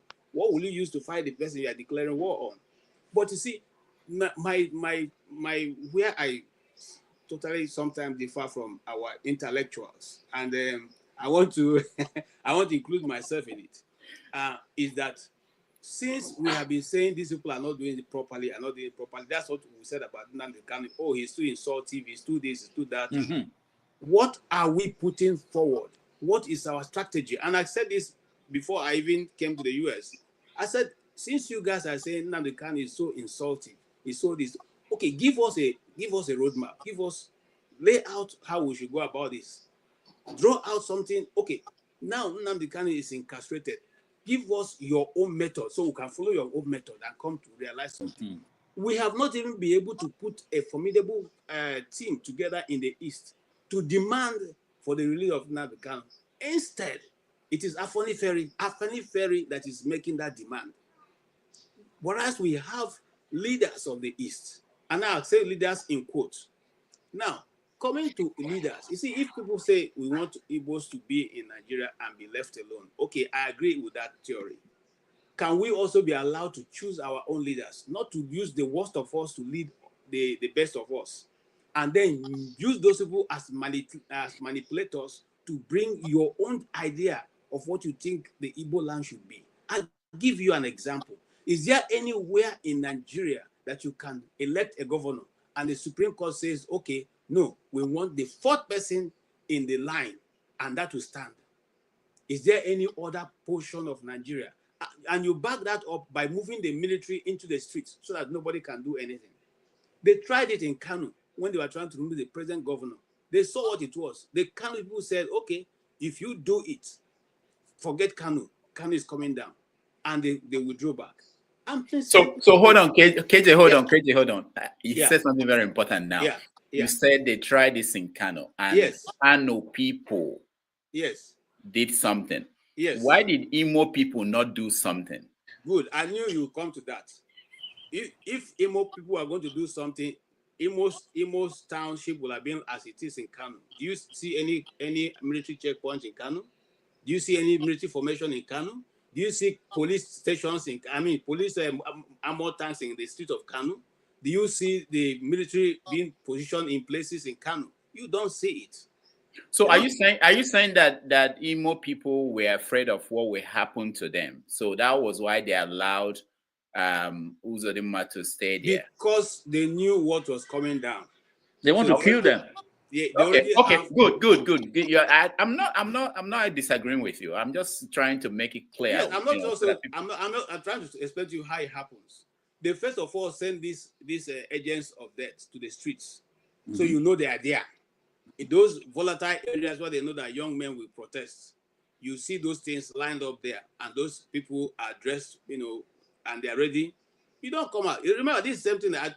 Okay, there's some things I want to say, but if you take the issue of Umuahia, okay, of the Aparokus, this thing, you find out that this is exactly what happened. They came in and said they were going to do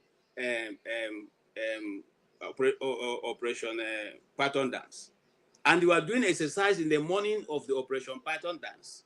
They were marching along the streets. All of a sudden, they diverted into a place where there's dead end where this young man's house was. In the same method of marching along the streets. It was only one house in that street because it's a dead end, okay? And so at the end of the day, before they left that place, we have 28 people, who had been sent to their Danke Donkon. Why am I saying this? I'm saying this to say that, okay, we agree with all our intellectuals are saying. These people are non-entities that have not been able to marshal a way forward. Can you guys give us a way forward to bring about leadership in the East? So that the young men who are misdirected and misguided can now be able to follow your roadmap and bring about the ability of the Igbo man to be able to use his hand and use his brain to make good his life. That's all we're asking for. Thank you so much. All right, thank you. Let me also suggest, because this is not how you say, let me just suggest that KJ and Alexi and Righteous Man can form the band of intellectuals that will give us the alternative to what the other people are doing that they are not doing. I don't have it. I'm already following this one that they presented. I don't have you don't have a new idea? No, I don't. Okay. Yes. Okay. Maybe it's difficult. Let's go to Chim. Chim may be able to give us a good answer to this quagmire. All right. Thank you for patronizing me, Rudolph. So I guess our topic today was supposed to be Congo issues, Trump's policies, the ghost town in the southeast, and IBB's autobiography. But somehow, Dr. Mo chipped in Biafra and Ojukwu, and then everything has gone haywire, even though he made a wonderful speech. But I'll resist all of those temptations. It's difficult not to appreciate Dr. Ogbunwezeh. My views about life and intellectualism is not that I have to disagree with you for the sake of disagreeing. Anybody who is into that kind of a lifestyle, good luck to you. It's also not my style. I was coming for this program, but I forgot that I already had something else I had scheduled. So in my trying to do the so-called doing two things at the same time, I realized it was not possible because I was missing bits and pieces of what he was saying. So I am not one who must necessarily speak, and I'm not here to please anybody. So my being honest is not to make anybody like me. So for those who don't know details of what's going on behind, we still like you, Chim. I'm not interested in that. Don't like me. So don't like me. So, but the point is, I think, with what I listened, the bits of things he said, like I said, it's difficult not to appreciate. He's an intellectual. He brings a lot of things you might not know, and I'm very willing to listen to him. But the one area I tended to disagree with him, but I couldn't do that because I didn't have deep insight into previous things he had said. So I wouldn't necessarily disagree with him for the sake of it, is, when every society stays to preserve themselves, no, there is no society. And many of us who are Nigerians, I repeat, are very hypocritical because I see people who come from the Southwest and saying that they will not let any Fulani man come and subsume them. And then on the one end, they come to other places and they say somebody is trying to brown whatever it is. And not that I am supporting it as a deliberate policy of browning and saying it is right. But the point remains, every group of people want to preserve themselves. It is a legitimate aspiration. It is only wrong when you do that and you are trying to literally squeeze other people out in terms of take their life to exist. But if you're doing it to preserve yourself and you're doing live and let live, I will preserve myself, you go preserve yourself. I don't think there's anything wrong in it. I'm one of those who will constantly tell people who want to hear, let's all go home and go and fix our Nigeria. Many of us are here, whether you went illegally or you went legally or whatever it is, you went to school and stayed back, whatever the intention, your original intention. So every one of us, we come from somewhere. Let's go and keep that place well so that it is comfortable. At that level, we'll now be able to negotiate with the so-called world powers from an angle of strength and equality, because you're bringing something to the table. If you're not bringing anything to the table, you're a nuisance to other people. You're disturbing them. It's a fact, whether we agree with it or not. So I would have loved to engage him more on that, but I didn't have all the facts. And now the other thing I didn't seem to agree with him, which was not his making, like I rightly said, it was Dr. Mo who started it. He took it in a different direction, and then the man linked in. When I hear someone say we fought a war, we don't even know why, I was like, what are you talking about? The Biafra just started fighting a war. There was no reason. Even if it was as simple as, okay, since you're killing my people, come home, let me protect my people. That was not a reason that led to the war. Whether it was you who intentionally pushed that war or the other person came back at you and you started fighting. I don't know if you understand my point. That was not a reason. So when I hear those sort of comments coming, it's sort of, and that is where I think Alexi was. And I want to say thank you very much for that. I don't seem to agree with that. But you see, like I said, it's not in my nature to just disagree with somebody for the fun of it. Some other people, maybe it's their pattern. They like to just, pick holes. And let me just, I was going to avoid saying this. For those who think I come to this show for them, I don't come to this show for you. I come to this show to make my inputs and contribution and to jaw with those who believe in what it means to jaw. But if you come here for just the entertainment and to be a rabble rouser and, stay in the comment section, and I'm going to ignore you henceforth, male and female. I don't come here. You don't pay my data. You didn't buy the screen I'm using to watch this program and to engage. You're not funding me. So I need to say that because I'm seeing some illegal migrants who migrated to the US and is offended. This person was gonna all day. Told us how Trump will not win the election. Trump has won the election and he's crying every day. Every day he's crying. Every day he's crying. Every day he's crying. I didn't even vote in that election. If I was voting and I didn't believe in Trump, I would go and mobilize the people I wanted to, so that at least we will have enough number to stop him. You had the opportunity to do that. He was throwing red meat at his base, and you did not get enough vegetables to give your vegetarians. You're a sick mind, because all you do every day is come here crying. I pity you. I pity you, and this is going to be the last time I will engage you, because you just showed me you're daft. I'm sorry, you know yourself, and I won't mention your name for civility. That's all I want to say, because Ogbunwezeh is difficult to argue with, because he comes with sound intellectualism. So, but I didn't have enough today, and that's why I didn't engage him. Thanks. All right, thank you. But Chim, can I ask you one question? Just one simple question. Go ahead. Are you an intellectual, or can you help us explain who is an intellectual? I won't engage in that, Rudolph. All right, thank you. For those just joining us, I want to also remind you that on Saturday, the 15th, we have Dele Ogun joining us. He has a new book, The Culprits, about what happened in Nigeria. And he traced it back to the Berlin Conference of 1884. And we, this year will be the, I think, 150th anniversary of that conference. So there are several events going on across the world where we are remembering how Africa as we know it today came to be, and the aftermath and the consequences, which we are still dealing with. Whether you're talking about the issues in the Congo or what's going on in Nigeria, it was about this meeting that they had where they brought people together and said they divided Africa the way we see it today. So we're going to have that conversation with him on the 15th. It's a special conversation on Saturday, the 15th. Please join us. And as always, we keep bringing you interesting guests on Sundays. I don't know, I haven't confirmed anybody for next Sunday, but I'm working on a few of them. All right, so let's round up this conversation with Femi. I think, Femi, you are next. Go ahead, okay. Femi.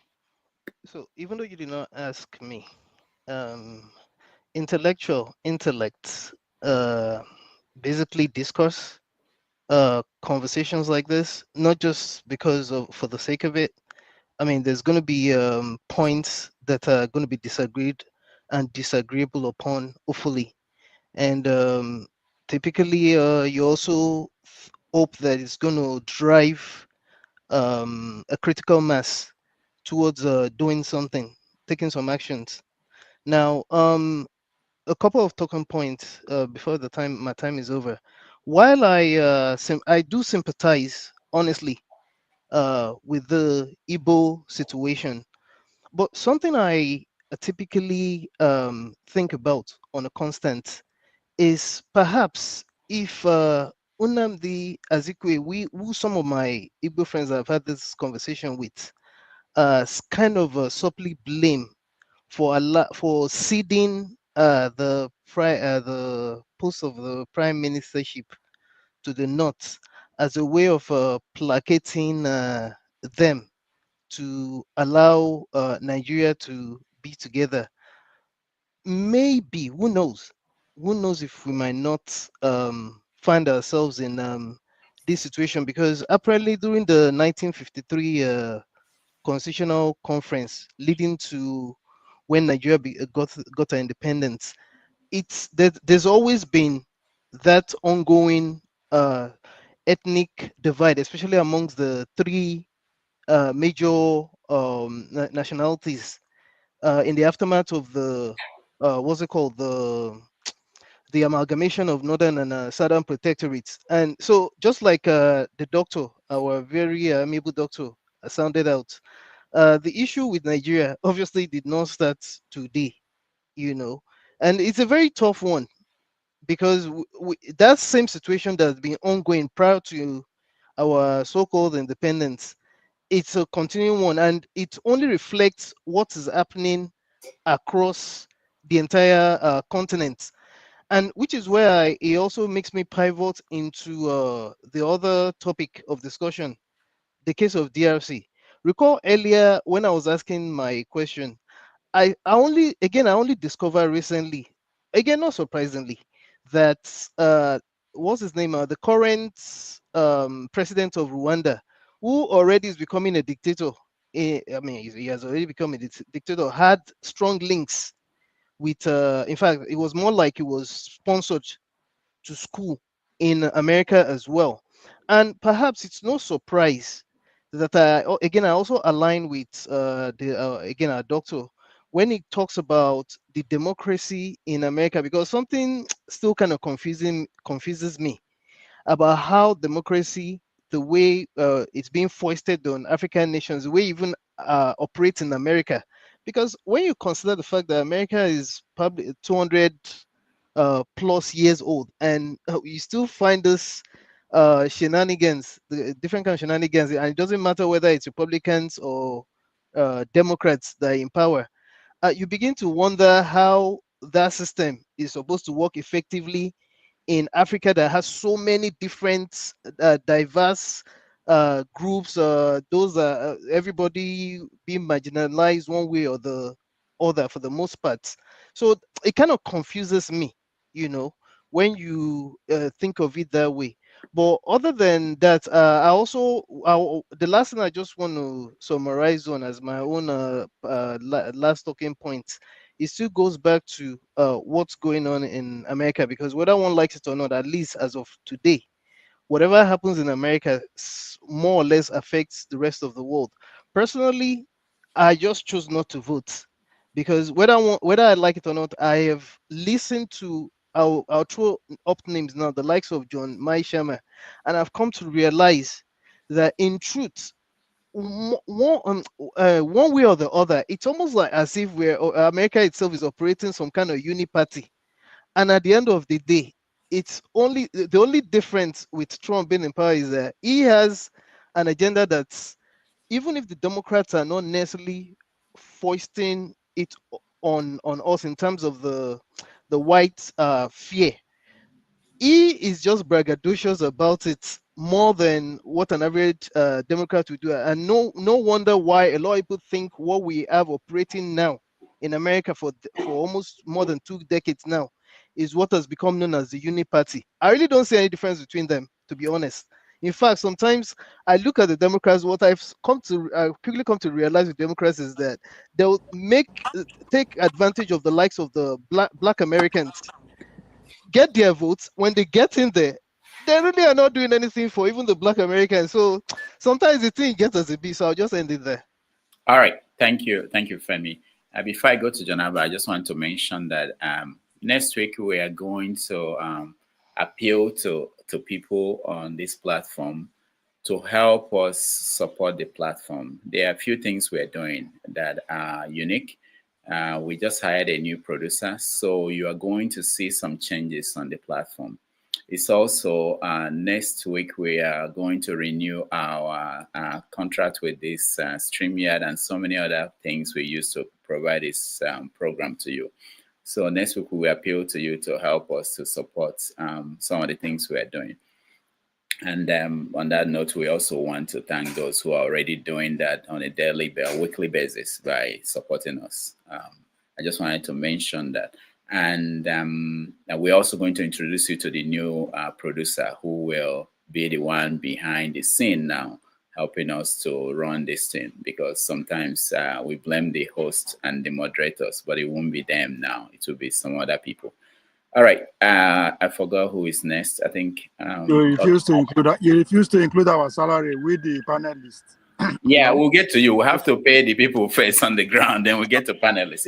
That's the dream. Eventually, we hope that we'll get to that point. All right, Janaba. Thank you again, Dr. Rudy. What a fantastic mind of a doctor, our guest today.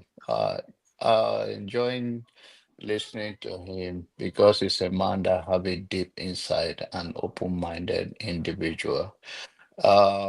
Life, you understand that our problem is bigger than what we see.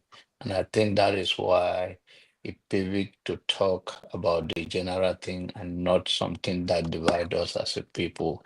He also understands that it's beyond just the sentiment, and he mentioned three key things that divide us: the religion, the tribal issues, and lack of unity for us to fight those that are mortgaging our lives and the life of our the born and unborn ones.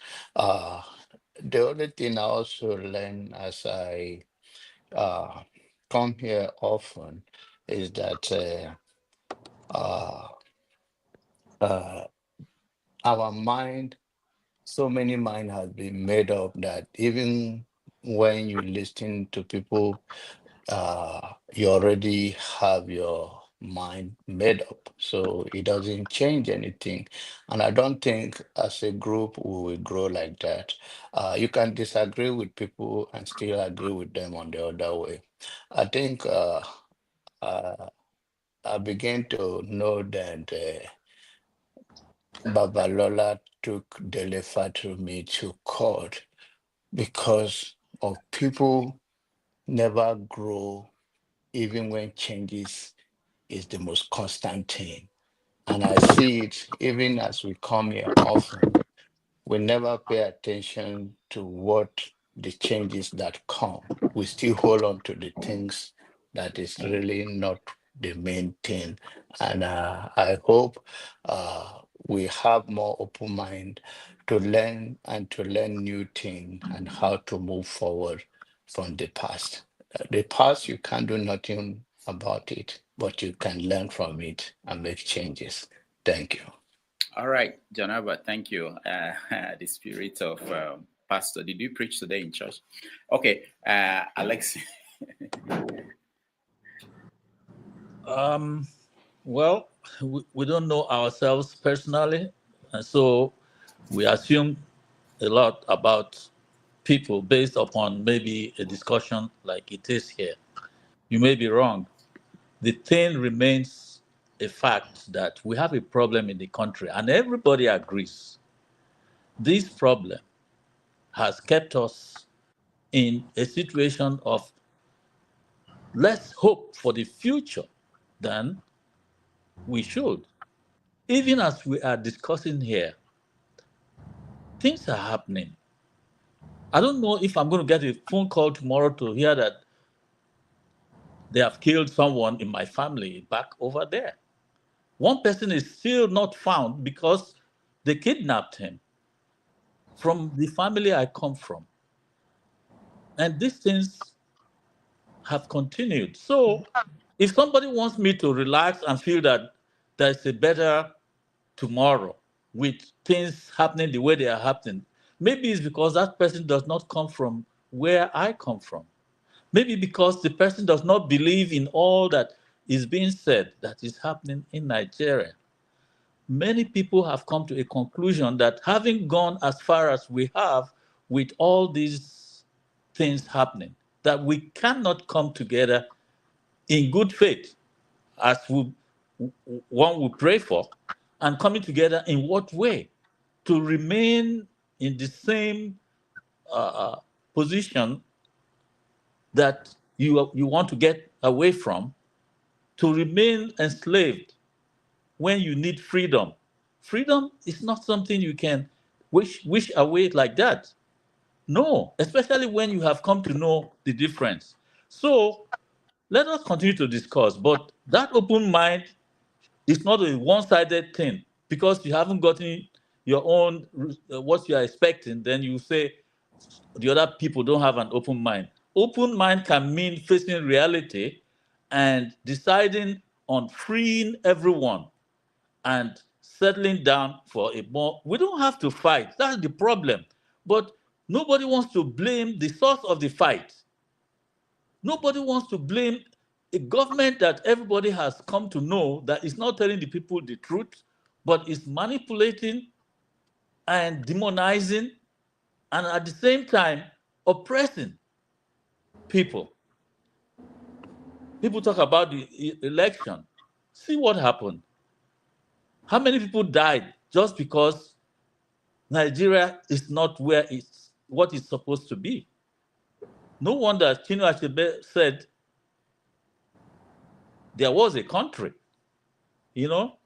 And for those who are facing reality and knowing that we really need this freedom, it doesn't have to be going back to Nigeria to go and start fighting, because the Biafra in the first place does not call for fight. What they are calling for is for a change that will give the people freedom. And they see that freedom in Biafra. You have to prove to them that they can get that freedom without Biafra. If you are in a position to go and negotiate with the British or whoever else is holding us down, not even be in a position, you should join any group or intellectual discussion that should do that. Let the person go. I respect Ogbunwezeh. I enjoyed his lectures. I enjoyed the ramification that he unfolds when he's talking about an issue, especially international historical events that we hear from him from here. I enjoy all that. But I have my concern about making it look like those who are looking for Biafra are just, they're mad, they're crazy, they don't know what they are supposed to know. No, don't say it like that, because the people need freedom. And that freedom, if you think there's a better way to get it, go along that line and look for it for them, including his own people. So that's simply what I try to share here. But then when I see it happening the other way, I have no choice but to, say it as it is, that the blaming of the people who are being killed every day, anyhow, anytime, anywhere, should stop. Who are the people killing them, or why? Oh, we know things that happen, but we tend to shy away from the crimes being committed from a very high level of governance in Nigeria against the Igbo particularly. Why? That's why they continue. But we have known enough as a people not to sit back and not push back on what we know, that whether we do it or not, we will still die. They will come and kill. So we might as well die trying to push back. That is the summary of it. Biafra is a goal, and we are close to getting it in the way that we want it. Not that we haven't gotten it, because it was declared. But you may say, oh no, it's a waste of time.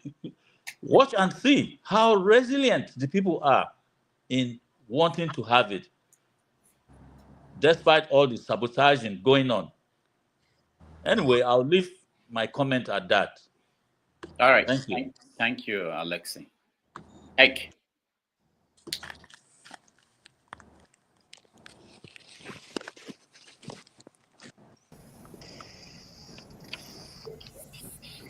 Wow, we have had so much today and had enough today. I've listened from so many angles, so many perspectives.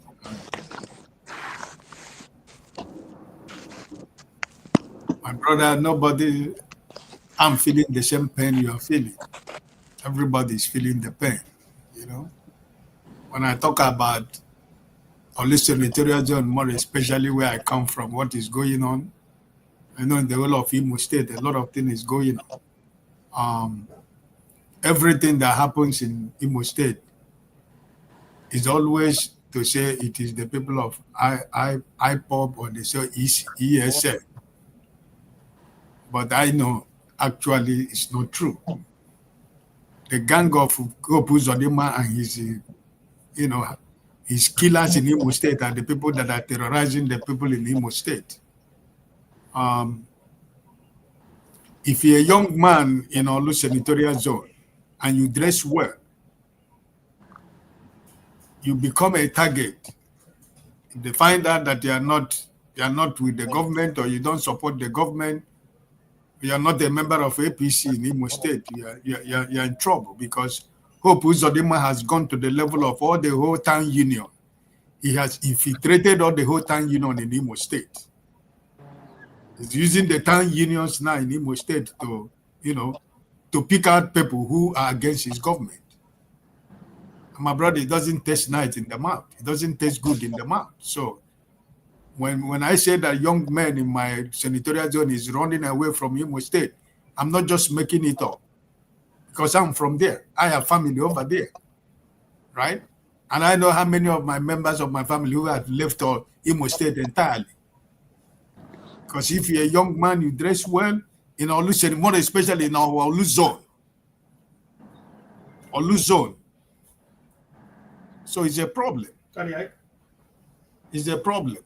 So I do not want people to continue to die unnecessarily, because my family is involved also. Nobody's safe in my family. My family, my sister, they have left Olu completely. They are now in Warri. They're not relocated to Delta State. So it's not a joke. It's real. So my brother, everybody feel what you feel, but what we're saying is that if we put our heads together, we can find a common way to solve the problem and to get around it. And nobody's against Biafra. I'm a Biafra man. It runs in my blood. But what we're talking about is trying to find a way that we can do it, that we can be able to get our freedom. That's only my point. Thank you, Dr. Damage. All right, thank you. Maybe what I should have done is there was something I wanted to talk about, but I think I should talk about it now, just for a few minutes before I come to you. Stay humble. Yesterday, I attended celebration of life of Professor Cheka Ifemezeh. I wrote a tribute to him when he died. And at the event last night, he was an advisor to Juku during the war, and he died at 99. For those who read my profile of him, when I first came to New York, I used to go to his house, and he was telling me stories about what happened. He went to UI, went to the UK, then came here to teach. He taught at UI, taught at UNN, and he told me what happened during the war from his own perspective. And my takeaway from everything I saw last night, among the things that happened last night at the celebration of his life, the wife of Chino Achebe was there, and she came to people were surprised at what she presented during that event. She said that 5 years ago, that was when the man was 94. 5 years ago, when the man was 94, they started translating Things Fall Apart into Igbo. Achebe's wife lives in Rhode Island, and the man is in Long Island here. They started translating Things Fall Apart, and Achebe's wife read the first 2 paragraphs of Things Fall Apart and read the translation that Professor Ifemezeh did. It hasn't been published. The Igbo version has not been published. I said this to talk about when we castigate intellectuals. One is that we remove ourselves. We're not part of it. We blame them. And the work they do, the ones they've done, the places that they contribute, we don't know. We don't even read. Most of the people who are talking about intellectuals, there's nothing about Nigeria that has not been published in books, solutions. They are in books, they are in articles. But it's easy to say that they are not contributing. This man was 95, translating Things Fall Apart, published in 1948, I believe.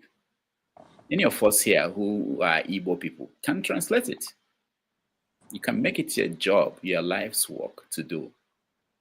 But he continued to work at the age of 95 till he died last year, December.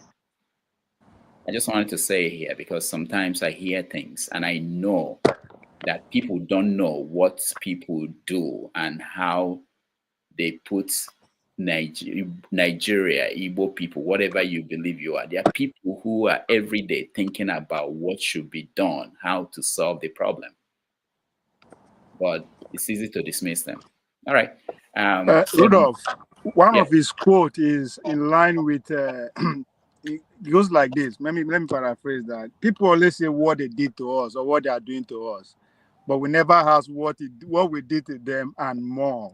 Along that line, no. The way he said it was that the things that other people did to us are many, but the ones we did to ourselves are more. Yeah.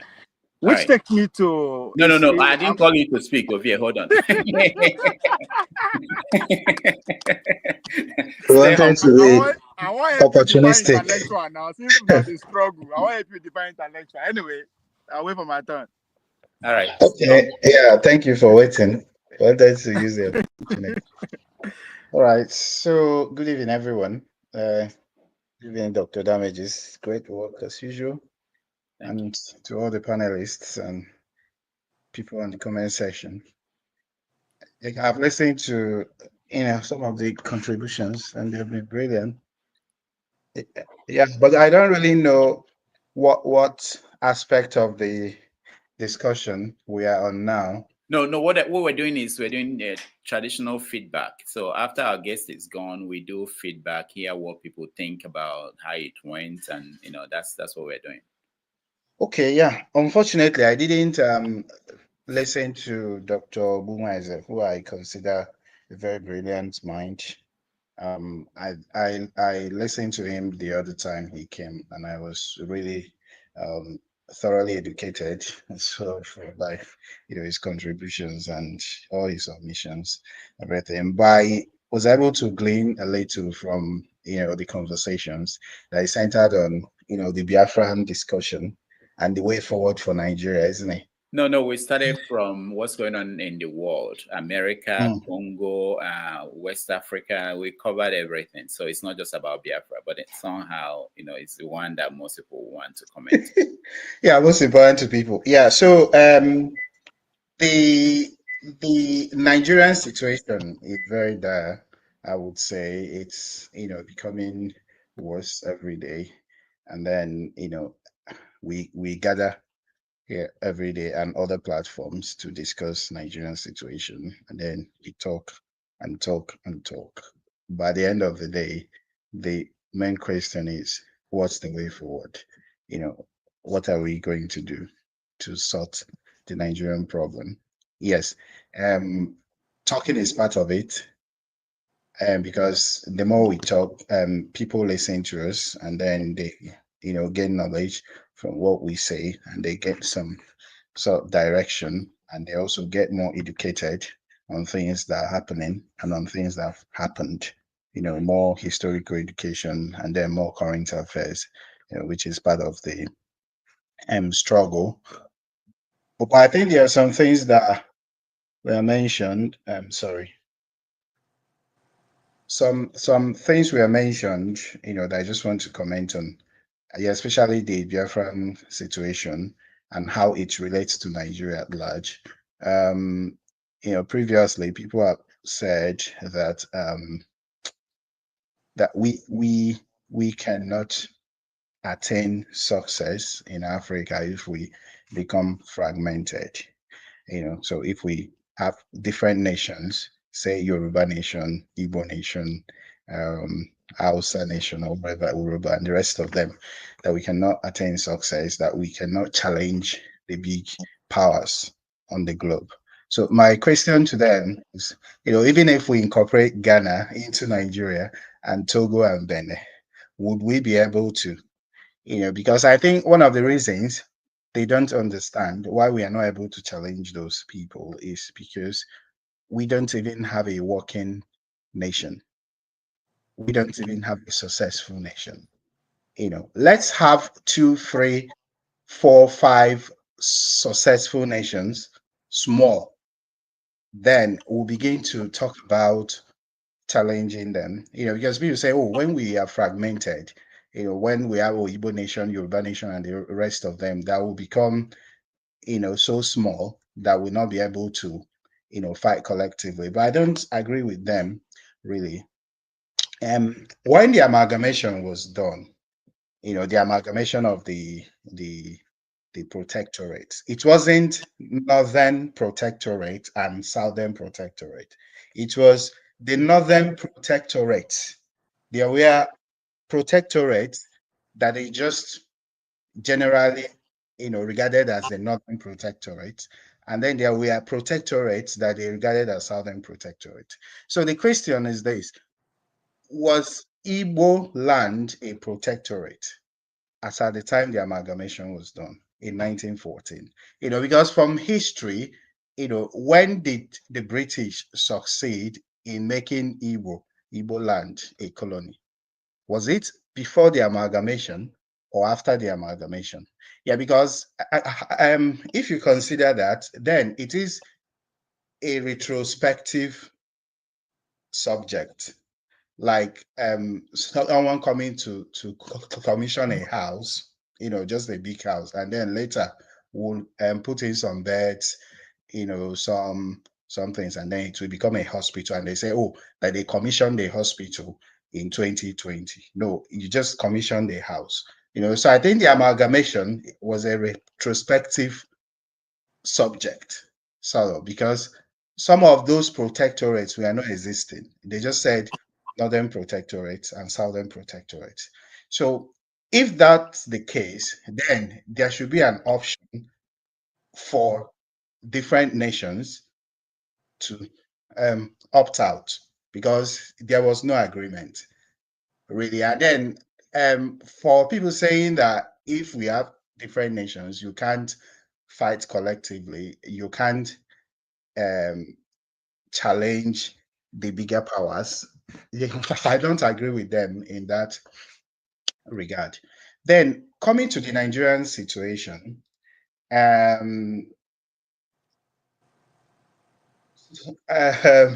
sometimes I hear people, saying that if you want to defeat the ruling class, that the opposition should come together.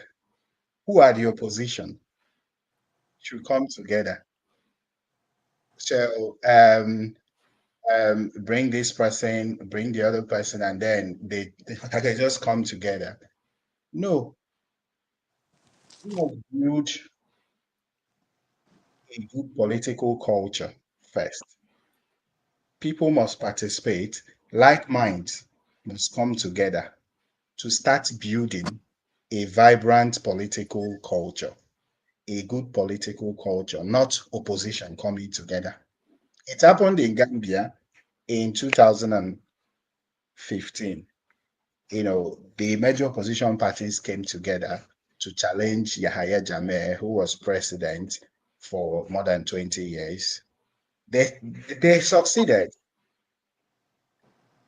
Yeah, so they chose Adama Barrow. Then he now came to power and became another Yahya Jammeh.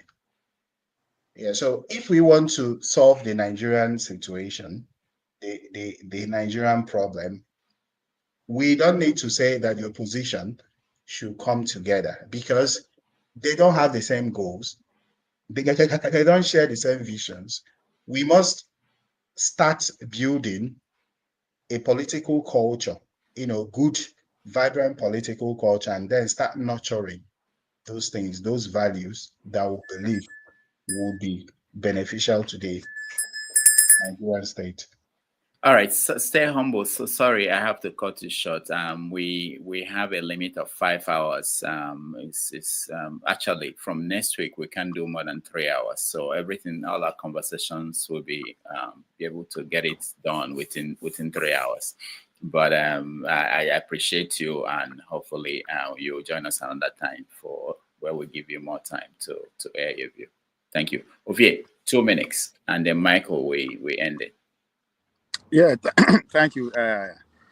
Yeah, talking about intellectuals, I think the simple definition of intellectuals is somebody who uses his intelligence, critical thinking to analyze or challenge a constitutional power or general norms or a dominant ideology.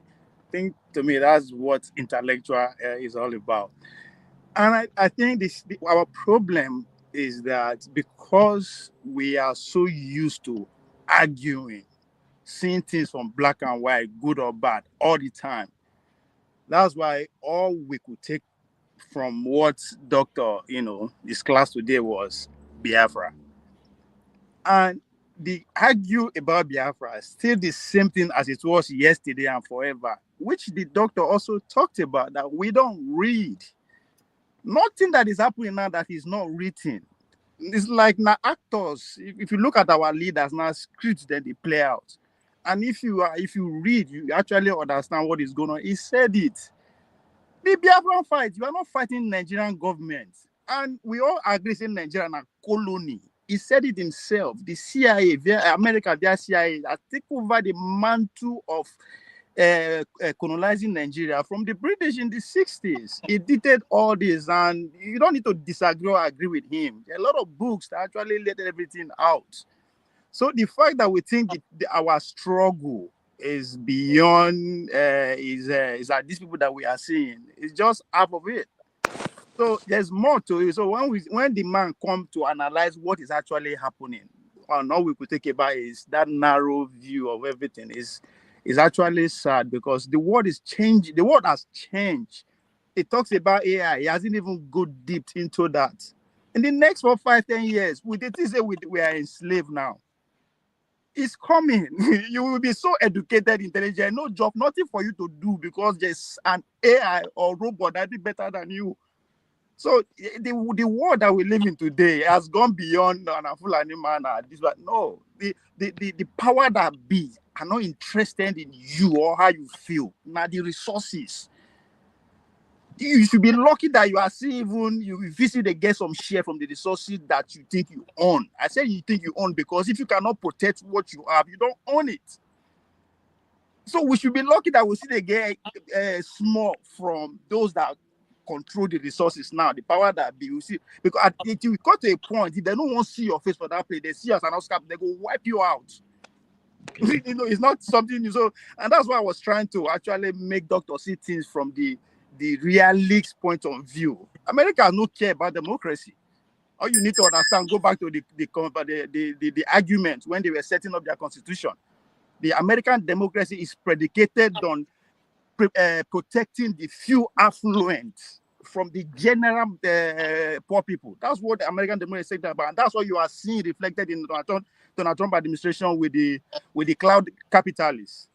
Again, go read Techno-Feudalism by Yanis Varoufakis. You understand that seeing the Elon Musk and the rest, they are not just there for anything. They are further ahead in terms of the new human being. Maybe 20 years from now, the argument will not be my son has to go to this school to be smart. No, you have to be say, okay, what kind of chips am I going to chip my kids to start a competition? That's where we are. We just everywhere where they fight. Now we fight, they go the terrorism. Now resources that they drill. Just go there, go see the international companies that are working, even so that the fights they go on. So it's beyond. So it's just sad that after everything when the man talk, we just focus on just some narrow argument that all of us don't. We think the people that carry us people are still alive, and you think you will know the truth. You will not know the truth. They are still in power. Those who fight civil war are in power. How dare you know the truth? You can't. Nobody's going to tell you. So, Moko, they see things from a broader view. It's 2025. It's no longer 1995. All right. Thank you, Ovie. Thank you so much. Final words from Michael.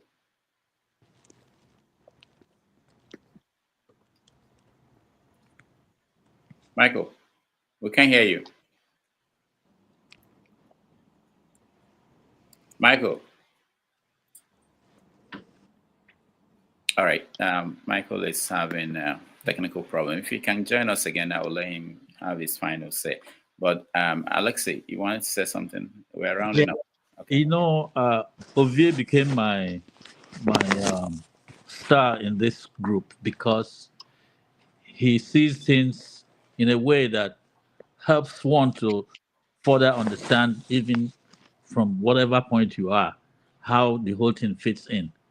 The point you just made now is, I view it a little differently, and I wanted to come back and say something. The people who are holding on to the powers that be, the reason they do not, the reason they exert more strength in what they are doing is because nobody challenges them out of fear.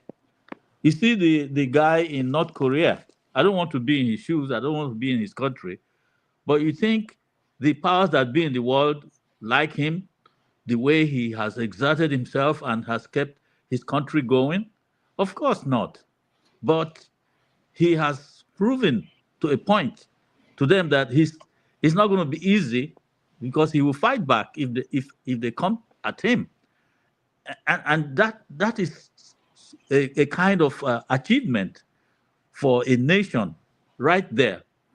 Now, these guys who kicked the French out, do you know that the French tested their atomic bomb in Sahara Desert against every advice that they shouldn't do it at the time they did it in those days?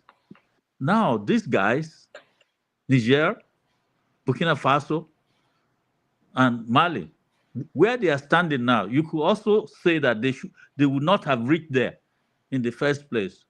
But see how they are standing. Even if tomorrow something happens, it will be on record that this is what happened and the reason for which it happened.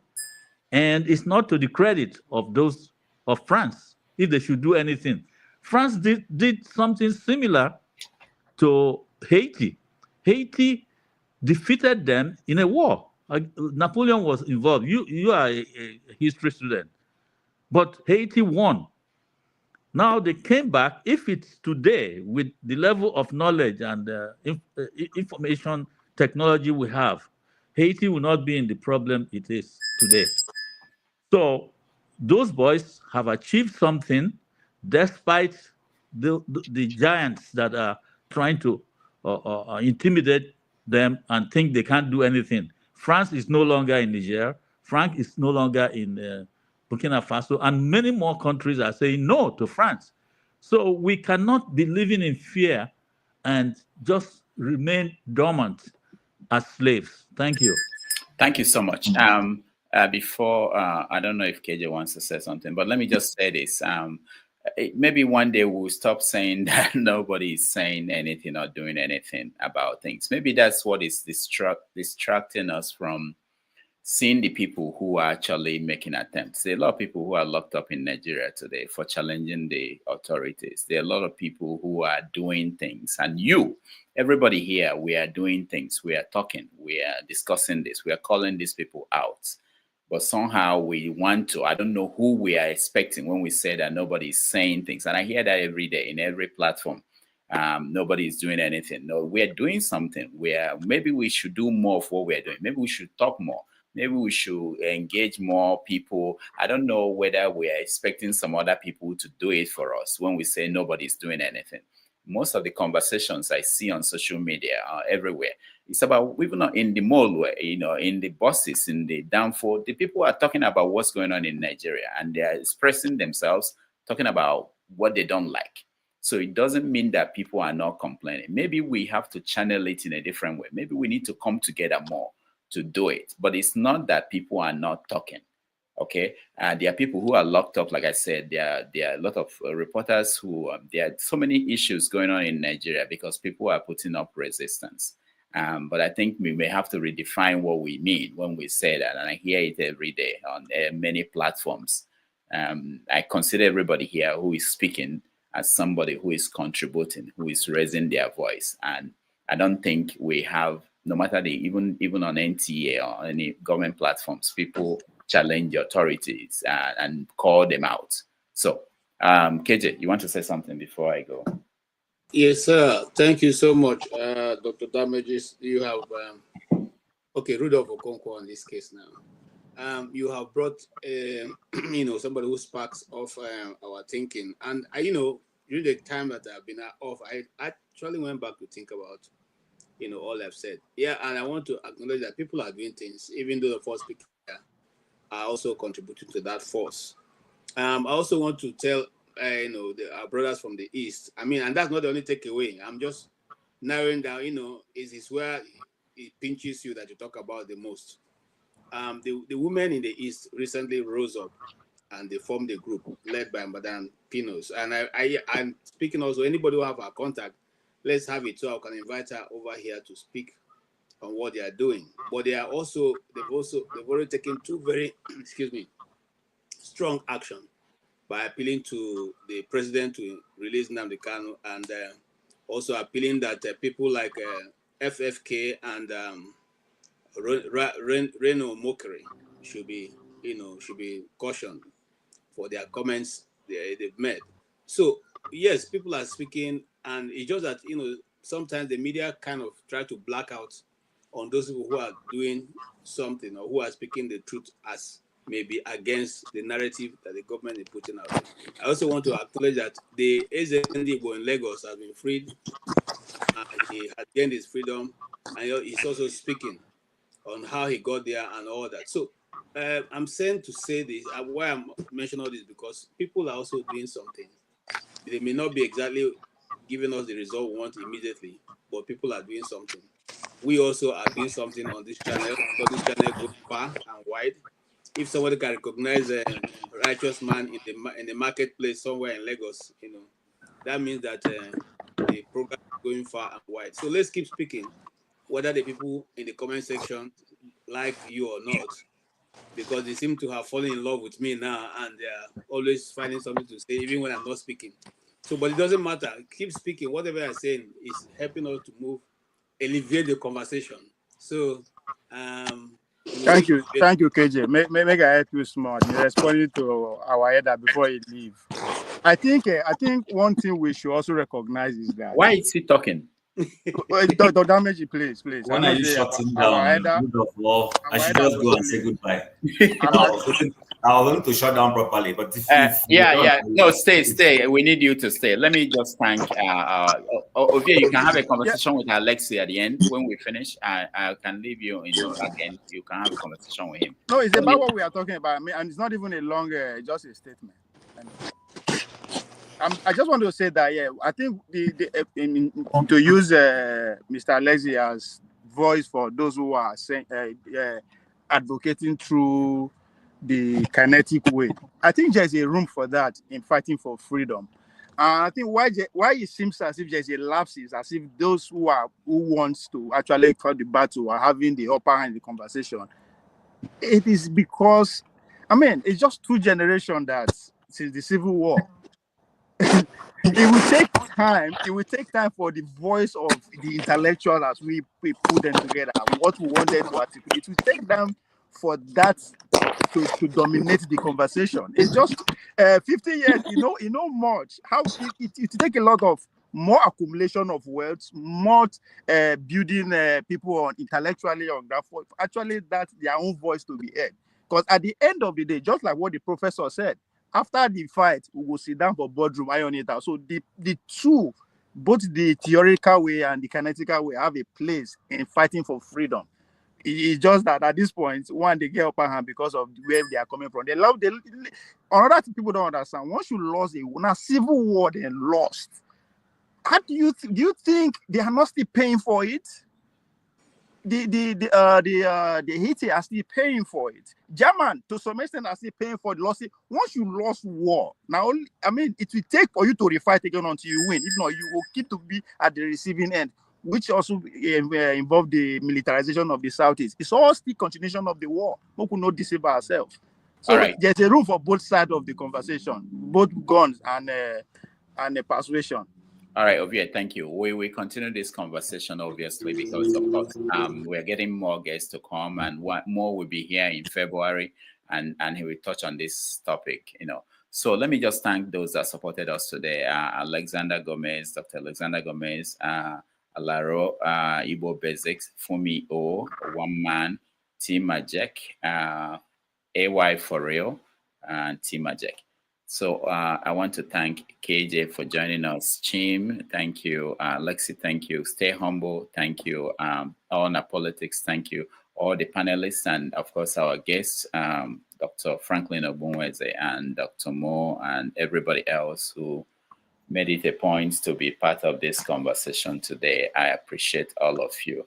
And next Saturday, we are going to continue the conversation. On behalf of all the people who are behind the scene helping out, I thank you all and see you on Saturday.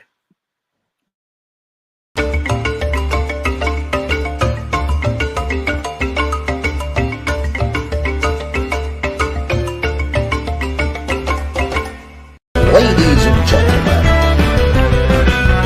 from Eurocopo Studios in New York City, welcome to Wetin Concern Me, your favorite news and current affairs quiz show. I am your host, Dr. Njakiri Dabeje.